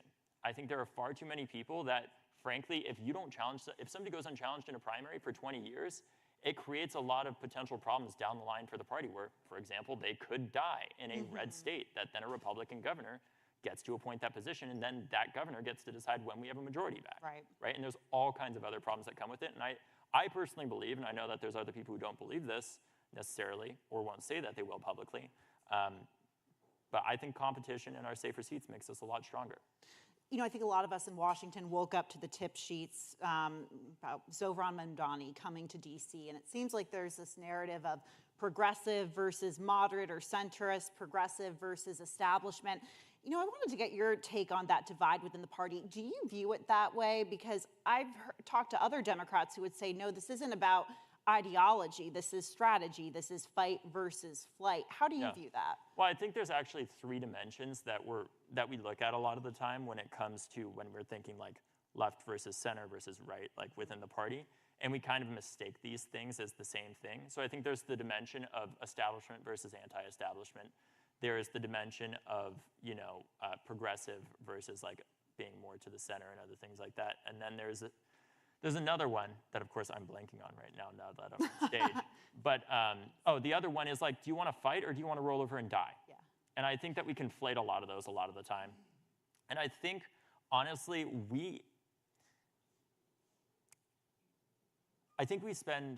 I would describe myself as a progressive, right? I have my values, but I also understand what it takes to win in West Virginia is going to be different from what I believe, right? But at the same time, I think what we really should focus on in the party is, look, if we're truly going to say that we're a big tent, for one, we actually have to embrace that and not just support the right side of the tent, but also the left side if it's with somebody like Zohran in New York City. But two, instead of focusing on how do we define ourselves and everything like that, just talk about what are the things that we can agree on and how are we going to move forward on that to build trust across the board where it's like, okay, I may be here with you because I'm, in this district that supports this kind of policy and we're going to work together on that. And I may not be there as closely with you on this other policy because my district isn't there, but figuring out what we can work on together there at the end of the day and how we move forward to build that trust instead of focusing on the things that divide us so much, talking about what we can agree on in order to make a government that actually does work for all the people. And I think it's important to acknowledge, too, our job as Democrats, it's harder than Republicans. Yeah. And what I mean by that is it's always going to be harder to make something work than it is to make it fail. And Republicans run on the idea that government sucks and then get elected, do a terrible job, and defund all the programs that 99% of Americans rely on, like we just saw, while also massively increasing the deficit and debt that my generation is going to have to pay for. And then run again and say, look how much this government sucks, and you need to reelect me. Unlike them, Democrats at least try to make it work. And that's always going to be harder, right? When you have to deal with checks and balances and the court system and all this other stuff. But that's why we're Democrats, is because we want to build a government that works for the people by passing policies like Social Security, by passing policies like the Affordable Care Act, and so much more. Do you feel that the left side of the party, that progressive side, the Zohran Mamdanis, do you think they're supported by the Democratic Party right now? It depends on how you define the Democratic Party, right? Okay. I would say what we have seen is, to his credit, Chair Ken Martin went out there and said, like, Zohran's our Democratic nominee, we need to support him. But then we also saw people within the political machine, that loves to write strongly worded letters in New York City, in New York, talk about how it's a catastrophe that this guy was elected and how could he, and said, also a lot of stuff that I think was just a very,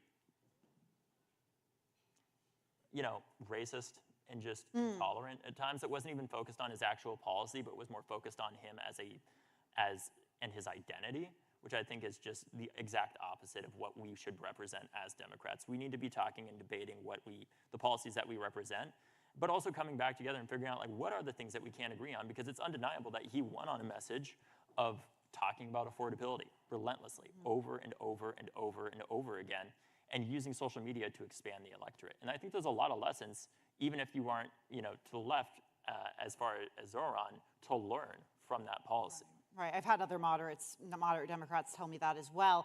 He's in town today.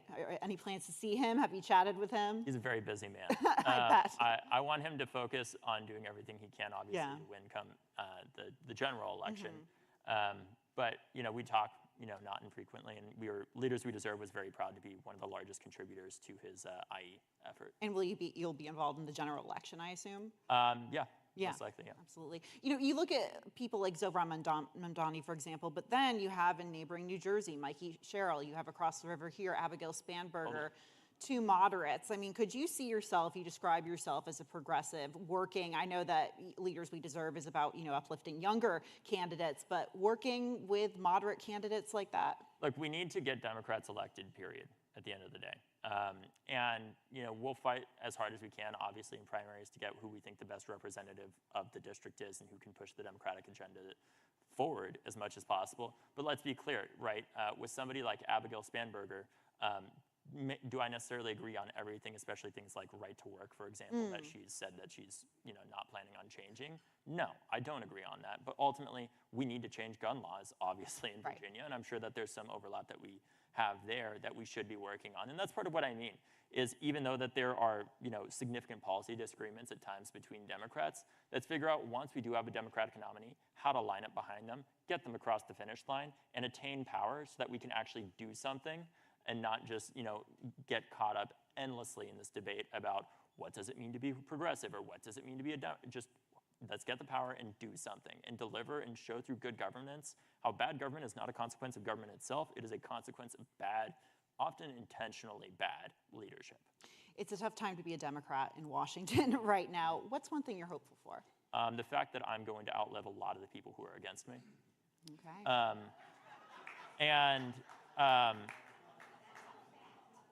I mean, it's just the truth.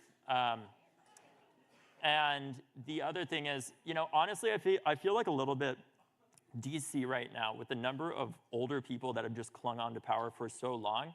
It's not nearly as dramatic as this, but it feels a little bit like the end of the Soviet Union, where they are just there and waiting and waiting and waiting and waiting. And there's going to be a massive power vacuum. Gen X has been waiting a long time. Millennials have been waiting a long time. The difference with Gen Z, I would say in some senses, and this is a broad kind of generalization, is we're mad as hell and we are not taking it anymore. And some of you older people will get that reference in the audience. But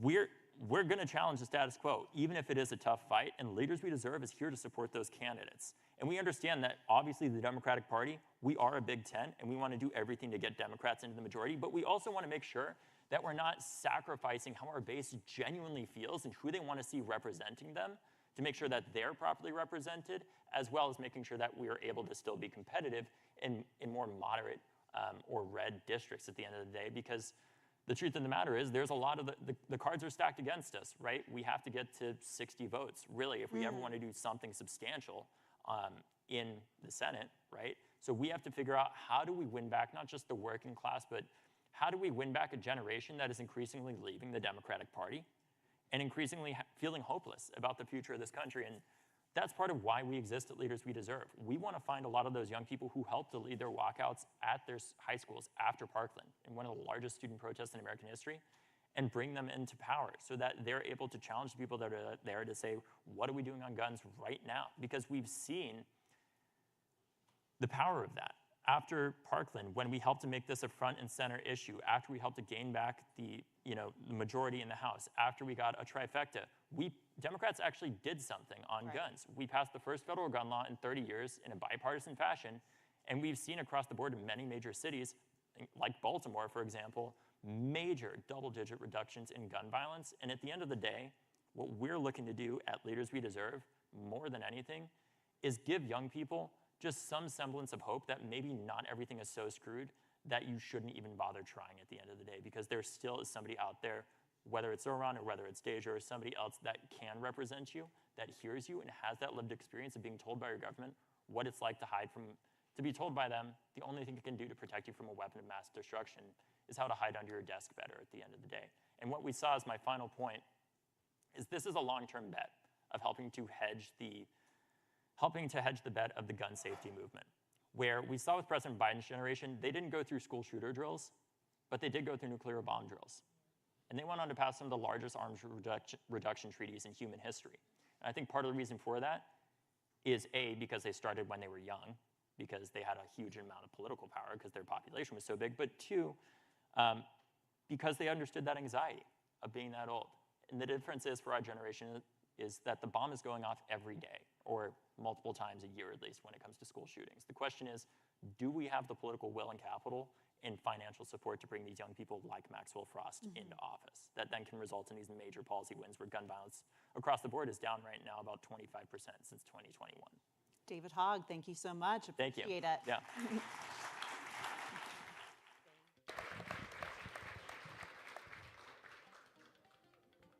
Please welcome Leland Vittert, Chief Washington Anchor at NewsNation and host of On Balance with Leland Vittert, in conversation with Vice Chair of the Senate Select Committee on Intelligence, Senator Mark Warner.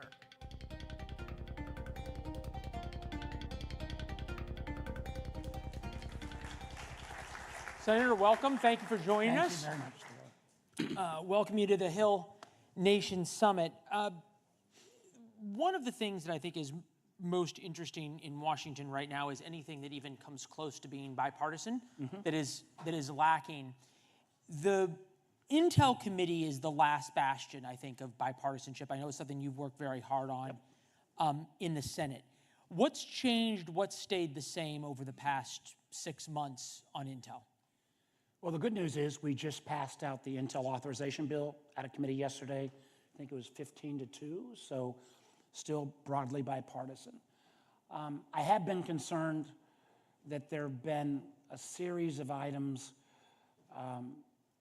where I thought my Republican colleagues would speak out. I mean, the firing of the head of NSA, General Hawk, with no reason.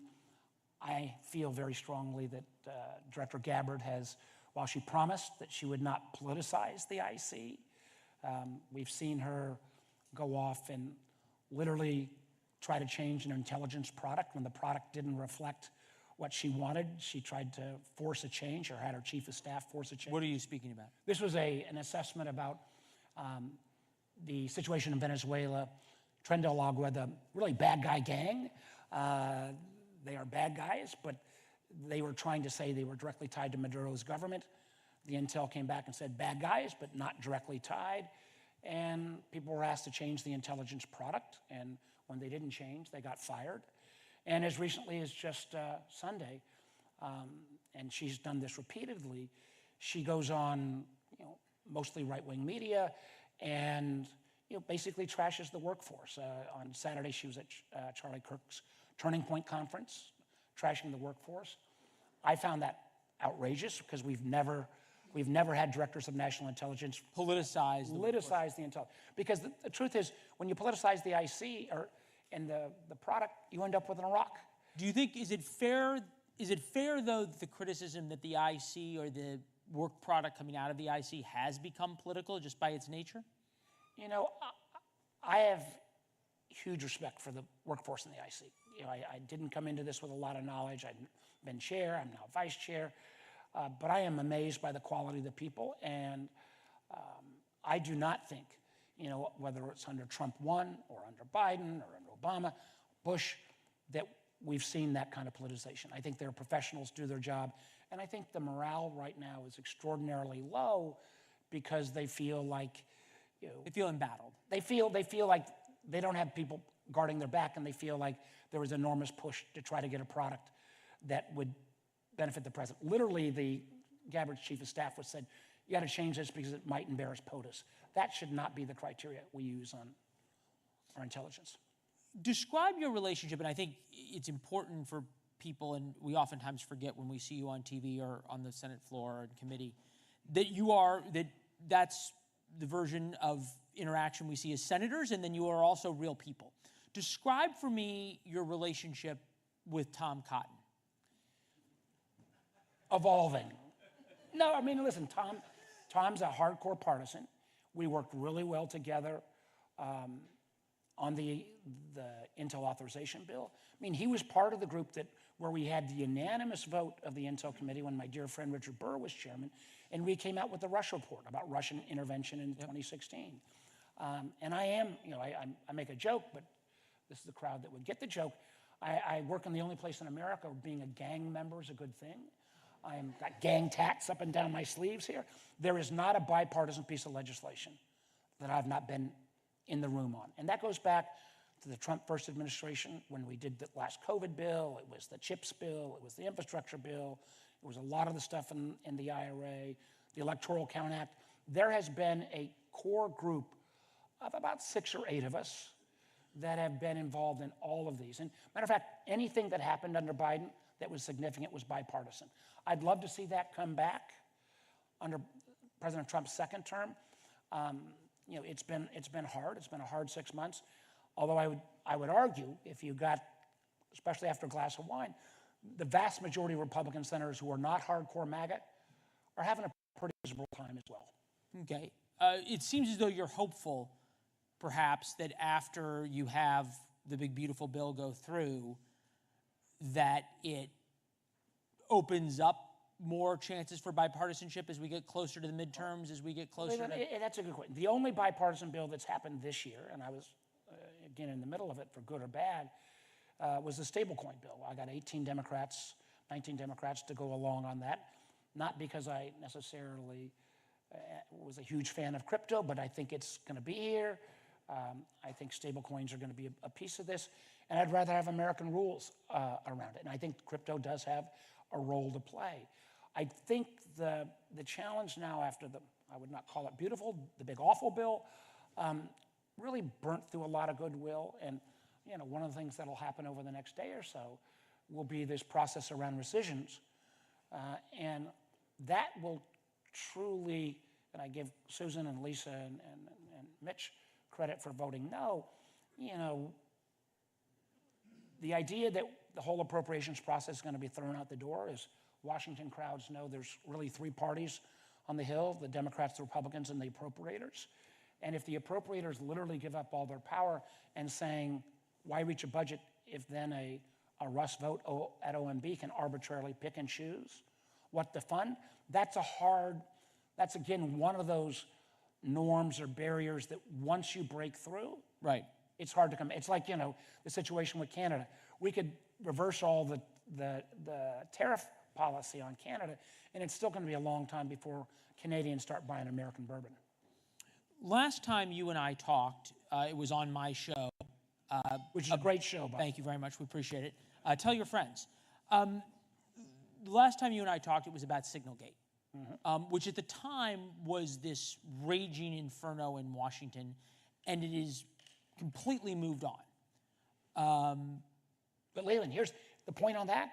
We still don't know if the individuals on Signalgate have actually had their phones checked for malware. Shouldn't that have been beyond the bad performance that everybody that was in the IC or DOD, if you communicated that kind of information on a non-classified channel, you'd be fired.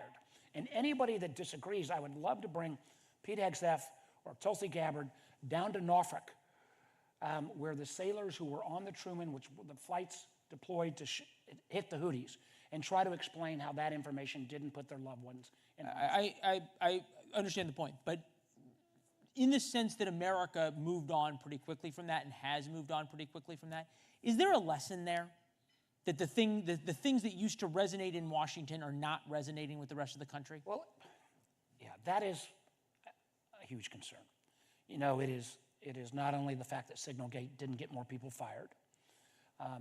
I would say Salt Typhoon, the fact that the Chinese are deeply embedded for years in all of our telecom networks and can pick any one of your numbers and listen in and get your text. The fact that people's heads didn't explode on that is... Why don't you think it does? I think that maybe people assume that, well, everybody's listening to everything, and I can assure you the American government isn't. Or the thing that I think is the other norm that has been broken is the literal graft of the Trump family in plain sight in areas like stablecoin and meme coins, or the fact of acceptance of a jet from a foreign nation. I mean, the fact that that doesn't raise more ire is, I fear for we're setting a whole new set of norms, and at some point there'll be another Republican president or another Democratic president, and if the norms have been broken, I don't know how you repair that right away. It's for example, the whole notion, think about if you're a senior spy at the CIA, and at least for the first 5 months of the administration, you're told, hey, we got a new administration, and the new foreign policy is Russia's our friend and Canada's the enemy. I mean, you can say we're going to reverse that, but those bounds of trust with our allies... Is that, to be fair, though, was that really what was said at the CIA? When you threaten throwing Canada out of the Five Eyes, that is a long-term problem. When you threaten, for example, I've had members of the Five Eyes senior intelligence figures say, Mark, I'm not sure we're going to share our most classified information with you guys anymore if you're not keeping it secret. This is in the aftermath of Signalgate, and when you started to see intelligence professionals fired because they don't bend the knee. Those are things that I think are awful, but they're also not reversible by simply changing the personnel out, because that levels of trust, I fear this administration is so short-term transactional based that they don't appreciate the long-term value. America's power has come not only from our economic power, military power, it's come from our values, it's come from soft power. With the rescissions today, we will basically wipe out 75 years of soft power by cutting out all of this foreign assistance, which is, again, on the overall basis, a tiny amount of spend. And I think those are mistakes. One of the places America's power has also come from is leading when it comes to technology. Yep. And when it comes to part of technology, which is AI, which has become a huge part of the conversation. Is the intelligence community, is the U.S. government doing enough to prepare Americans for what is coming with AI, but also to prepare itself for what is coming with AI among our adversaries? First, no. And one of the things I've been trying to move there's a couple of, let me just try to answer it specifically. One, I've been trying to move the IC, and this is not, simply under President Trump. They've been very slow under President Biden. When we spy on our adversaries, we traditionally spy on the military and the political establishment.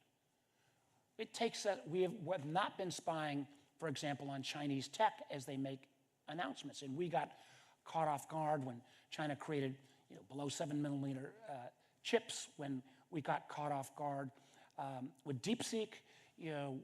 Our process, it took us a year to try to acquire a Huawei phone so we could check on where the chip origination is. So we are not We just wake up and say, it took, you can It was go buy a crazy. Huawei The phone Chi- in you Hong know, Kong. Finally, Mark Kelly, a great senator, went out and bought some over in Ukraine and brought them back. But we went through so much of an old process of how you set up a shell company and try to acquire things. Spying on, what is in China in particular is quasi-governmental, but also quasi-private, but also governmental. We need to improve on, number one.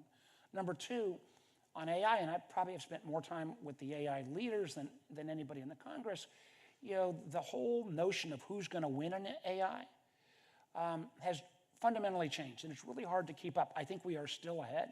It used to be, if you go back to Kai-Fu Lee's book, when it was in the US versus China, he thought things like who had the most data, and China collects an enormous amount of data. Data collection has not ended up being the determining factor. Then it was compute, and again, we still lead in compute with areas like NVIDIA. But now, I think in today's world, it's not data or compute. It takes innovative engineers, but it also takes who has the most power. I think the entity that will have the most power to power the data centers, and this is where we need a much more all of the above. I don't see how we power data centers without reintroduction of small modular nukes in a massive basis, as well as obviously wind, solar, gas-fired, all of the above. Power generation is key. We need regulatory reform to do that. And then the final point about this, and I'm not sure I'm critical necessarily of the government, but I think AGI is going to come a lot quicker than people think, and the disruption in our workforce is going to be enormous. And the idea of, even if it was, it's going to require, I think, a kind of a new social contract, even if we were going to say we want to hold AI at least partially, not responsible, but they have to kick in on how we make the transition. You go back to the question of who chips in? Is it the company that uses AI? Is it the AI tool itself that comes from one of our big platforms? It is the people that make the bullets, the NVIDIA chips. Is it the innovators who create the algorithm? This area, and this could also be an area broadly writ, an opportunity for bipartisanship, because there's no Democrat or Republican. This is, again, a future past challenge, and this should be a place where we could work together. Last question before I get to the last question. Just came up with that. Is the Chinese ability, as you point out, to have quasi-government corporate lines so blurred that we don't in the United States, and the ability to harness the state and state spycraft and intelligence resources to steal American secrets and American innovations. Does it, especially in a place like emerging technologies of AI, put the U.S. at a huge disadvantage, which I think the answer is yes, but secondly, is there anything we can do about it? China is a remarkable competitor. They are a great nation. They have a lot of innovators. We do China a gift by cutting back our research, where many of our scientists are being attracted. We also do China a gift by allowing $500 billion of intellectual property be stolen each year, and having a new outlook. Again, this could be a chance where we could bipartisan, a cyber offensive doctrine. We do great on defense, but the fact that we do not hit back in a way. And why do you think that is? I think that goes back to an outdated 1980s mindset about what conflict entails. We don't think we should preposition in water systems or power systems where China clearly does, and having an offensive doctrine, and this goes back under a variety of presidents. Again, this is an area where Tom Cotton and I are working together. We got a cyber workforce to try to say what should be an offensive cyber doctrine.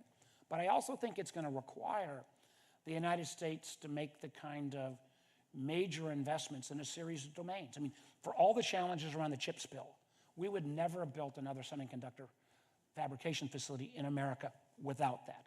I think we're going to need governmental investments in quantum, obviously in next generation energy. I think we're going to need, one of the things that keeps me up at night is you combine bio and AI. China literally now is experimenting on humans to create super soldiers. It's right out of a science fiction film, but it is a reality today. And they are, just as the way nobody had heard of 8 years ago, Huawei, the company that you will soon be on everybody's lips, I believe, over the next 2 years will BGI, Beijing Genomics Institute, because they are hoovering up DNA evidence, DNA at a remarkable background, and that is an area, again, we are going to have to do the kind of, literally major investing in these domains. I'm a market guy, but the market alone is not going to meet the kind of investments that our competitors are making, and we're going to have that public-private. Last point I think I want to make on my second to last answer is, there could be a real opportunity. I obviously believe the Trump administration is cutting way too deeply in a variety of areas. I think, assuming things change in Washington, or at some point, as you build back, we ought to not build back to the old status quo, but there could be a real opportunity to rethink how government delivers, particularly in terms of pay for performance. I think there's a whole notion of new ideas, what a smart DOGE should have done about how we get better value for our tax dollar.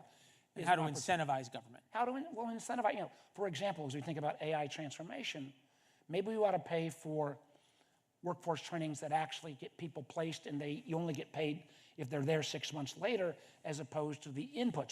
We compensate on inputs way too much in government rather than outputs and results. And if you're going to, Democrats will come back and try to plus up, but some of that plussing back up ought to be done in a different model. Change the incentives. Switch now to your reelection race. You don't know who you're going to run against. You said that somebody with $100 million. I got to presume from a business standpoint that we'll see what happened in 24, that I make it an individual that could be backed by a $100 million super PAC. So I am,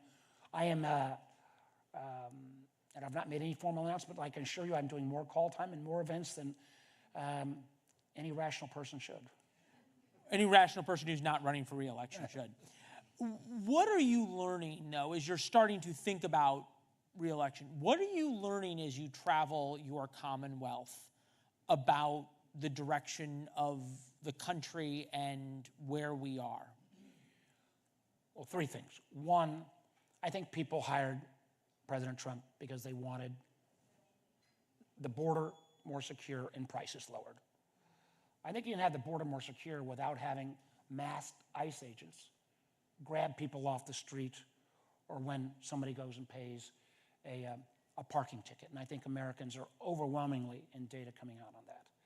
I think people are also enormously concerned about housing costs. And I think if there's an area that's ripe for new ideas, and I think this is, again, where you need regulatory reform. I've got some ideas about how you could partner actually with religious institutions to speed up, not just affordable housing, but multi-level housing in areas. And there's some really cool things going on in Henrico, where they're a county outside of Richmond, where they've waived sewer connect fees, permit fees. They've taken a controversial item like data centers, generated the revenue from that. They also buy the underlying land, and they permit within 2 weeks. We need supply in housing. Childcare, harder nut to crack, but again, we need more supply. And then the final thing, we talked about this briefly backstage, is as important as everybody is in this room and your platforms, let's face it, 35% of people watch the news or read newspapers. So re-engaging with people where they're at in social media. I have dramatically upped my amount of time I spend on social media, although I have to acknowledge my biggest social media. Be careful with that. I know, my biggest social media hit, I would love to say, was my ideas on how we go through the AI transformation. It was about a month and a half into COVID where I made the grossest tuna melt ever, and it got like 35 million hits. So if you got 2.5 minutes to waste, Google Warner and tuna melt. So you got to meet people after lunch, of course. After lunch, of course. But I do think the idea of, as you engage with people, the ones who want to follow the news are going to follow. The ones who are not, I mentioned I'm a road biker. Can I deal with that? I like food and wine. Are there ways to engage people first where you can be, show yourself as a real person and then move into politics? And one of the things I got to give Trump credit for, he did this masterfully in 2024. Yeah, UFC and others. Senator, thank you. We know you have to get back for votes, so before your staff pulls you off the stage, we're going to say thank you very much. Thank you for your time. Thank you, everybody, as well.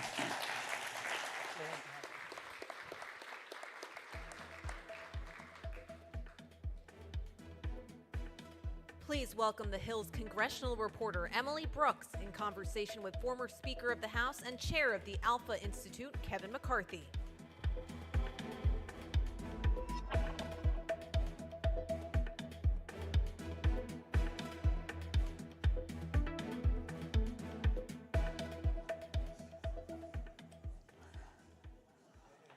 Hello. Right. Hello, everybody. Thank you for being here, Mr. Speaker. Thank you for having me.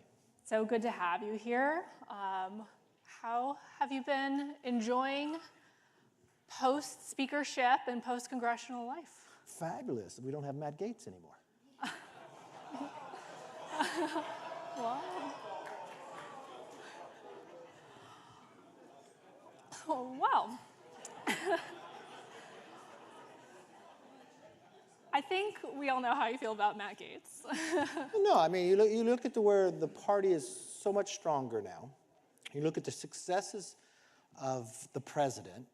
And if you measure the success of this president, if you study where the world was under Ronald Reagan, transformed the entire world. Reagan, Thatcher, and the Pope. Now you measure that to what President Trump is doing. He inherited something almost just as bad as America had under Carter. Inflation, weakness around the world, building more friends. And he has accomplished something so quickly and reshaped and transformed where America is in this world that it is to the level of where Reagan was.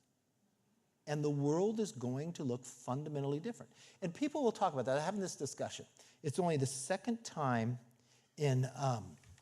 I'm sorry, I was buying a historical document. Make sure I got it. It's about Lincoln. But only the second time in American history did we have somebody that was president go away for 4 years and come back. And if you did a business model study on it, is that the best way to do it? Part of it is yes. Because he had the first 4 years, he had the 10,000 hours. He knew what he wanted to accomplish, but he also knew where the pitfalls of the people that fought him to stop him from achieving it. Then he had 4 years to come back to think about it, and then they watched everything they did about him. The thing I tell him is God had a plan for him. You wanted to win that time. The country wanted you to be in that time. But we're better when you think of the long term where we are, that he had that 4 years out to come back. The idea of Iran. You don't think about this, but his first trip to the Middle East, people don't look at how sophisticated of a trip that was, right? He had to solidify our friendship again. Part of getting Putin to stop the war is lowering the oil price, because Putin's whole economy is based upon war and the price of oil, okay? And think about the Abraham Accords. He should have gotten the Nobel Peace Prize before, okay? But bringing him back in. And then what does that do? Because when he came back, we created the CRINCs, right? The China, Russia, Iran, and North Korea. We haven't seen that since the 1930s. So 6 months in, Yes. I mean, being very complimentary, what grade would you give Trump administration? An A+ by far. A+? Where's there room for improvement? The room for improvement. What people will sit back, when you talk to people and they have a problem with the president or something, he doesn't have to say those things. He wouldn't accomplish them if he didn't go about the manner in which he did. And if you look at history, the way we study presidents, do you ever sit down and say, that one president accomplished a lot, but I didn't like his personality. No one ever studies that. They study what you're able to accomplish. He could have been everybody's friend, but nothing would have changed. That's not why they elected him. And being in his second term, knowing he can't do a third term, that is what to me is extraordinary. That he knows that so he doesn't waste any time. and he was able to build on the successes he had in the first term. Now they got the big, beautiful bill done, so no, you're not going to get the tax increases, right? He's already got a surplus. When was the last time that happened? The last time he was in office that month, right? What would be better for him had we won more seats? And let me tell you something.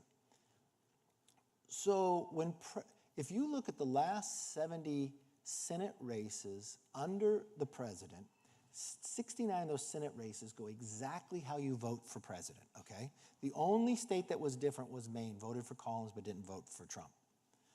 But Trump won 4 states we did not win.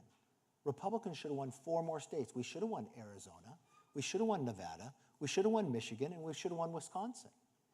When President Trump, we didn't win the re-election, do you know how many Democrats or how many Republican incumbents in the House lost that year? 0.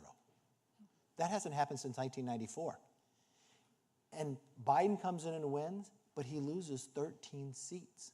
Unheard of, right? This cycle, President Trump wins the popular vote. You know the last time a Republican did that? It was 30-some years ago. But they lost seats in the House. So they actually underperformed where the president was at. Had he had a few more seats, he could do the things even faster.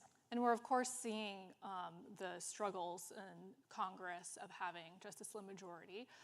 You saw yesterday a procedural rule failed on the floor. You had a little bit of experience with that. But then you also have people looking at your predecessor, Speaker Johnson, saying, you know, things have gotten across the finish line. The one big, beautiful bill did go over the finish line. People doubted the timeline. What is it that you think, you know, are things easier for him now, or is there something different that he's doing? No, everything's different. Okay, the difference now is, and he was Speaker before this too, is now he has a Senate, and really, you got President Trump. When they couldn't pass the bill last night, where were all those members? They weren't in the whips or the Speaker's office. They were in the Oval Office. And then they all got on board and nothing changed, right? And that's what, the president is so powerful at this moment in time in the Republican Party. He's more powerful than where Ronald Reagan was. But the good thing is he's using that to go through. So I don't get hung up on, is something a day late? Did you accomplish it? I mean, I think the current leadership in the House is doing an extraordinary job. And, you know, another one of the big highlights of the Trump presidency so far was his very public falling out with Elon Musk, who you've had a long relationship with. There was some reporting that you helped sort of foster the relationship between those two. What did you think of that big, beautiful breakup? I think it's very unfortunate. I think it's unfortunate because, look, I think Elon is extremely bright. You tell me how many other people in the world can privately build a rocket without buying a Russian rocket and go to Earth and come back and capture it, right? He entered different industries that are old industries, totally new in the car business, and he became the #1 car. I mean, the man does extraordinary things. And that combination that he had with the president, the uniqueness as both men's personality, I mean, the big personalities, they can have disruptions with people, and people say, oh, you've gotten a fight. But what about President Trump? There's so many people, he brings them back in. And I think we're stronger when both of those are working together. What do you think of Elon Musk's whole America Party idea? Look, I think from the ideas of wanting to accomplish, this new, which I call it the new Republican Party, is a unique party and can answer the solutions. I understand people's frustration of things not getting solved, but now is a different opportunity. I mean, think about this. If you talk to Robert Kennedy, did you ever think a Kennedy would be in a Republican administration? The answer is probably no, but he would join a Trump administration. I mean, Trump has put a coalition together that's rather unique. And anybody else that thinks about doing some other party, I think that would only help the Democrats win an election. We watched what transpired that before. And so I'm curious also what your relationship with President Trump is like now. Very good. He was, you know, expressing some frustrations earlier this year about your debt limit deal with President Biden. Of course, now in The one Big that cut Beautiful Bill, 2.2 trillion? yes, but he didn't like that the debt ceiling would end during his presidency. Of course, that problem is now solved after they raised the debt ceiling in the One Big Beautiful But Bill. look, I would tell, and I talked to him right after it too. This is where the staff gives him misinformation, because he would talk about September. See, September 30th is the funding for government. A debt ceiling is just when the debt ceiling comes up, how much you spend. It doesn't matter, it's going to come when it comes. But when I look at what we achieved there, and remember, we only had the House and 5-seat majority. Democrats controlled the Senate, and Democrats controlled the White House. And they thought we would just fold. We cut 2.2 trillion. The Big Beautiful Bill cuts 1.6. That's mandatory, we're discretionary. It brought you work requirements for welfare. It had NEPA reform, which hadn't been reformed in more than 40 years. Remember all those IRS agents? Okay, that was already in law. We rescinded that. You see, on the Hill, they're fighting to get rescissions for $9 billion, and they have up to Friday to do it. You know how big the biggest rescission package ever was in that debt ceiling? More than $20 billion. And you know what? I got Democrats to vote for it too. They had to.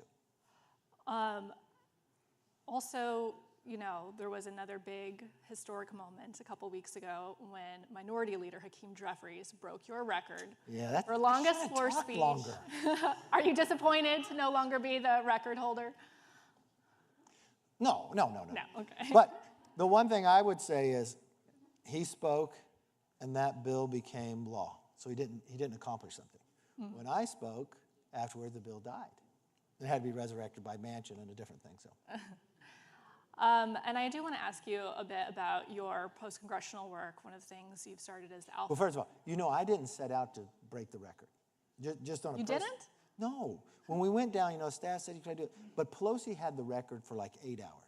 If you know anything about me, I drink a lot of water, and I'm good for about an hour before I have to go to the bathroom, okay?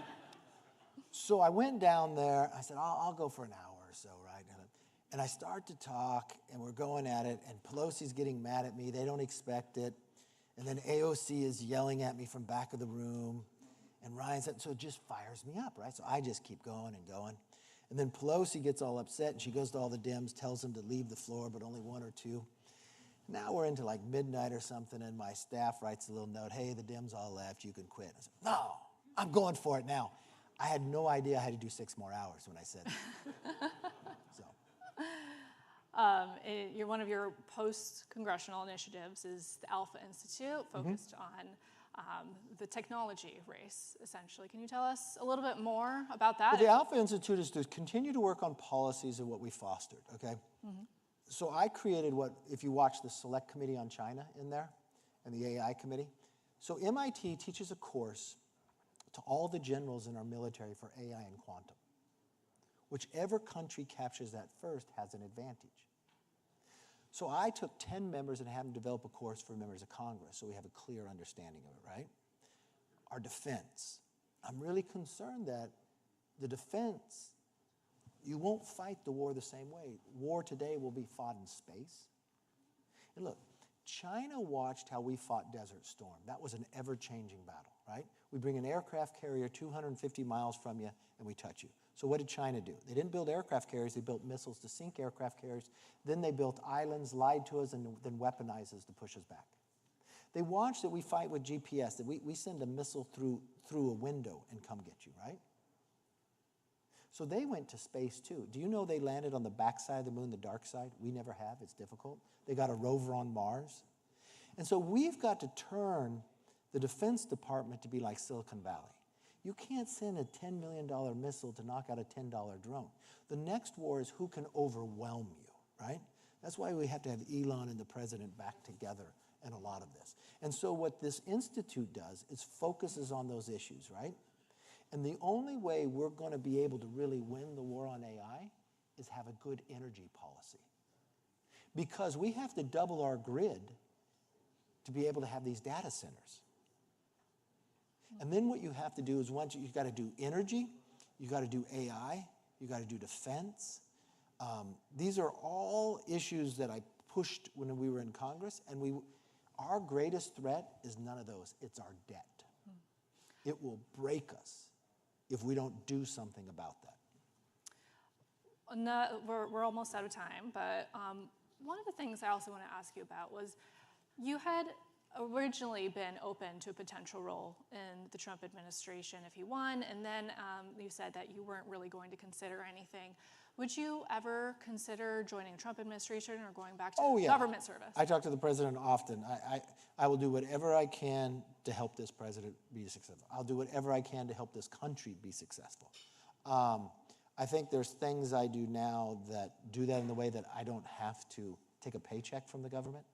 I think that's more helpful to the taxpayer. And look, I feel so fortunate to be an American. I feel so fortunate for all the blessings. Look, every day I was able to serve, good days and bad days, I love every moment of it. And I think everybody has a responsibility to help their country get stronger, and I'll do whatever it takes. And so that would mean potentially going back into the government, taking a government I don't have to go back into government. You don't have to, but I will always help individuals. All right, thank you so much. Thank you all. McCarthy.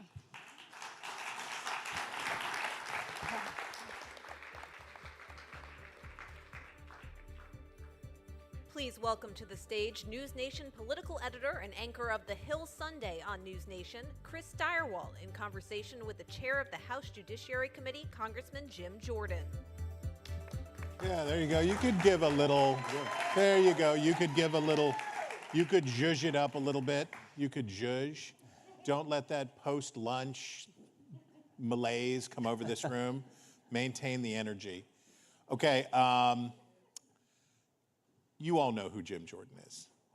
Yes, and he you got an amen right there from the front row. You're kind, thank you. So his district is 4th in Ohio, outside of Columbus, central Ohio. He is very important, and everyone is very nice to him in Washington because he is the chairman of the House Judiciary Committee, and that draws a lot of water in this city. That is a big gig. He's one of the founders of the Freedom Caucus. You are now, this is interesting for me to say, you are the dean of the Ohio delegation. Yeah. It's very serious and it's very important. He's a 61-year-old man. He has 4 kids and a bunch of grandkids now. And please give him another round of applause to welcome him. Yeah, don't clap. I haven't said anything yet. Okay. I think an underappreciated fact is that the way that Washington is today and the way it has changed in the past 5 years, I think you were a bigger part of that than most people appreciate, right? The world that we live in, if you like the way that the world that we live in and the direction it's going in Washington now, then you should thank Jim Jordan. And if you don't like it, you shouldn't thank him, because when we talk about the idea of a rescission package, if we start with the very fact that the Senate is going to ping pong back to you a package of cuts that include Elmo, and this was even before Elmo said the stuff he said on Twitter. That world exists because you and your colleagues held everybody's feet to the fire. And you said, no, no, no, no, no. And so you created this world. But now success is funny, because now you have to govern. And now you're part, and I don't mean this word pejoratively, but now you are part of the establishment. And so when you have to govern, you've come in as an insurgent, now you're part of what's in charge. Talk about the tension between when you hear, for example, we heard the former speaker talking about it. $5 trillion is a lot of new borrowing. And that's not something that you probably would have voted for in the old world, but now because you say, we've got Donald Trump, we can do the stuff, we're gonna do it. Talk about the tension. Well, yeah, I mean, there's always a tension in Congress. Everyone wants to spend other people's money, and it's gotten out of control. So yeah, I would be for reducing spending even more than we did in the big, beautiful bill, or than this rescission package, but it's a start. And it's a good start, because I don't recall it happening. And I've been in Congress now 18 and a half years. I don't recall it happening before. So didn't happen in the first Trump term. Yeah, even though it's, $9 billion, it's still $9 billion. What was it, the old line, $1 million here, $1 million there, pretty soon it's real money. the start's good. I wish we were doing this all along. But are you okay with if the Senate comes back with less? Or you're okay? It's got to be done by Friday. So the time the clock is basically got to take it. It's 400 million less than what we sent over there. So I would be for doing it. But yeah, I think this is a good start. Remember when the president gave his joint address to Congress a few months ago? I thought it was a great speech. But the highlight, or maybe the best part of the speech, is when he rattled off all the dumb things your money's being spent on. And even boom, boom, boom, boom, you know, as you point out, Sesame Street and Baghdad, Bert and Ernie and Big Bird and Baghdad. It's just stupid, right? So, and a host of other things. I actually went to OMB and said, why not send us a bill a day? I don't care if it's $1, I don't care if it's $1 billion, I don't care what it is. Send us a bill a day. Start with the list. And you know, politics is also about momentum. So I would have preferred that, but there's a number of things they have to consider and how it works and make sure they have the votes. And I understand what Russ Vote and OMB were doing and they were doing. But I just felt like it'd been better if we'd have been a little bit at a time, just keep doing this and putting up wins. But it's good that we got the big, beautiful bill done 2 weeks ago. This done. Looks like this will get done on Friday. When we get down to brass tacks on each of these things, right? And we have members, and I'm not, you know, whether it's Chip Roy or Ralph Norman or whomever, that say, I can't do it, I'm not going to vote for this, $5 trillion is too, I can't do it. The way that they get over the finish line, and the former speaker referenced this too, is that the president says, there's a bill, and then there's what I say is really going to happen in the future. So there's this greater degree of confidence that it certainly works to the speaker's advantage, the current speaker's advantage, but in terms of calming anxious conservatives. Yeah. Talk about how there's the negotiation between the leadership and the members, there's the negotiation amongst the members, and then there's that third and final piece, which is the negotiation with the White House. Well, I think it's just a simple understanding President Trump does what he says. You know, I always say we make the job way too complicated. It's pretty simple. What did you tell the voters you were going to do when you ran for it, when you put your name on the ballot? If you get elected, go do what you said. No one in my lifetime in politics and our lifetimes has done it better than President Trump. You just look at the first 7 months. He said he would secure the border. He did, right? He said Iran's not going to get a nuclear weapon. We had this amazing, successful operation by our military, took out Iran's nuclear capabilities. He said NATO should ante up more money. Well, Shazam, they anteed up more money when he went and talked to him. He said we were going to cut taxes and get the big, beautiful bill passed. We did. So I think it's a recognition of that. And when the president talks with members of Congress and other folks, they understand this guy does what he said. And the other thing I think is real important, the president talks about this all the time. We are now, the party I belong to, we are now the party of common sense. The other party is the party of crazy. And I always say, not all Democrats are crazy, but the left that controls their party is. And you can go issue by issue. It is crazy to defund the police.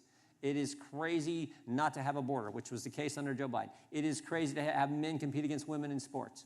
My favorite one. It is crazy to let a Chinese spy balloon fly clear across the country and then shoot it down.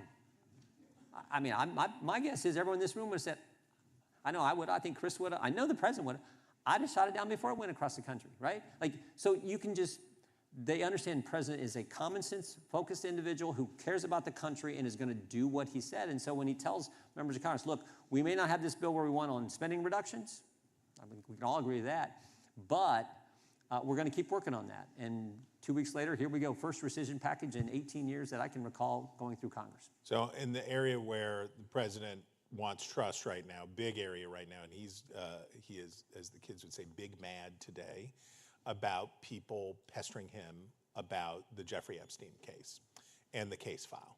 And he went off today and said basically, I saw the post. Yeah, he was not feeling the love, and he said that. We heard from his daughter-in-law, the former co-chairwoman of the Republican National Committee, more is coming. We're going to get more information out to people. We heard the Speaker of the House say more information is, we need to have more information, we need more transparency. No one has given the FBI and the Justice Department a harder time than you over the course of your career. You have been a thorn in their sides for a long time. What should happen here, and what do you think did happen here? Well, first of all, I have confidence in the president and his team. Working, you know, you're right, we work with the Justice Department. The Judiciary Committee works with Justice Department all the time. Now, it's night and day compared to, night and day working with Pam Bondi and Todd Blanche and Kash Patel and Dan Bongino versus Merrick Garland, Lisa Monaco, and Chris Wray.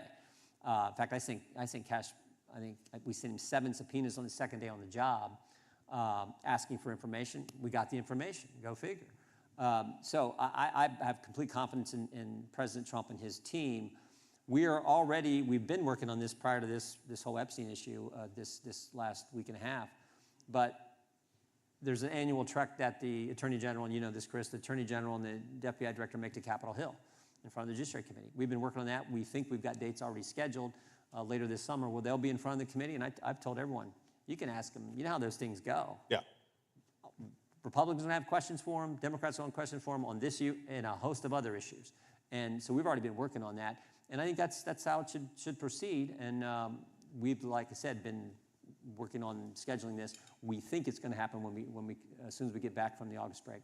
Are you of a mind that the Biden administration did not tell the whole truth about what happened with Jeffrey Epstein?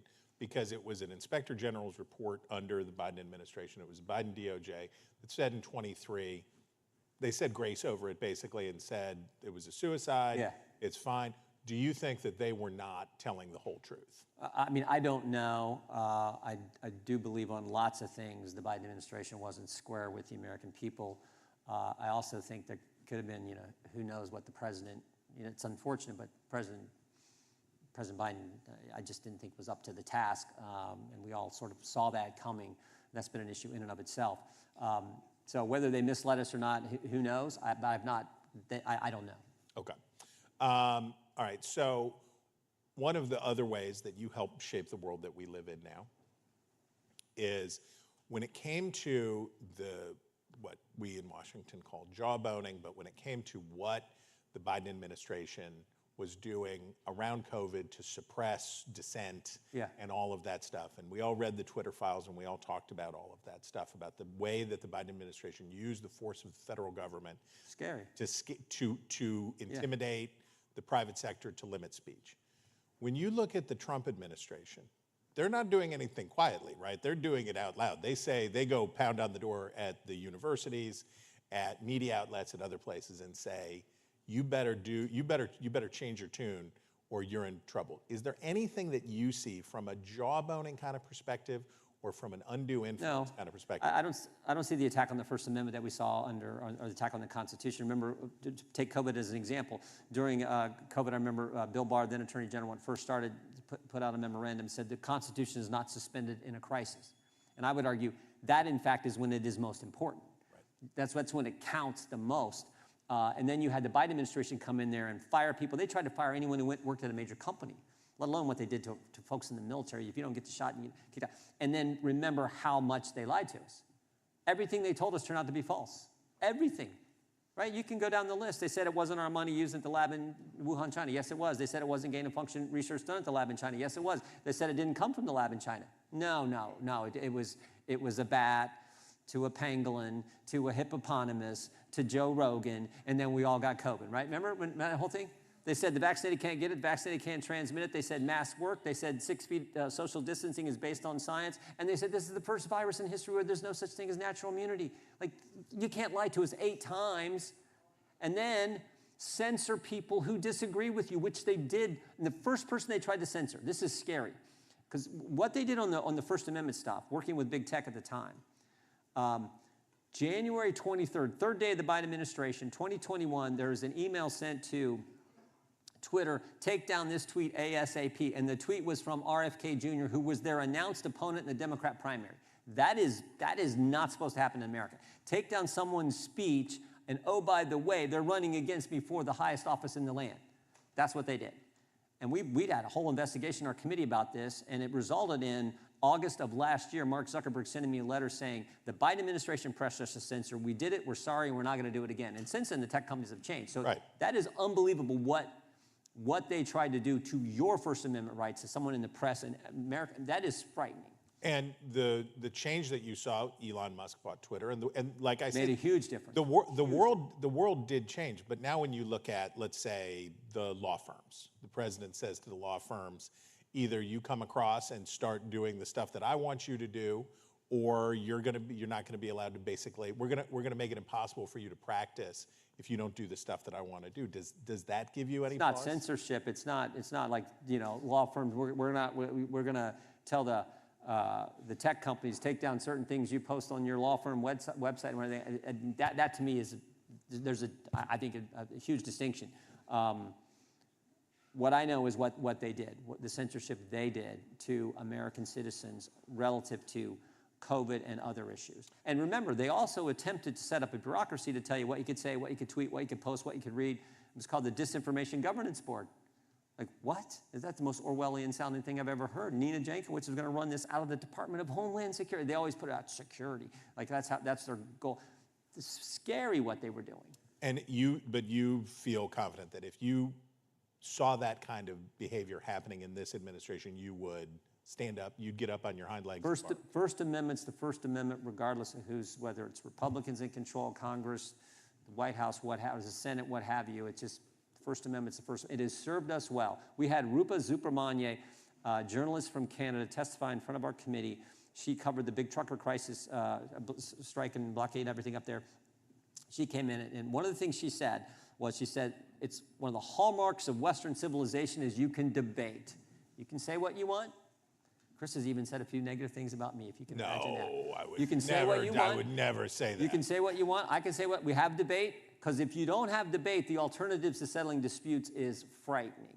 It is scary. And RFK Jr., when he testified in front of our committee as well, same time, when he testified, in fact, I had him in when he was a Democrat, before he'd switched. I took heat for, like, what's Jordan, the conservative guy, bringing in Democrats to testify because we care about the First Amendment? He came in and he said, when you look at history, never forget this, when you look at history, it is never the good guys who are for censorship. It is always the bad guys. And we should just keep that in mind. That's why we have the First Amendment. We have a First Amendment because free speech is actually not popular. That's why we have a First Amendment, is to protect speech that is unpopular. Well said. Okay, one of the promises, I think of you as a good avatar for the Tea Party movement and the successes that were made along the way. One place where it didn't happen was in restoring regular order in the House and getting to a place where the House really could work its will and the committees could do their work, and we would get back to a point where, instead of this deal where 5 minutes before midnight somebody pulls a package out of their coat pocket and says, if you don't vote for this by midnight, then all good things in the world will come to an end and you've got to do it. You have been a proponent of regular order. You have pushed to decentralize authority in the House and have it work its way up. How's that going? Well, I do think we get that in our committee. You can talk to any members on our committee, let the debate happen, let it work, and our Republican members. And you know, we pass the bills out of our committee that Judiciary Committee wants to pass. So I do think it works there. Floor is a different animal, you know, and part of the dynamic is when you got a 3, 4, or 5 seat majority fluctuating here, depends on who's there that day. And it's just tough. It's just tough to get, you know, pick your metaphor, herding cats around them. It's just hard to do. What did John Boehner say? It was like a wheelbarrow full of frogs. Yeah, and you got to, and there's always something, and we see it almost on a daily basis. But in the end, we kind of come full circle. The president weighs in, the speaker works hard. You can get there. And in the end, I think you get a product. My wife and I we went to dinner a week ago Saturday at the little pizza place there in downtown Urbana, Ohio, God's country. And we went there, and it was amazing. Walking, people were coming up to me. They appreciated the big, beautiful bill. They did. Thanks for passing. Appreciate the tax cuts. So in the end, I think it works out. Is there really pizza in Urbana, Ohio? You should come to our little town square. We got some nice restaurants, it's really nice. A little town of 10,000 people just west of Columbus. I don't want to get into trouble with anybody from Urbana, but I'm going to be skeptical about the pizza in Urbana. But maybe it's good. It's good. The brewery, it's good. And some of the best pizza in that county. And pretty good beer too. Okay, if you were from Wapakoneta, Ohio, just like Neil Armstrong, you would know him already because he'd be your congressman. But if you don't, here he is, Jim Jordan. A big round of applause for Chairman Jim Jordan. Thank you. Well done. Thank you.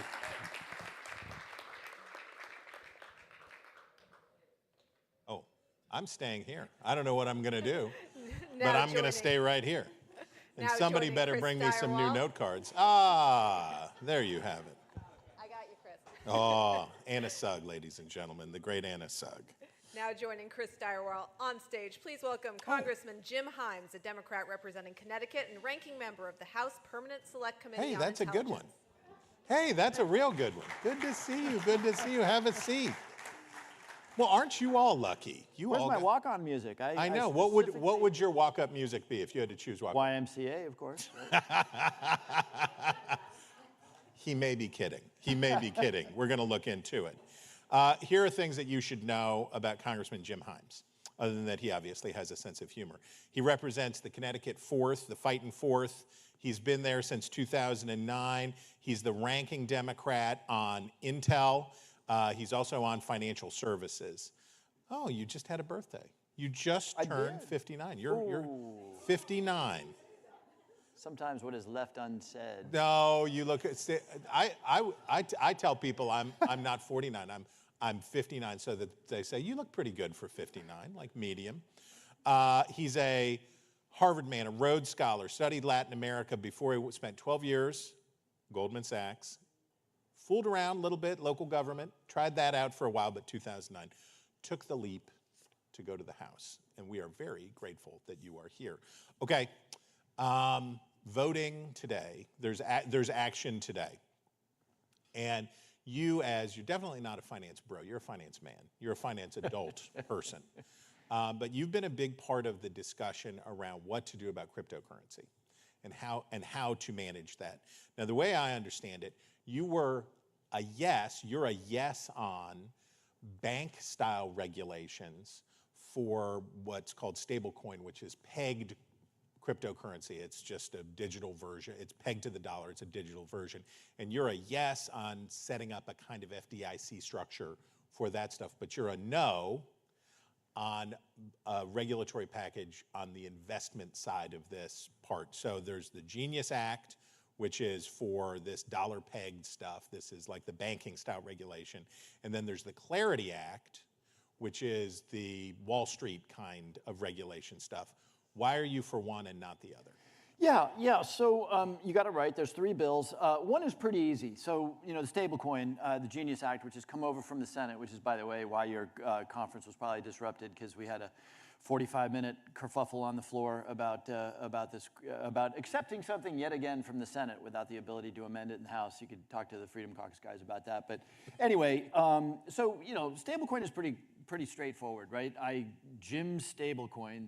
So long as if I say Jim stablecoin is worth $1, I've got $1 in a bank account somewhere in reserve. Okay, limited room for mischief. Not zero room, right? That looks an awful lot like a money market mutual fund. We had a little unpleasantness with the money market mutual funds back in 2009 it was. So, but anyway, it's a pretty straightforward instrument.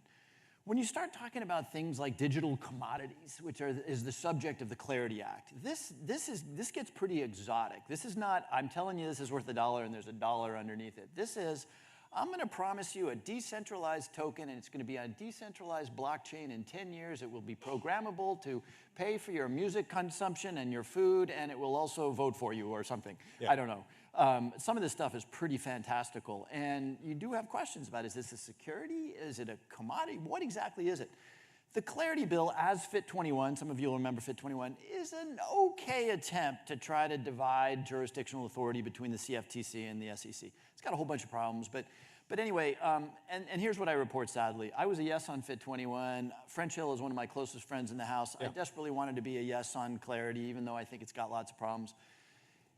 Between Fit 21 and Clarity, you get the issuance by a sitting president of a Trump coin and the revenue of some $400 million while he's president. Oh, by the way, we have Melania coin. And so that really poisoned the atmosphere. So I made the wildly outrageous act. French, my good friend, let's at least put some verbiage in this bill that says that the president and the vice president, and by the way, the rest of us, aren't going to issue digital commodities. Yeah. In the context of the disgustingness that we saw with the meme coins, that's not a terribly big ask. But the answer was no. And so, sadly, I won't be happy about it, but I'll be voting no on Clarity. The Senate decided, though, that half a loaf was enough of a loaf, right? That if they could get the increased regulation and bring that clarity, if I guess that's why they name these things, to the process, that it was worth having, even if it didn't have the safeguards against corruption that you wanted. You disagree. Well, no. You don't want to have. So that's not what happened. So the Genius Bill, which we're voting on, I think this afternoon, is about stablecoins. Right. And I talked to Ruben and the Yes Geniuses, and they said, no, look, it's a stablecoin, right? It's a dollar if we say it's a dollar. We don't feel like we need the same conflicts language that you would need for some weird digital commodity. Right. I mean on the Clarity Act. So they've not taken up any market structure bill. That's an interesting question. By the way, the crypto bros, and we can talk about what's good or bad in that world, but they're going to get a big win with the passage of the Genius Bill, and I think that's good. Like let's check out these stable coins. I think that's a good thing. So they should be happy that they're going to get law made around stable coins. This market structure stuff is really complicated. The Senate hasn't even started, and my understanding is that they're not going to. Now, I think French wanted a big Democratic vote on clarity in order to maybe push the Senate to take up some bill. But again, we've got this glitch around the corruption that is going to make that Democratic vote smaller. The holdup today was around the fact that there were conservatives in the House who said, we don't want there to ever be a reserve currency, right? We don't want the Federal Reserve to ever have a digital reserve currency or anything like that. They wanted exclusionary language. I understand about the practical procedure here that it's not, I assume in your mind, not worth taking up at this time to talk about from a legislative standpoint, but as an idea, when you think about the possibility of the federal government, whether it's through our central bank or whether it's through some other entity, having a digital currency? Yeah, great question, and I can be pretty clear on this. Look, the bill that is likely to pass today, I hope it doesn't, but it's an Emmer bill that it's called the Anti-Big Brother Surveillance Act. It's a dumbass bill, and it forbids so the you're federal... a no on that one. And this is just one of these things where you sort of can't believe you have to make this argument. It is an article of MAGA faith that if there is a central bank digital currency, which basically, by the way, we sort of have central bank digital. How often are you using, greenbacks today? Right now, that's intermediated by a bank, but it's sort of an article of MAGA faith that the Federal Reserve is going to look at how you're spending your dollars. Well, guess what, my friend? The U.S. authorities can already look at how you're spending all your dollars with so it's like no technical difference. But the bill says we're not even going to investigate. We're not even going to do research into whether a CBDC makes sense. I don't know what the answer is. By the way, I wrote a white paper on this years ago. I don't know if it's a good idea or a bad idea. What I do know is that with England and Great Britain and China and Germany and everybody else looking into it and thinking about it, we ought to not just put our head in the sand and say, we're not even going to think about it. Pick your metaphor, but what if in 1945 we'd said, ooh, atomic power, that's really scary. We're going to forbid any research into atomic power. That's what we're doing here. It's just a dumbass thing to do. Are you guys noticing a theme, a motif in the congressman's remarks? The idea of what the Federal Reserve is and whether or not the president can fire the chairman of the Federal Reserve, how that all works. So we had a whole little news cycle today where the president, some of your Republican colleagues reported out and said, the president's getting ready to fire Jerome Powell. And then the president came out later and said, no, I was just talking, I wasn't doing. Can the president fire the chairman of the Federal Reserve, number one? And number two, I assume you say no. And if he does, what do you do? Yeah, look, it's not a debatable point. The law is super clear. The president can't fire the chairman or the vice chairman of the Federal Reserve but for cause. Right. Now, why do you think we're hearing about some apparent, overruns? Ever heard of a federal government agency doing an overrun on a renovation? They're laying the predicate, right, to do this. And so the answer to your question is pretty straightforward. You can look up the law. The terrifying thing is, how many more torpedoes in the hull of sort of what we've always relied on as the cornerstone of a capitalist system can our capitalist system take? It was always an article of faith of me, Economics 101, that tariffs, and by the way, tariffs chaotically imposed would be devastating for the economy. Well, the stock market's hitting new highs, right? And it is an article of faith of mine that if that if the president fires the chairman of the Federal Reserve in the service of compromising the independence of the monetary authority, that's going to be devastating. But I got to tell you, I'm revisiting my priors, because apparently you can impose totally chaotic tariffs, come back on them, create a lot of uncertainty. You can start a war in the Middle East and the stock market loves it. Not exactly what I thought the reaction would be. So I don't know. Maybe he'll fire Chairman Powell and the market will rally another 1,000 points. It's just, it doesn't make sense to me. Or maybe not. You saw the survey work in the Wall Street Journal today, basically where you are starting to see some of those things bite in. You're starting to see we're having a debate again about what is inflation, and I think when the normal understanding of inflation for non-monetary policy experts is that stuff costs more, and your dollar doesn't go as far. And so we are starting to have this conversation about the upward pressure on prices, both from immigration, the removal of immigrant workers, and also from now we're just getting to the tariff cost point. The consequences phase, Democrats have been waiting for the consequences phase, as you say, like, well, you can't do this stuff, you can't do this stuff. Do you think we may be there now? Do you think, based on what we see in economic reports, that we might be getting there, or we don't know? You know, you probably sensed in my last answer a little bit of, insecurity about things that I always knew to be true. I mean, again, anybody who's taken a basic economics course knows that a tariff is actually a tax on a product that will be paid by somebody, and it's not the country that's exporting. And so, look, at the end of the day, despite my making somewhat light of it earlier, I do think that we are, in the next couple of months, going to start to experience inflation associated with those tariffs. I just don't see how not. Now, I made light of war in the Middle East, never a good idea. I guess I'm making the point that this president is a very, very lucky man. And we may wake up 6 months from now and discover that the Iranians have decided that negotiation is fruitless. They gathered up whatever was left and they built themselves a device. So I do think that reality has a way of reasserting itself, but it is remarkable the extent to which reality has not asserted itself in the last 6 months. So one of the ways in which reality has changed is Donald Trump loves NATO and NATO loves Donald Trump. This is not what I expected that I would see, right? He went over and he said something amazing. He said, these people aren't trying to screw us over. These people love their countries, and it's great. And they had this whole Trump-NATO bromance moment that happened. And now the president is going to ship U.S. weapon systems through NATO in support of Ukraine. Talk about, it's sort of a mixed bag from the president on Ukraine this week. On the one hand, he gives Russia 50 days before new economic penalties come in, but he is opening up the pipeline for weapons. You've been a passionate supporter for arming Ukraine and helping their resistance against the Russian invasion. What do you make of what you saw this week?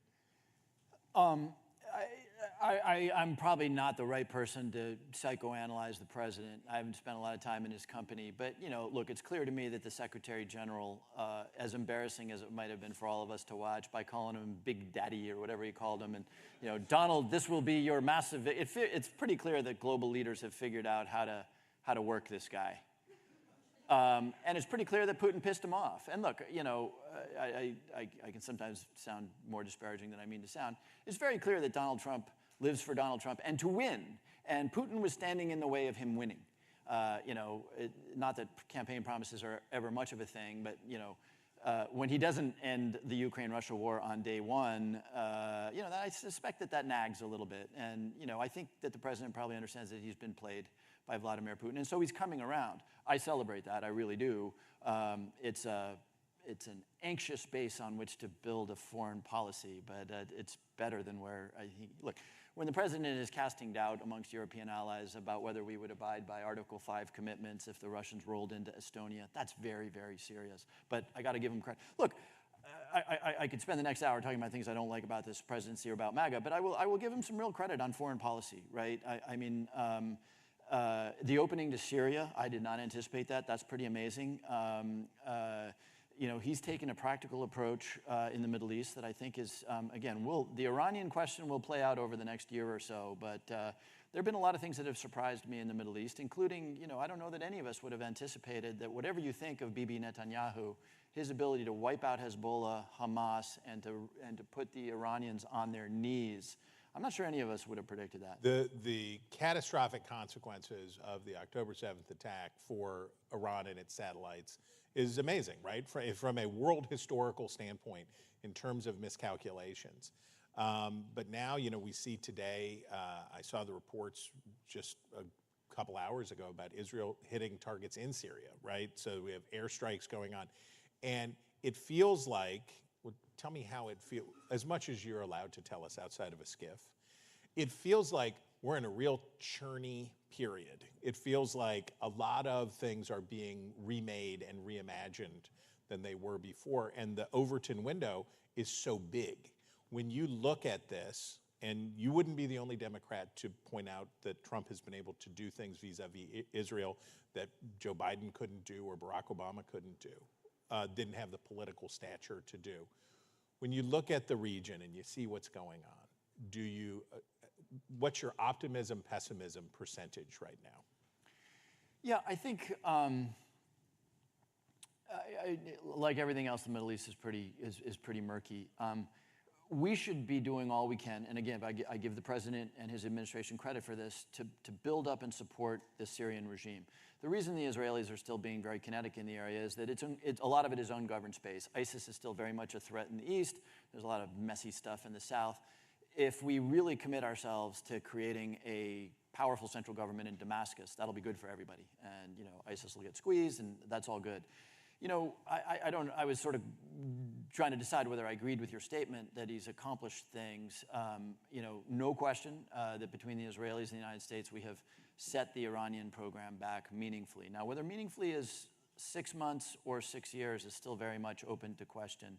And whether strategically the Iranians have now determined, on the one hand, golly, we've just got to behave ourselves because this really sucks, or golly, Pakistan, North Korea, and India got it right. We don't know. Right. We don't know. Look, and here's where it gets particularly murky. It really helps. Two things make the Middle East different. One, Iran finally deciding that it's going to behave themselves, either compelled to do so, and some resolution to the Palestinian issue. And I fear that we are far, far further away on that second thing than we ever have been. And it pains me to say this, but, and look, all due respect, I was in Israel in February. To go there is to feel the trauma of what occurred. But, it's not clear to me that the Prime Minister has any interest in moving in any direction towards a solution. I want to say two-state solution, but I seem to be the only person on the planet saying that anymore, that creates stability and security in that particular swath of the Middle East. The political limitation on Presidents Biden and Obama was domestic on Israel, right? Because they had a constrained area of political movement inside the Democratic Party, right? Because you can't be too pro, or you get yelled at by folks in, let's say, Michigan, for example. And if you go too hard the other way, you lose folks in the middle, folks in your district, folks in places like that. The Democratic, we had David Hogg, who was up here earlier today, and he was on this stage. And the belief that the Democratic Party has to be wholly reinvented, right? There is this idea that says it's time to blow it up, clean house, start over. Zoran Mamdani, I will get it right eventually, Zoran Mamdani and others, and that it's time for wholesale revolutionary change inside the Democratic Party. And then I watch Arizona has a special primary election, and your former colleague's daughter wins in a walk and goes in. Analyze for us, put your party on the couch just for a second and talk about what you see happening inside the Democratic Party and the tensions between these wings. Yeah, and look, no, we don't strip it for parts yet. By the way, if we can't take the House majority in 2026, if the people in the room who know politics know what happens typically, tectonically speaking, in a first midterm of a president. You know, my class was wiped out in 2010. I'm class of 08. We were wiped out in 2010. It just always happens. Yeah. If the Democratic Party can't take a House majority, that would be what, winning 6 seats or something? If we can't do that, then strip it for parts. And by the way, I'll be there helping strip it for parts because we've gotten something really wrong. I just don't think that that's the case. Now, there's two parties in this country of 350 million people, right? So yes, it is a little uncomfortable that, you know, my party includes, I guess, Kirsten Sinema and Mamdani or whatever. Yeah. But look at the other party. Like the other party includes Chip Roy and David Valadao and Fitzpatrick, who voted against, who was the only Republican who had the courage to vote against the big, beautiful bill. So anyway, we got two parties who are going to cram an awful lot of people into it. And you can say Mamdani, New York is a pretty special place, right? Right. You know, New York gave us AOC, young people in New York. You can over-index on this. My theory on Mamdani is, A, he was up against Andrew Cuomo. B, for God's sake, he talked authentically about what people cared about, really cared about, felt, right? Affordability. Try being a 30-year-old on a $75,000 a year salary living in New York City. Now, by the way, I don't think those 30-year-olds are dumb. You know, I think they know that municipally owned grocery stores probably isn't the answer. They probably know that rent ceilings are probably in the long run not the solution. But what they're saying is, daggone it, Cuomo's talking about saving democracy and going up against Donald Trump. And here's this young guy talking about the stuff that I think about 24/7. And they'll excuse him having sort of out of bounds ideas just because he's focused on them. And okay, Mamdani, you pointed out Arizona. What about Abigail Spanberger in Virginia? Right. What about Mikey Sherrill in New Jersey? So it's not like, you know, you've got these tensions, and yes, in New York, when you go up against Andrew Cuomo, there's going to be an opening for somebody who really galvanizes the progressive base. And this is the literally but not, seriously but not literally thing where people want to hear something that connects with them. They're not going to worry about every single thing that the person says, but they're going to feel the vibe. You just, you know, politics is simpler than it looks, right? You know, why we couldn't, here's my bill of indictment. Why we couldn't say, yeah, it really sucks that chicken is $12 a pound. Instead we had, well, this is a transitory effect caused by supply and demand. You know, people are like, we hate you. We hate you.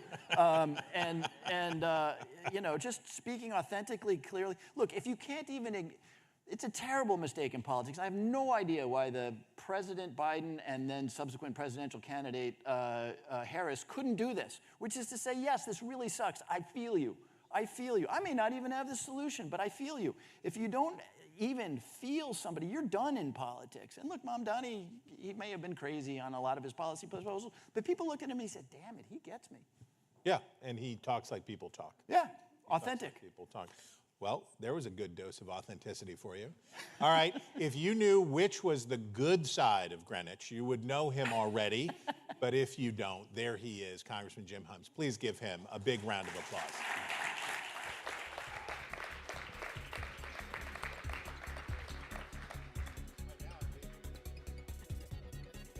Please welcome the Hill's congressional reporter Michael Schnell in conversation with Florida gubernatorial candidate Congressman Byron Donalds.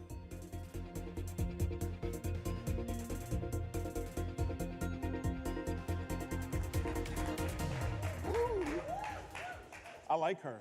You're amazing. Fans here, Congressman. Listen, you're going on the road with me at all times. I think you're great. Congressman Byron Donalds, thank you so much for joining us, particularly on such short notice on a very busy day up on Capitol Hill. Yep. Let's start with what's going on in the House right now. There's currently a procedural vote open to begin consideration of these cryptocurrency bills. You're on the House Financial Services Committee. You have a hand in this. You were at the White House last night meeting with the president. You were on the floor talking to folks during the vote in meetings. Tell us what is going on with these three cryptocurrency bills right now. Well, look, first and foremost, one of the things that is very important is we're going to establish, for the first time in the United States, a regulatory framework for stablecoins, for cryptocurrency writ large.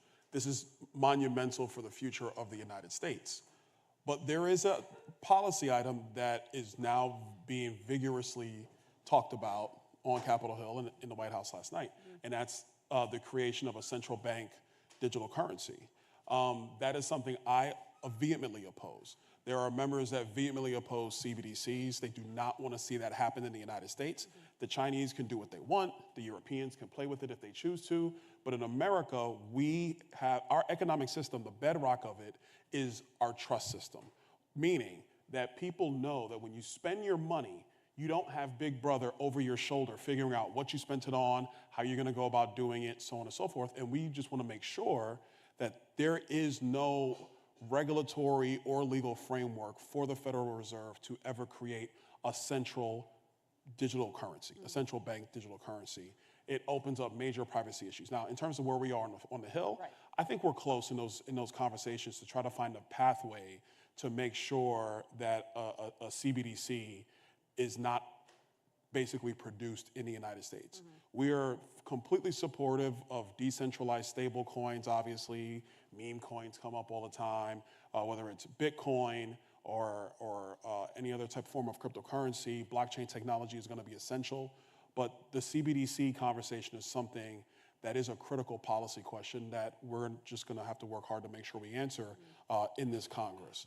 I will add, a couple of years ago, the Biden administration and Speaker Pelosi at the time tried to put language into, I think it was one of their big reconciliation bills, that would have given Treasury access to anybody's account if there was $800 of aggregate activity in a calendar year. This is something that was pushed by the Biden White House. They were putting this in the reconciliation package. It was actually defeated, obviously, by Republicans, but then, of course, some congressional Democrats, because they were hearing feedback from their voters about how they were opposed to Treasury having access to their bank accounts. So this is not a partisan thing. The American people writ large have soundly rejected that type of oversight or surveillance or access. That is not American. We don't support that. And so we're going to just work vigorously to try to make sure that CBDCs will never see the light of day in the United States. So to bring everybody up to speed, there are essentially 3 cryptocurrency bills we're talking about here. The Genius Act, which recently passed the Senate, the Clarity Act, and then this anti-CBDC Act. Where do conversations stand right now? As I mentioned, the floor is still open. There's a vote open on the rule. It was supposed to be 5 minutes. It's been about an hour and a half at this point. What are the discussions happening behind the scenes about these 3 bills? Where are the qualms and where are the potential solutions? Well, right now, members are trying to figure out what the best pathway is forward to get the anti-CBDC bill language essentially to the president's desk, getting that through the Senate. Which still has to go to the Senate. So the Clarity Act still has to go to the Senate. We can move Genius today, and that will go to the president's desk basically by Friday, so he can sign that. The Clarity Act, one of the possibilities is that's the anti-CBDC language is amended onto the Clarity Act. That goes to the Senate. We'll see where that goes. There is pushback in the Senate about barring CBDCs. I don't understand why. Somebody should ask Senator Warren and ask her opinion on that. But that being said, I think that at the end of the day, if you ask the American people, they do not want the federal government or any agency of the federal government in their pocketbooks. They do enough on taxes already. We don't want people having access to what you spend your money on when you spend your money. That is not in the very fabric of the United States, our Constitution, our Declaration of Independence. That is not what we want in our country. So one more thing on this topic. How do you see this all wrapping up? Do you think that the rule can be adopted today and put all 3 bills on the path to passage? And how quickly do you think that could happen? I think it could happen. Of course, every member has a vote. And when you have thin majorities like this, you have to find a way to get through. I think there's a pathway to get there. Me personally, I am comfortable with the conversations that we had last night with the president about moving the Genius Act, getting that to his desk so he can sign that into law, and then working the rest of this Congress, whether that's in the Clarity Act or some other vehicle down the line, about trying to get CBDCs done. You think the rule can get done today? Oh, yeah, it's very possible. Okay. I want to switch gears a little bit to your gubernatorial race. You are, of course, running for governor of Florida, of the Sunshine State. I want to go behind the scenes a little bit about your decision to run for governor. You have been someone who's been noted a number of times as a rising star in the House Republican Conference. You were nominated for Speaker back a few years ago. You actually ran for Speaker after Kevin McCarthy's ouster before Mike Johnson had been elected. What was your decision process like, your thought process like, deciding to run for governor instead of pursuing higher leadership in the House? Well, I mean, look, being on Capitol Hill has really been an honor, to be blunt. I never thought I would actually ever get to Congress. It was never a desire of mine to come to Congress. People who know me before I ran to come here, at first I didn't want to run. I was kind of content finishing my time in the state legislature and going back to business. And so, people asked me to do it. I thought about it, and here I am. Florida is the best state in the country. And because we value term limits in our state, we are going to need a new chief executive. Governor DeSantis is going to term out. And so when I look at, my business background, the time I spent in the State House, my time here in the federal legislature, I think I'm uniquely positioned to lead our state into the future. And we're a state where we've gotten it right most of the time. That's why, and this is really to Governor DeSantis' credit, if you look at the rankings that we have, Florida's ranked #1 in so many different categories. Now it's about preparing the state for its future economic growth going forward. Well, what are we gonna do in K-12 education to make sure kids are prepared for the future of our economy? Making sure our university system is still the #1 university system in the country. My vision, my goal is to make Florida the financial capital of the world. New York and Illinois have made terrible public policy decisions. People want to leave. We want to actually move high finance, the center of that, to Florida. And so Florida will be not just an economic hub. We're doing all the space launches. We believe we can be a manufacturing and an aerospace and tech hub as well. And then because of our proximity, strategic proximity to Central and South America, we believe if the president continues with his success on trade policy, we'll see not just onshoring, but a lot of nearshoring. And Florida is right in the center of that. So the decision was really about what would be the best place for me to serve continuously. And look, I have complete confidence in my colleagues, but I think Florida is now in this position where we have to prepare for the next generation of our growth as a state. And I think I'm uniquely able to do that, and I'm looking forward to the challenge. You're a few months into the campaign right now. How are things going? Great, actually. It's really cool when you don't have an opponent, but we'll see. We'll see how that goes. Look, first and foremost, having President Trump's endorsement and support has really been a major leap for my efforts back in Florida. Fundraising for the campaign effort's been going very well. Really honored that so many people have decided to part, with their treasurer to support me. I think that's phenomenal. But the thing that's really excited me has been just being around the state. I was in Sarasota, I want to say last Friday.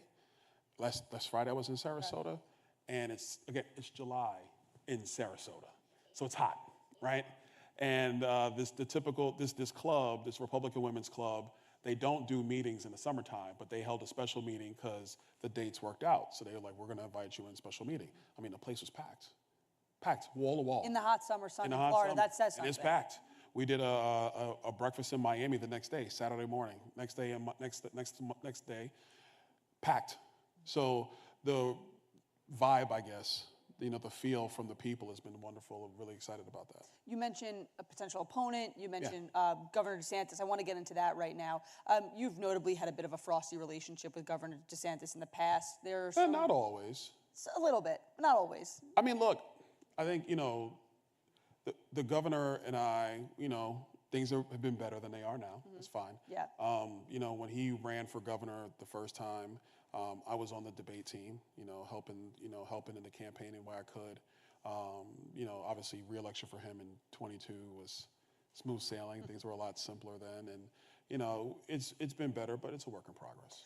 On that note, you guys were together at Alligator Alcatraz down in Florida. Yeah. There have been some reports about Casey DeSantis, the governor's wife, potentially jumping into the gubernatorial race. Curious, what were your conversations like with Governor DeSantis at Alligator Alcatraz? And did you guys touch at all about Casey DeSantis potentially joining the race? We didn't get a chance to speak. At all? No, because when we were there, the governor was on tour with the president, and I think Secretary Noem. And so when they finished the tour, the rest of us were in the holding room for the round table, and the president came in, sat down. Like, I talked to Secretary Noem real quick. Sure. The president sat down and started the round table. So it's one of those things where, all right, he wants to start. So everybody sat down and we did the round table discussion, and then right when that ended, it was like storming. So everybody's trying to figure out how to get to the exits and get out of the glades before the storms really come in. So. All right. Well, there you go. Switching gears again, we noted that you're on the Financial Services Committee. Right. Before you were in Congress, you worked in finance industry, banking industry. So I want to talk about the conversation that's the biggest topic of conversation right now on Wall Street, whether or not the president will or even could could fire Federal Reserve Chair Jay Powell. You were in the Oval Office yesterday. There's reporting that the president had surveyed the members who were in the Oval asking if he should fire Jay Powell, and that a number of folks had said he should, and then he signaled that he would do it soon. Take us in that room, because you said you were at that meeting. What was that conversation like? What was that surveying process like, and what did the president say on the topic? Well, look, because we were in the Oval and we were discussing a lot of things, like I'm not going to get into the details of that conversation. I think it's pretty clear the president is frustrated about where short-term interest rates are and their impact on borrowing rates in the United States, and that's his frustration. I think that where we are as a country, do I want to see Secretary Powell lower rates? Yeah, I think the economy is in proper position to do that. Do I think we should go back to the period post-financial collapse where the Fed rate was essentially zero? No, because I think free money or cheap money like that is not healthy over an extended period of time, and I think we've been dealing with some of the fallout from that economically for quite some time. So I think the rates need to go down. On a broader perspective, and this is a point I shared from my side, was we have to do something meaningful on spending in our government. And for people to understand, when we go out to the treasury markets to borrow money, the 10-year treasury yield essentially is the baseline for all credit in the United States. So if the 10-year is going up, your small business borrowings are going up. Your individual borrowing costs are going up. The cost of capital is going up at the higher the 10-year is. So there is a lot of proper discussion around the Fed lowering rates, which I think is really what the president wants to see happen more than anything else. And then the other side of that is Congress has to start restraining the velocity of borrowings. Because if we keep borrowing money at this pace, all we're going to do is make the cost of capital higher, not just for the government, but for every family, for every business in the United States. So to my colleagues on the other side of the aisle who always fight us on spending cuts, the reality is if we do not get our fiscal house in order, we will make it that much more unaffordable for every American. I don't care what state you're in. Mm-hmm. The president earlier today had, after reporting that with the Oval Office meeting, he had said it wasn't true, but that he's not ruling anything out when it comes to the topic of firing Jay Powell. Do you think it's time for the president to fire the Fed chair? I'm not there yet, but I will tell you the president doesn't rule anything out. So, I mean, it could be this topic or any topic. With the president, everything is always on the table until it's time to get the deal done. Given your frustrations, especially with interest rates, why aren't you there yet? What else? What is standing in between where you are right now and the point where you may think it's time to fire? I mean, to be blunt, my bigger frustration when it comes to long-term interest rates and intermediate rates is with Congress. Okay. And I think the Fed chairman, my opinion is whoever's Fed chairman, yeah, they might move faster around the short-term rate, but the long-term rate problem is a significant problem, and that's Congress's fault, not doing its job, managing the purse strings of the government. Look, I get it. When people run for election and people are in office, it's great to give everything to everyone, but the truth of the matter is the federal government is no different than any family or any business. You have to set priorities. You have to live within your means. And if we can actually accomplish that here, it will mean a much more stable economic outlook for the entire United States. We've been downgraded now by all three rating agencies, all three. They don't talk about politics when they do their credit downgrades. They don't talk about Fed chairmen when they do their credit downgrades. What do they talk about? The inability of the federal government to live within its fiscal means. That's what the credit rating agencies talk about. That's my bigger frustration than any Fed chairman. So that being said, do you think that there's a point where you may think it's time to fire the Fed chair, or you probably won't get to that point because you think the greater issue lies with Congress? For me, probably won't get to that point. Okay. I think the greater issue is Congress being smart with the people's money going forward.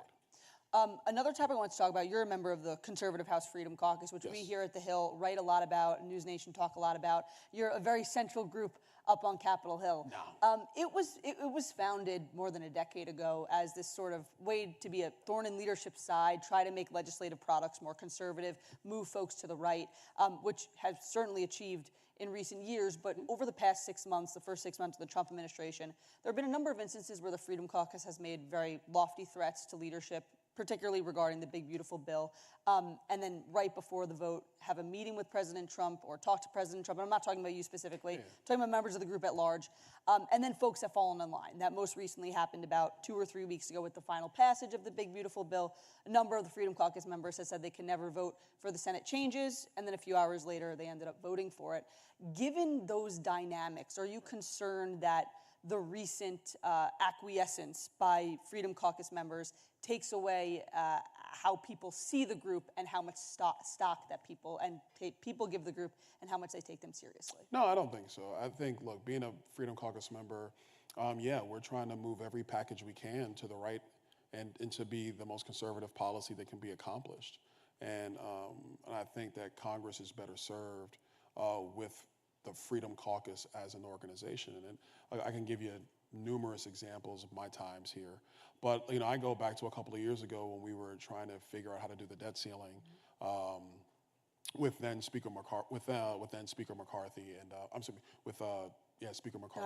trying to President Biden. And President Biden. And so at the time, President Biden didn't want to negotiate with anybody.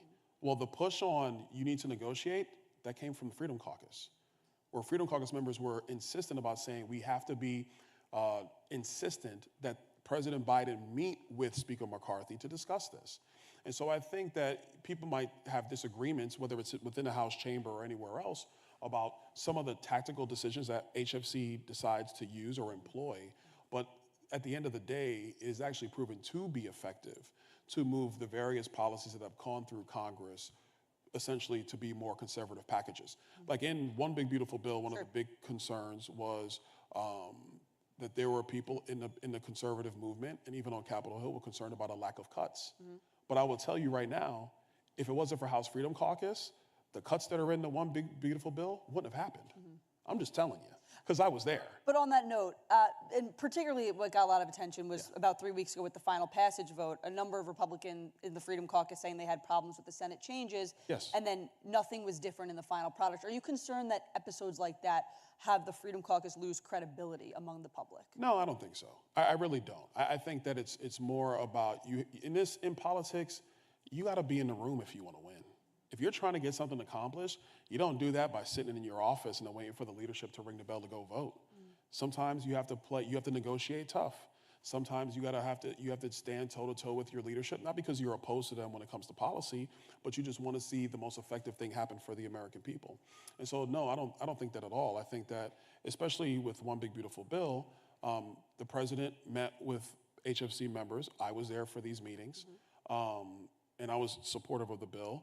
There were certain things the president discussed in those meetings that I think gave comfort to members to say, you know what, okay, Mr. President, this is your agenda, and we are here for you, and we're going to deliver the final votes. It was much more about that. I think the media narrative in Capitol Hill of, oh, Freedom Caucus said this, but then they did this, I think that's more for clicks. If you look at the effectiveness of what is occurring, I mean, it's happening right now with the Genius Act and Clarity Act.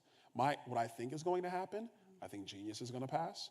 I think Clarity is going to pass. I think Whip Emmer's bill on anti-CBDCs is going to pass. Pass the House or Yeah, also pass the Senate? I think it's going to pass the House. Do we accomplish or get as close as we can to abolishing CBDCs before they even start? I think that's actually quite possible. And I think that's possible because, in part, of stances from members of the Freedom Caucus. What do you see, and we only have less than a minute left now, what do you see as the Freedom Caucus's mission these days? Is it still the mission it was founded on more than 10 years ago? Yeah, I think two key things. One is to make sure that the House is putting out as conservative package as possible. I think two is making sure House leadership, and listen, being in leadership is tough, but being in House leadership that you stay to the rules as much as you can, that govern the process, and we try not to circumvent them. And then the third one, which is in a lot of respects the first one, in this juncture in the United States, getting us to cut spending and be fiscally responsible. And look, there's members all over town, when they run back home or when they're giving speeches on the floor in conference or whatever, they'll say, oh yeah, we gotta be responsible, we gotta be responsible. But when it's time to actually write the bills and be in the room and you gotta challenge leadership or you have to challenge a chairman, you want House Freedom Caucus in there. And they're committed to that. I'm committed to that. And that's why I think the ability to get things done is not going to be diminished going forward. All right, we'll leave it there. Congressman Byron Donalds, Republican from Florida, running for governor. I love her. And in a lot of different groups also. Thank you so much for joining us. Thank you.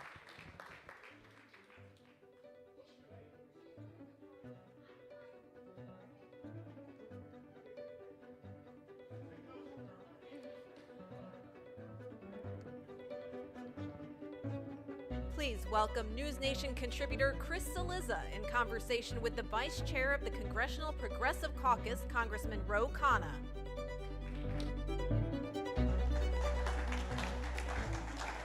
Hey, all. Thank you for having me. I very rarely get introduced at all. It's always nice. Like Chris Cillizza, it always sounds good. You're an institution. Yeah. Washington Post, now Substack. Way to butter me up. Somebody told me when I was like 23, the most important 3 letters in news is NEW. So I want to ask you 2 quick new questions, and then we'll talk about it later. Yes. We have had a back and forth about Jerome Powell and Donald Trump. I want to ask you 2 things. Do you believe Donald Trump can legally fire Jerome Powell? And do you think Donald Trump would, irregardless of your answer to the first question, do you think Donald Trump might fire Jerome Powell? The second is easy, yes, he may. On the first, if there's actual cause of malfeasance or a crime or misuse of funds, if there's a just cause, then he has the authority. But of course, what he's trying to do is manufacture this controversy about what Fed spending has taken place in some renovation, because he's just upset that Jerome Powell isn't lowering interest rates. And Jerome Powell keeps telling him, I want to lower interest rates, just stop announcing new tariffs every 30 days. I mean, it's not like Powell doesn't want to lower interest rates. I mean, he has actually the same incentive as Donald Trump. Both of them want a good economy. He's kind of telling Trump, look, I'm telling you what you need to do to have a good economy, and Trump's arguing with him.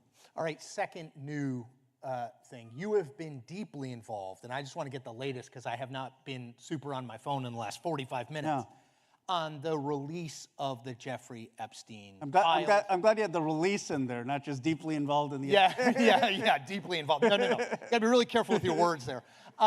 With the release of the Jeffrey Epstein investigation, this is something that has split the right. I saw right before I came on, Eric Burleson from Missouri, not exactly a common ally of yours, has signed off on a discharge petition. Give us the latest on it, why you got involved, the Rules Committee vote, and then where you think it might go. Well, to me, this has been the biggest split, actually, in the MAGA base that I've seen in my time in Congress. Massey and I do a lot of stuff together, Thomas Massey from Kentucky. And we have been particularly collaborative on stopping overseas wars. We led together the Yemen War Powers Resolution that led to Trump in the first term voluntarily suspending refueling. We led together the Iran War Powers Resolution. And so he's been texting, and I've been talking to him, and he said, look, this is crazy. I mean, we should be on the side of getting this information released. Let's team up again. I said, absolutely. He said, can you deliver the Democrats? I said, Massey, that's easy. Yeah, well, I'll get you the 212 Democrats. What about the Republicans? He said, I can get Republicans. Now, when he said that about the Iran War Powers Resolution, we got one Republican, Thomas Massey. He should have said, I can get Republican. But this time, a few hours in, we've gotten 6 Republicans. Lauren Boebert, Marjorie Taylor Greene, Burchett, Burleson, Van Dorn, and I forget the final name. He's texting, my phone's blowing up because he keeps texting me, hey, we got another Republican. I think, you tell me you've watched politics a long time. I'll tell you why I think this is such a big issue. Donald Trump's whole theme was that you've been screwed. You've been screwed because your jobs went offshore. You've been screwed because all the wealth's piling up in Rose District and you don't recognize yourself. You've been screwed, and I disagree with this, but his story, because your immigrants have taken your jobs. And you know what? This government has just been taken over by these rich and powerful people. Mm-hmm. And by the way, I played that game. I used to pay them off. I was part of that system. I'm going to tear down that system. And in fact, he would say that regularly on the campaign. I know all these people. I know how to play the game better than them. And I don't even think it matters if his name comes in the Epstein file. I think people just discount that. But what matters is that he's not releasing it. He's not exposing it. His whole thing was, I'm going to take these folks down. I'm going to take down and show people how corrupt government is, and it's not working for you. And that's why I think this has such resonance on both the left and the right, because there's a sense in both sides that life hasn't really been fair in America. Give me your as honest as you can opinion. Discharge positions are very rare for people who don't know. It's very hard to make it happen. Give me your honest assessment of your chances here. Honestly, I think the chances are very, very good that something is going to happen. Now, usually what happens is when you get momentum for a discharge petition, the speaker does something else, some other action happens. You already see Trump changing his position, right? First he was like, let's just move on, when he still has that. But then he's like, well, the critical information can get released. I would be shocked if there's not some release in response to this, whether it satisfies people or not, I don't know. But 6 Republicans, and prominent, people like Marjorie Taylor Greene and Burchett, prominent Republicans signing on within 2 hours leads me to believe that this is real. I mean, this is something that, it almost doesn't matter whether we get the vote. If you've got 225 people signed up or more, 10, 15 Republicans, and then they pull some maneuver like they did with Luna when she wanted to do the vote on moms being able to vote remotely, and they shut off the discharge petition. Okay, fine, that didn't capture the national interest. This would create headlines. So if they try a maneuver like that, it's almost as bad. I want to talk about your party a little bit. So Zohran Mamdani, the Democratic nominee for mayor of New York City. I saw him this morning. I know he came to meet with folks. I became aware you were there. I have a few Mamdani-related thoughts. Give me your, number one, had you met him before in person? I don't know that. And number two, what's your overall Zohran Mamdani read? And I have a broader Democratic question. Go ahead. I had met him over breakfast, not well before he was Zohran, just like he's an assembly member who was part of the Democratic Socialists of America, and he was over breakfast. And I mean, it was fine, but I didn't pay much attention. You weren't like, that guy's going to be the next mayor. I didn't think that was guy.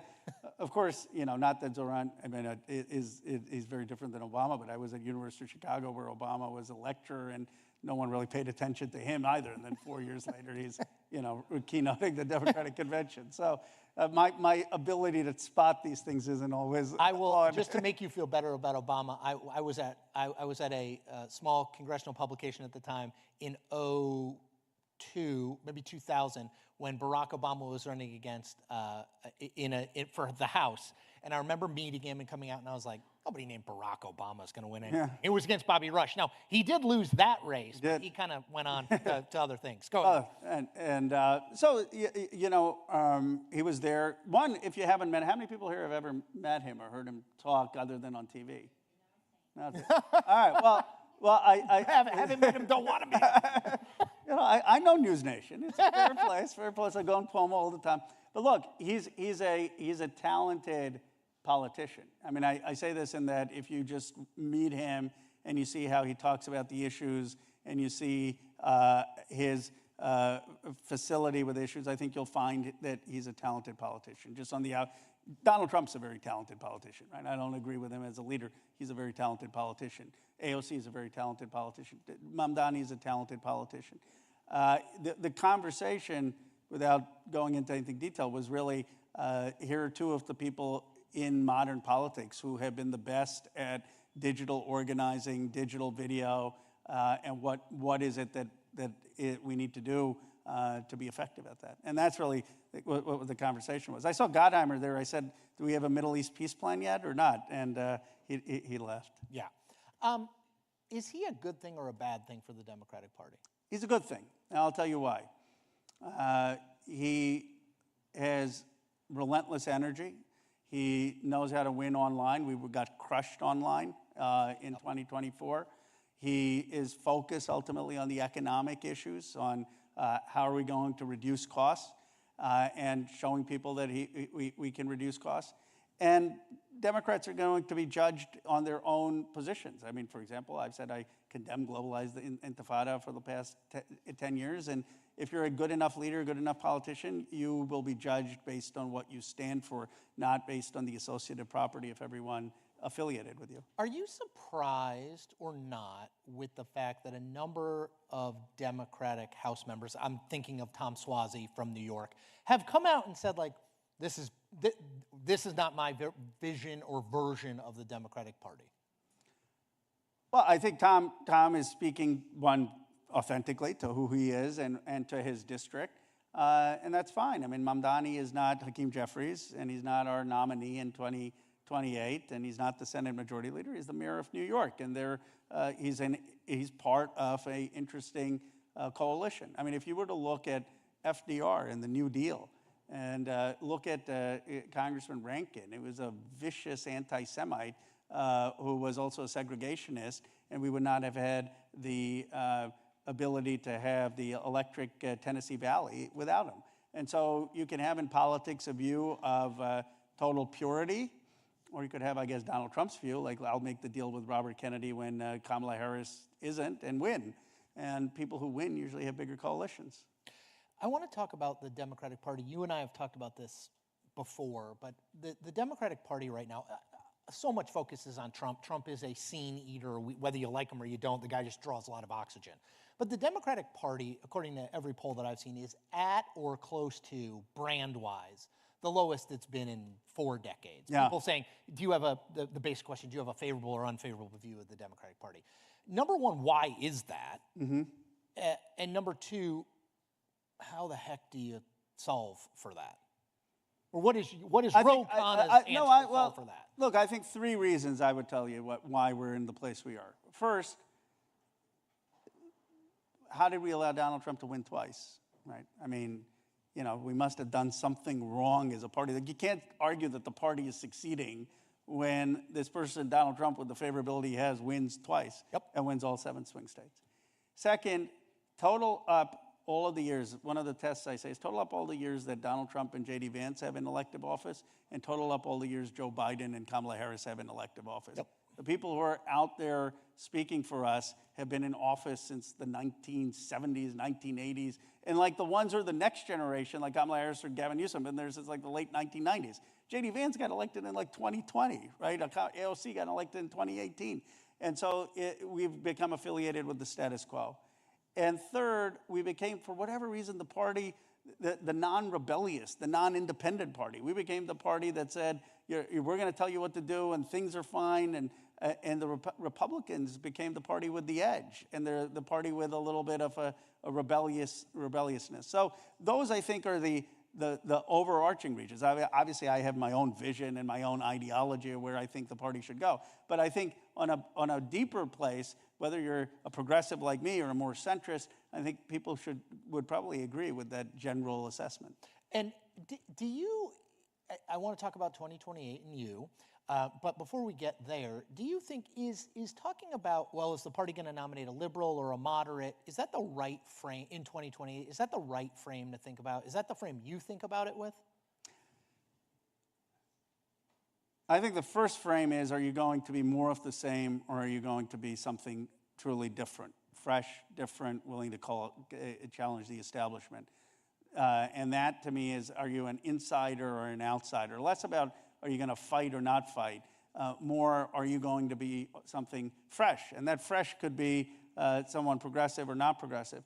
But I do think the ideological debates actually will matter in this party. I mean, are you for Medicare for all or not? Are you for taxing people who are wealthy or not? Are you for having a universal child care, $10 a day or not?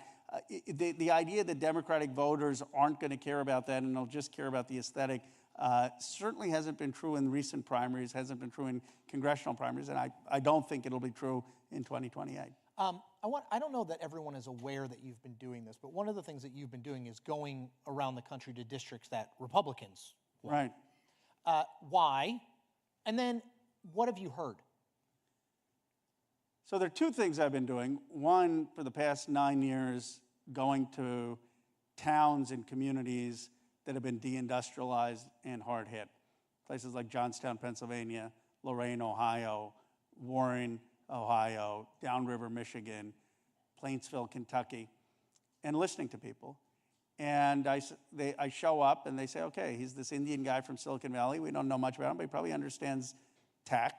He probably understands the future of some things about the economy. My district has 5 companies in 50-mile radius that are $1 trillion or more. NVIDIA, Apple, Google, Tesla, and Broadcom. And you see the story of these towns, hollowed out, manufacturing left, people saying their kids can't live here, one-way tickets out, totally abandoned. And so one of the things I learned is the governing class's failure in this country. You can't have a nation half prosperous and half in decline. And the Democratic Party's biggest betrayal has been a neglect of communities in this country that have been hollowed out and declining while we've had islands of prosperity.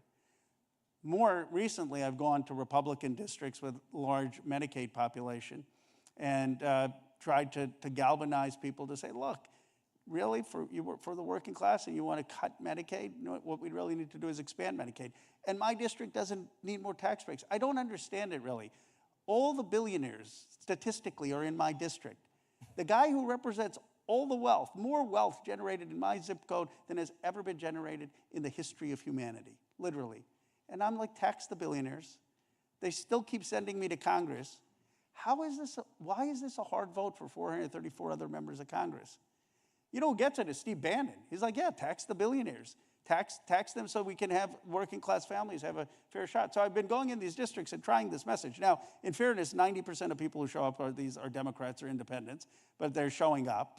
Once I had Trump protesters in Allentown show up, 30 of them, and this is why I tell every Democrat they need to go on Fox News, because one of the people yells out, Kana, and I look up, I'm a little startled. She says, can I get a selfie? I said, yes, absolutely. I saw you on Fox News. So we start to talk, and they come into my town hall. And, they don't agree with everything, but some of the things they start to agree with. And so by conversations like that, you start to learn a little bit more about your own blind spots. And then I want to let you answer. But one of the big problems with the Democratic Party has been that we were way too judgmental of people who voted for Donald Trump. The best story ever done on me was a guy named Russell Berman. He's a journalist at The Atlantic. He followed me back to Bucks County. We met with my favorite social studies teacher from 10th grade. And at the end of it, I mean, this guy's effusive and praising me and that I showed such a passion at a young age. And Berman says, would you vote for him? And the guy says, I voted for Donald Trump twice. And that was the first time I realized that my favorite social studies teacher had voted for Donald Trump twice. We acted as if the problem was the voters. The problem was the party. And we acted with a condescension and a judgment on voters. And that's, I think, the first thing we need to change.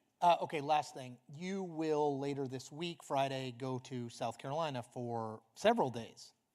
I am old enough to know that a politician from California doesn't go to South Carolina. I mean, it's lovely, a little hot this time of year, but doesn't go to South Carolina on accident.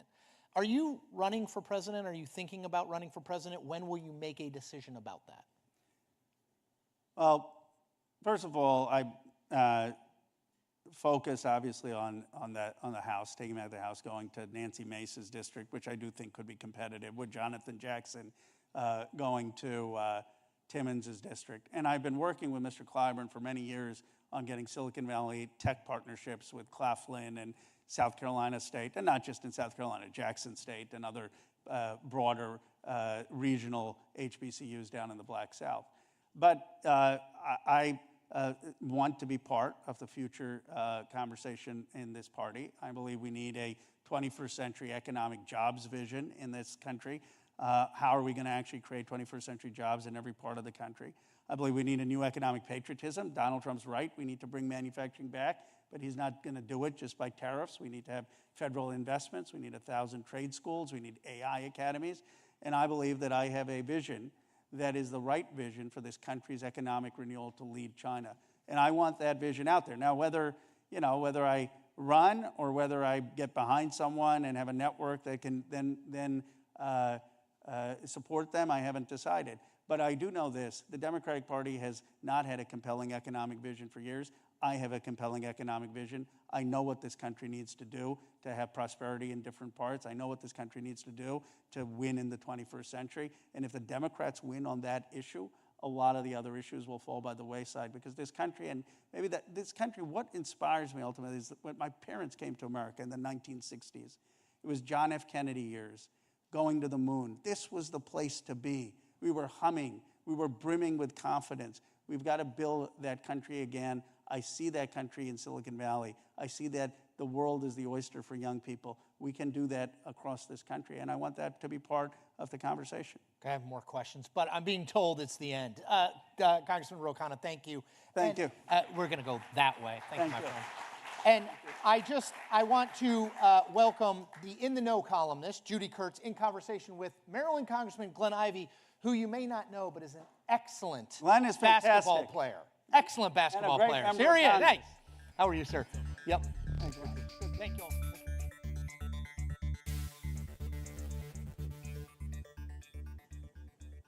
Hello, everyone. Welcome, Congressman. We are the only thing keeping this wonderful crowd from their cocktail reception. So we're like the amuse-bouche before go out and get your mojitos and all that. But I want to drink just as badly as they do. All right. Well, you'll be out there with them in a few minutes. But we so appreciate you being here today.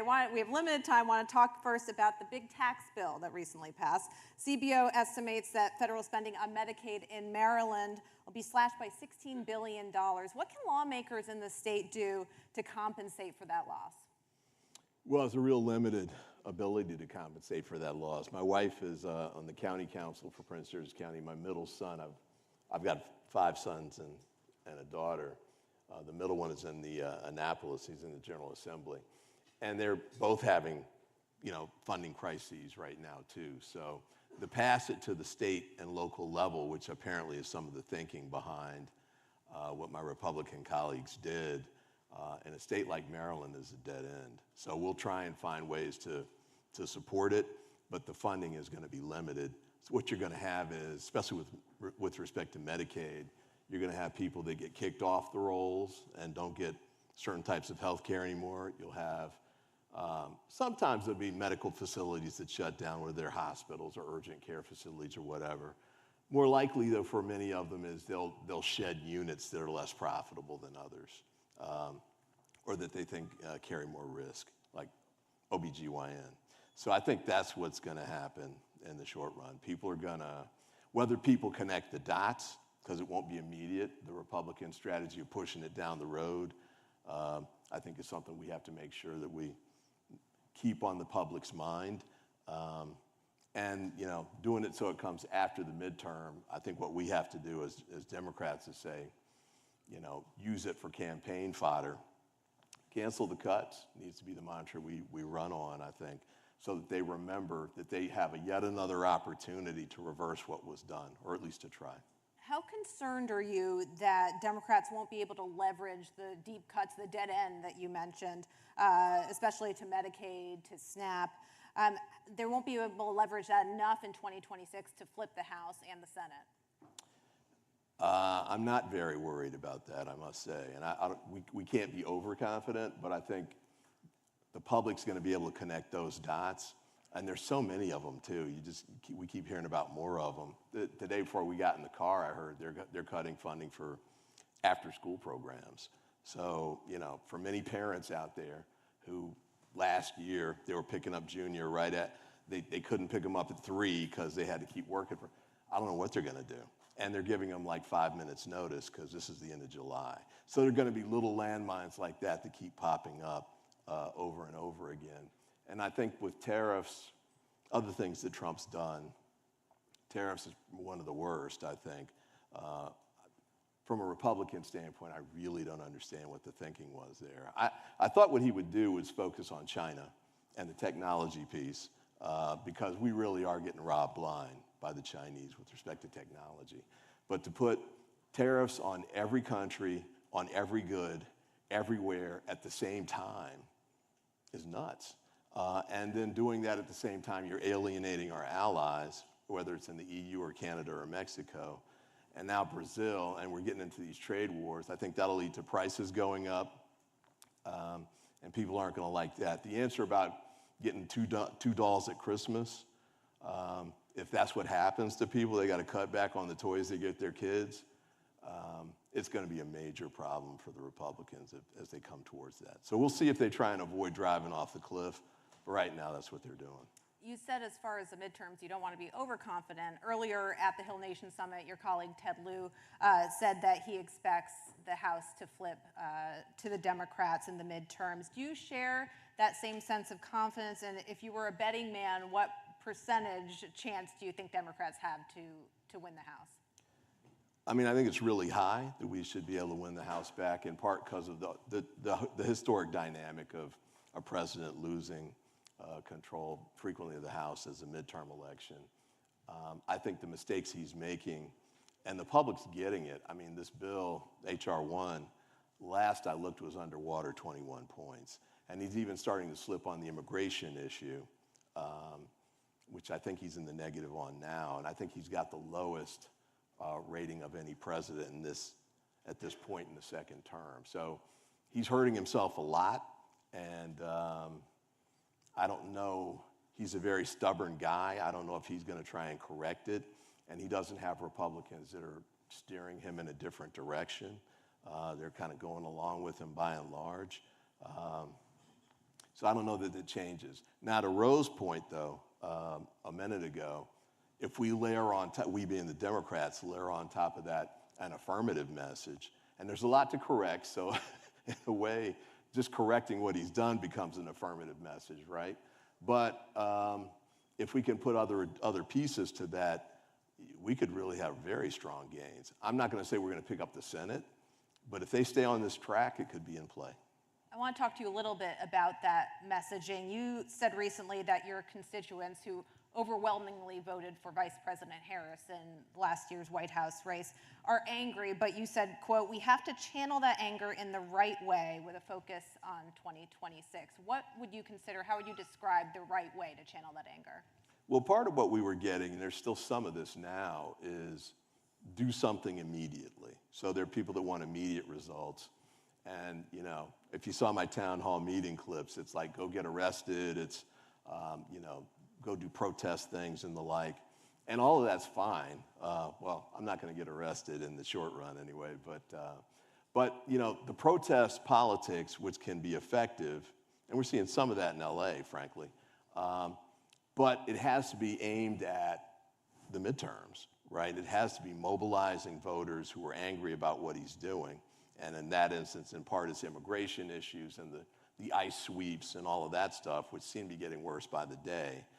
But if it's connected to that, then it can be very strong. The mobilization piece can grow out of that, and I think we're seeing that already.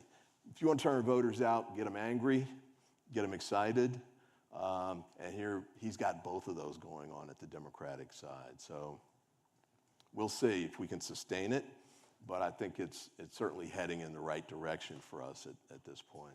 You said you don't plan to get arrested in the near term, but you said recently that you would be willing to get arrested. How do you think you balance, you know, possibly, you know, getting arrested, that kind of civil disobedience, being strategic and effective versus being seen as performative? Well, it is performative. I mean, it really is. So the rest of the quote was, I got arrested when I was at Princeton. We were protesting apartheid investments by the university. And it was performative, and we made the New York Times, and we were all excited about it.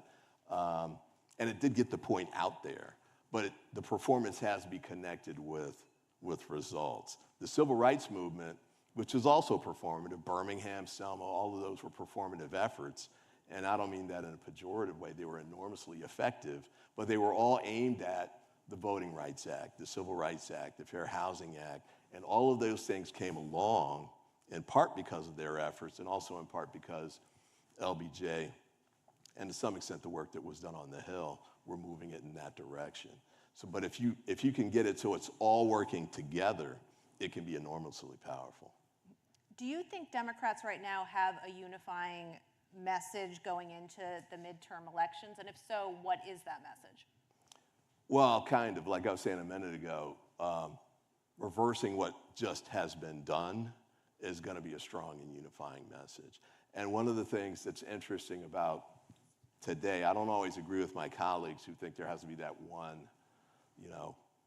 what is it, we're the change we've been waiting for, or yes, we can. I don't know that you have to have those kind of slogans anymore. It's great to have it, but the media piece is so diffuse now that people are getting their news and their information and making political decisions that aren't hearing your message like that at all. They're not watching, no offense, a lot of the TV talking heads and the TV news. They're getting it off, the Rogan podcast or, some sports station that they listen to where they happen to talk about something on the side about it. And we need to make sure we're filling all of those too. And there's a lot of stuff. Trump has been uniquely, destructive in so many different ways that you could just pick one and stay with. We could have a Medicaid-specific message and just do that for a year and a half. You could have a rule of law violations message and do that for a year and a half. You could have a corruption message and do that for a year and a half easily. And I think all of those things need to be presented, but they don't all have to come from one source. And none of us, we got 200 plus, Democrats in the House and Senate together.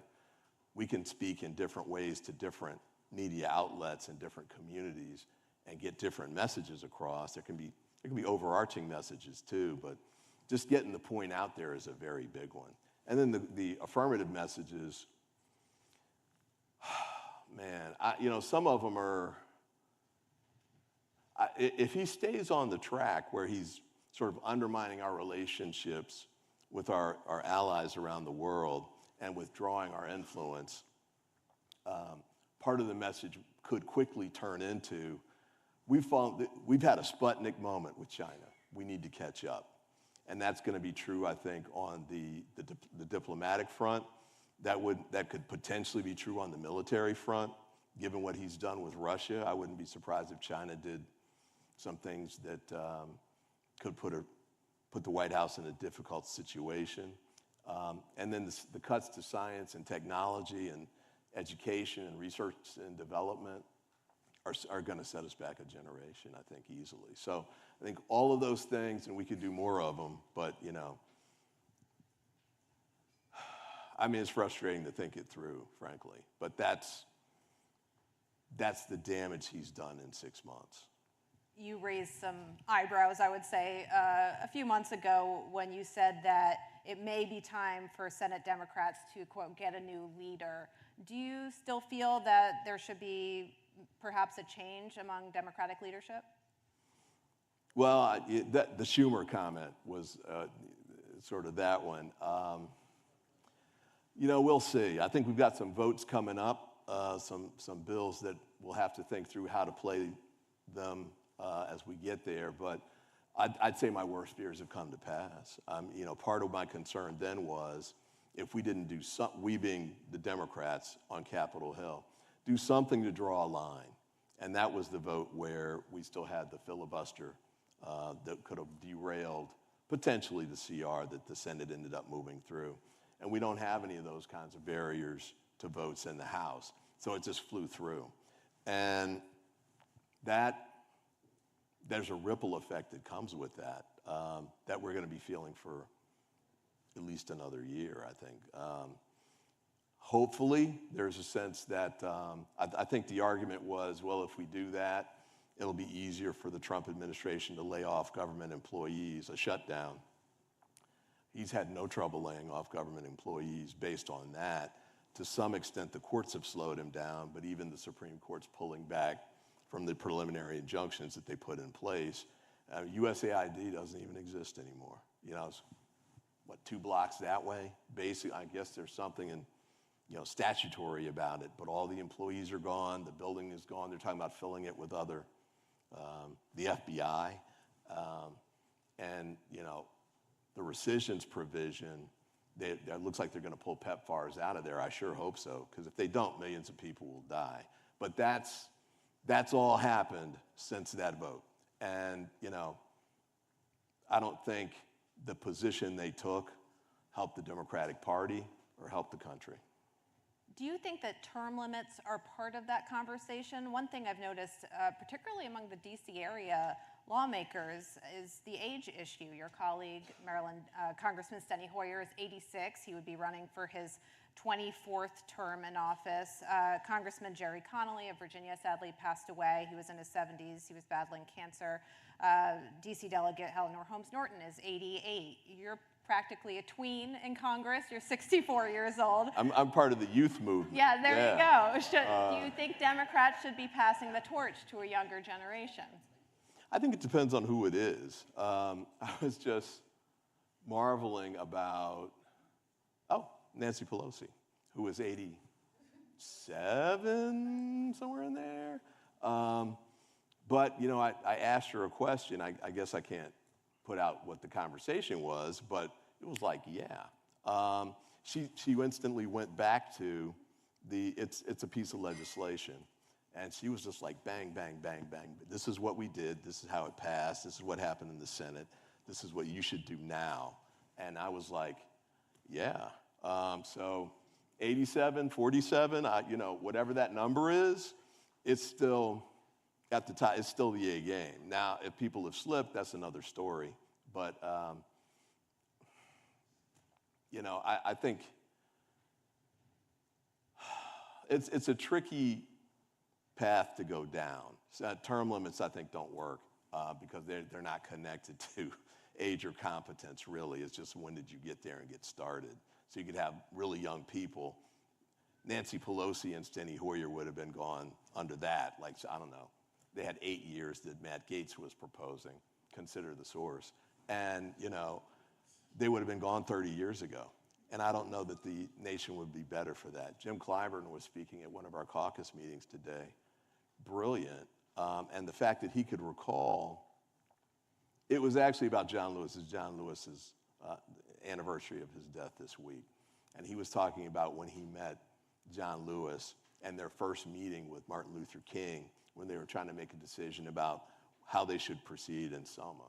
And the issue was whether Dr. King should show up and be part of that effort or not. Now, he's been here 32 years, I think. I thought that was a really important piece of information to hear, and having that historical perspective helps. So I'm not big on term limits for legislators, or even, I guess the executive branch makes sense because of the accumulation of power that you can get. And man, is that true now? I just thought about how applicable that would be to this administration. But I'm not a big fan of that. And certainly the age piece, I think, is overblown.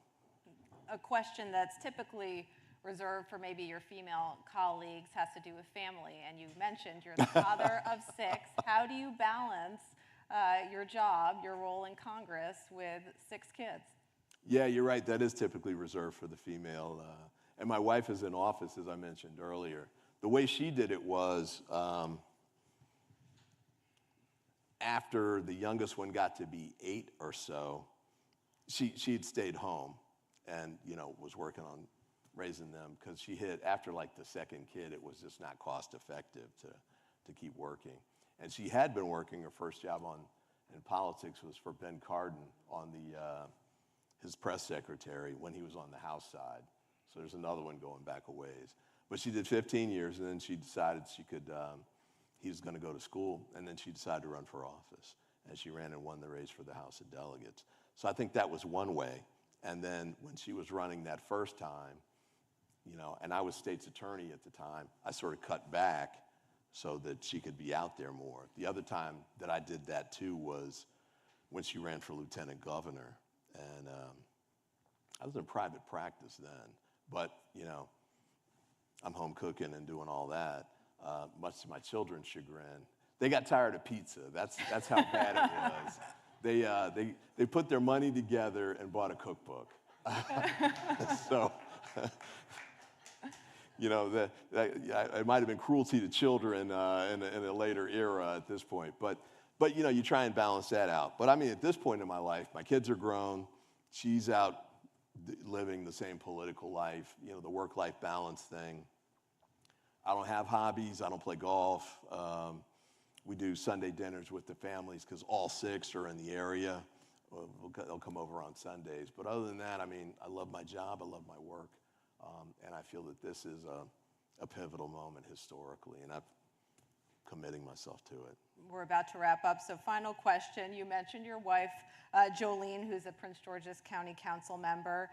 Your son, Julian, is a Maryland state delegate. Your family has been described as a political dynasty. So my question is, what advice about politics do you give your family, and what advice does your family give you? Well, I always like to say we're like the Kennedys, but without the money. So, you know. Well, I mean, one of the things I've always tried to do is make sure I don't pressure my kids to do anything one way or the other. So my dream as a kid was to play in the NBA, as Chris would have told you. We talked about that when we did our piece together. Obviously, I didn't make it. I didn't push any of my kids to do basketball because they're a little taller than me, but not tall enough. Like, how tall are you? I'm 5'9". With the basketball dream? All right. With the basketball dream. Well, there's a guy, you won't know this, but Spud Webb. How many of y'all know Spud Webb? Yeah. So Spud was playing at NC State. He was 5'6", I think. And he could do two-hand reverse dunks. So I'm going out watching the ACC, and I'm like, I can be that guy. It's still within range. I just saw a clip, actually. He's my age. He's like 60-something. He can still do that. Yeah, they showed a clip of him doing it. Maybe it was AI. I don't know. You never know these days. But, you know, the thing is, you all do your thing. The one who is in office now, Jolene had him doing like a little local play thing. And one of the older girls in the play had gotten an agent and got recruited to go do TV or something. And so he heard that. He was like 5 or something at the time. And he comes up to us. He says, I want an agent too. So I like pat him on the head and say like, okay, sure. So we take him to the agent. She hires him. She picks him up on the spot, right? And about 3 months later, he's at the Shakespeare Theater playing Kelly McGillis's son. And then he just kept working at it, culminated in, he was young Simba in Lion King on Broadway. Wow. Never had any expectation or thoughts about that happening, but, you know, support them, but stay out of their way, and it works out. Have you officially given up on the basketball dream at this point, or could it still happen? Yeah, I can just barely walk to the car at this point. All right. So, yeah. Congressman Glenn Ivey, thank you so much for joining us. Thank you. Appreciate it. And we'll bring back my colleague, Bill Salmon, for some closing remarks. 6'7", and I can no longer dunk. I don't know what my excuse is. It's great to see you, Congressman. Thank you.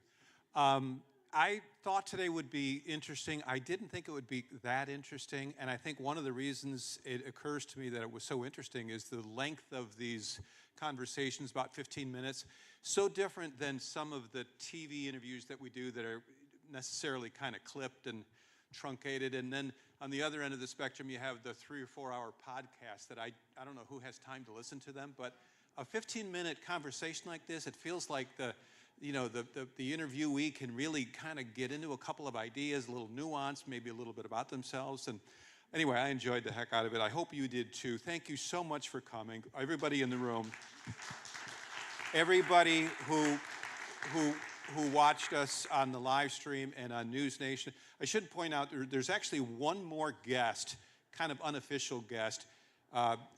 Border Czar Tom Homeland couldn't be here in person, but he's going to be on Chris Cuomo on NewsNation in the 8 o'clock hour tonight, so be sure to watch that. I want to take a final opportunity to thank our sponsors, Mara, Capital Connect, and DDHQ.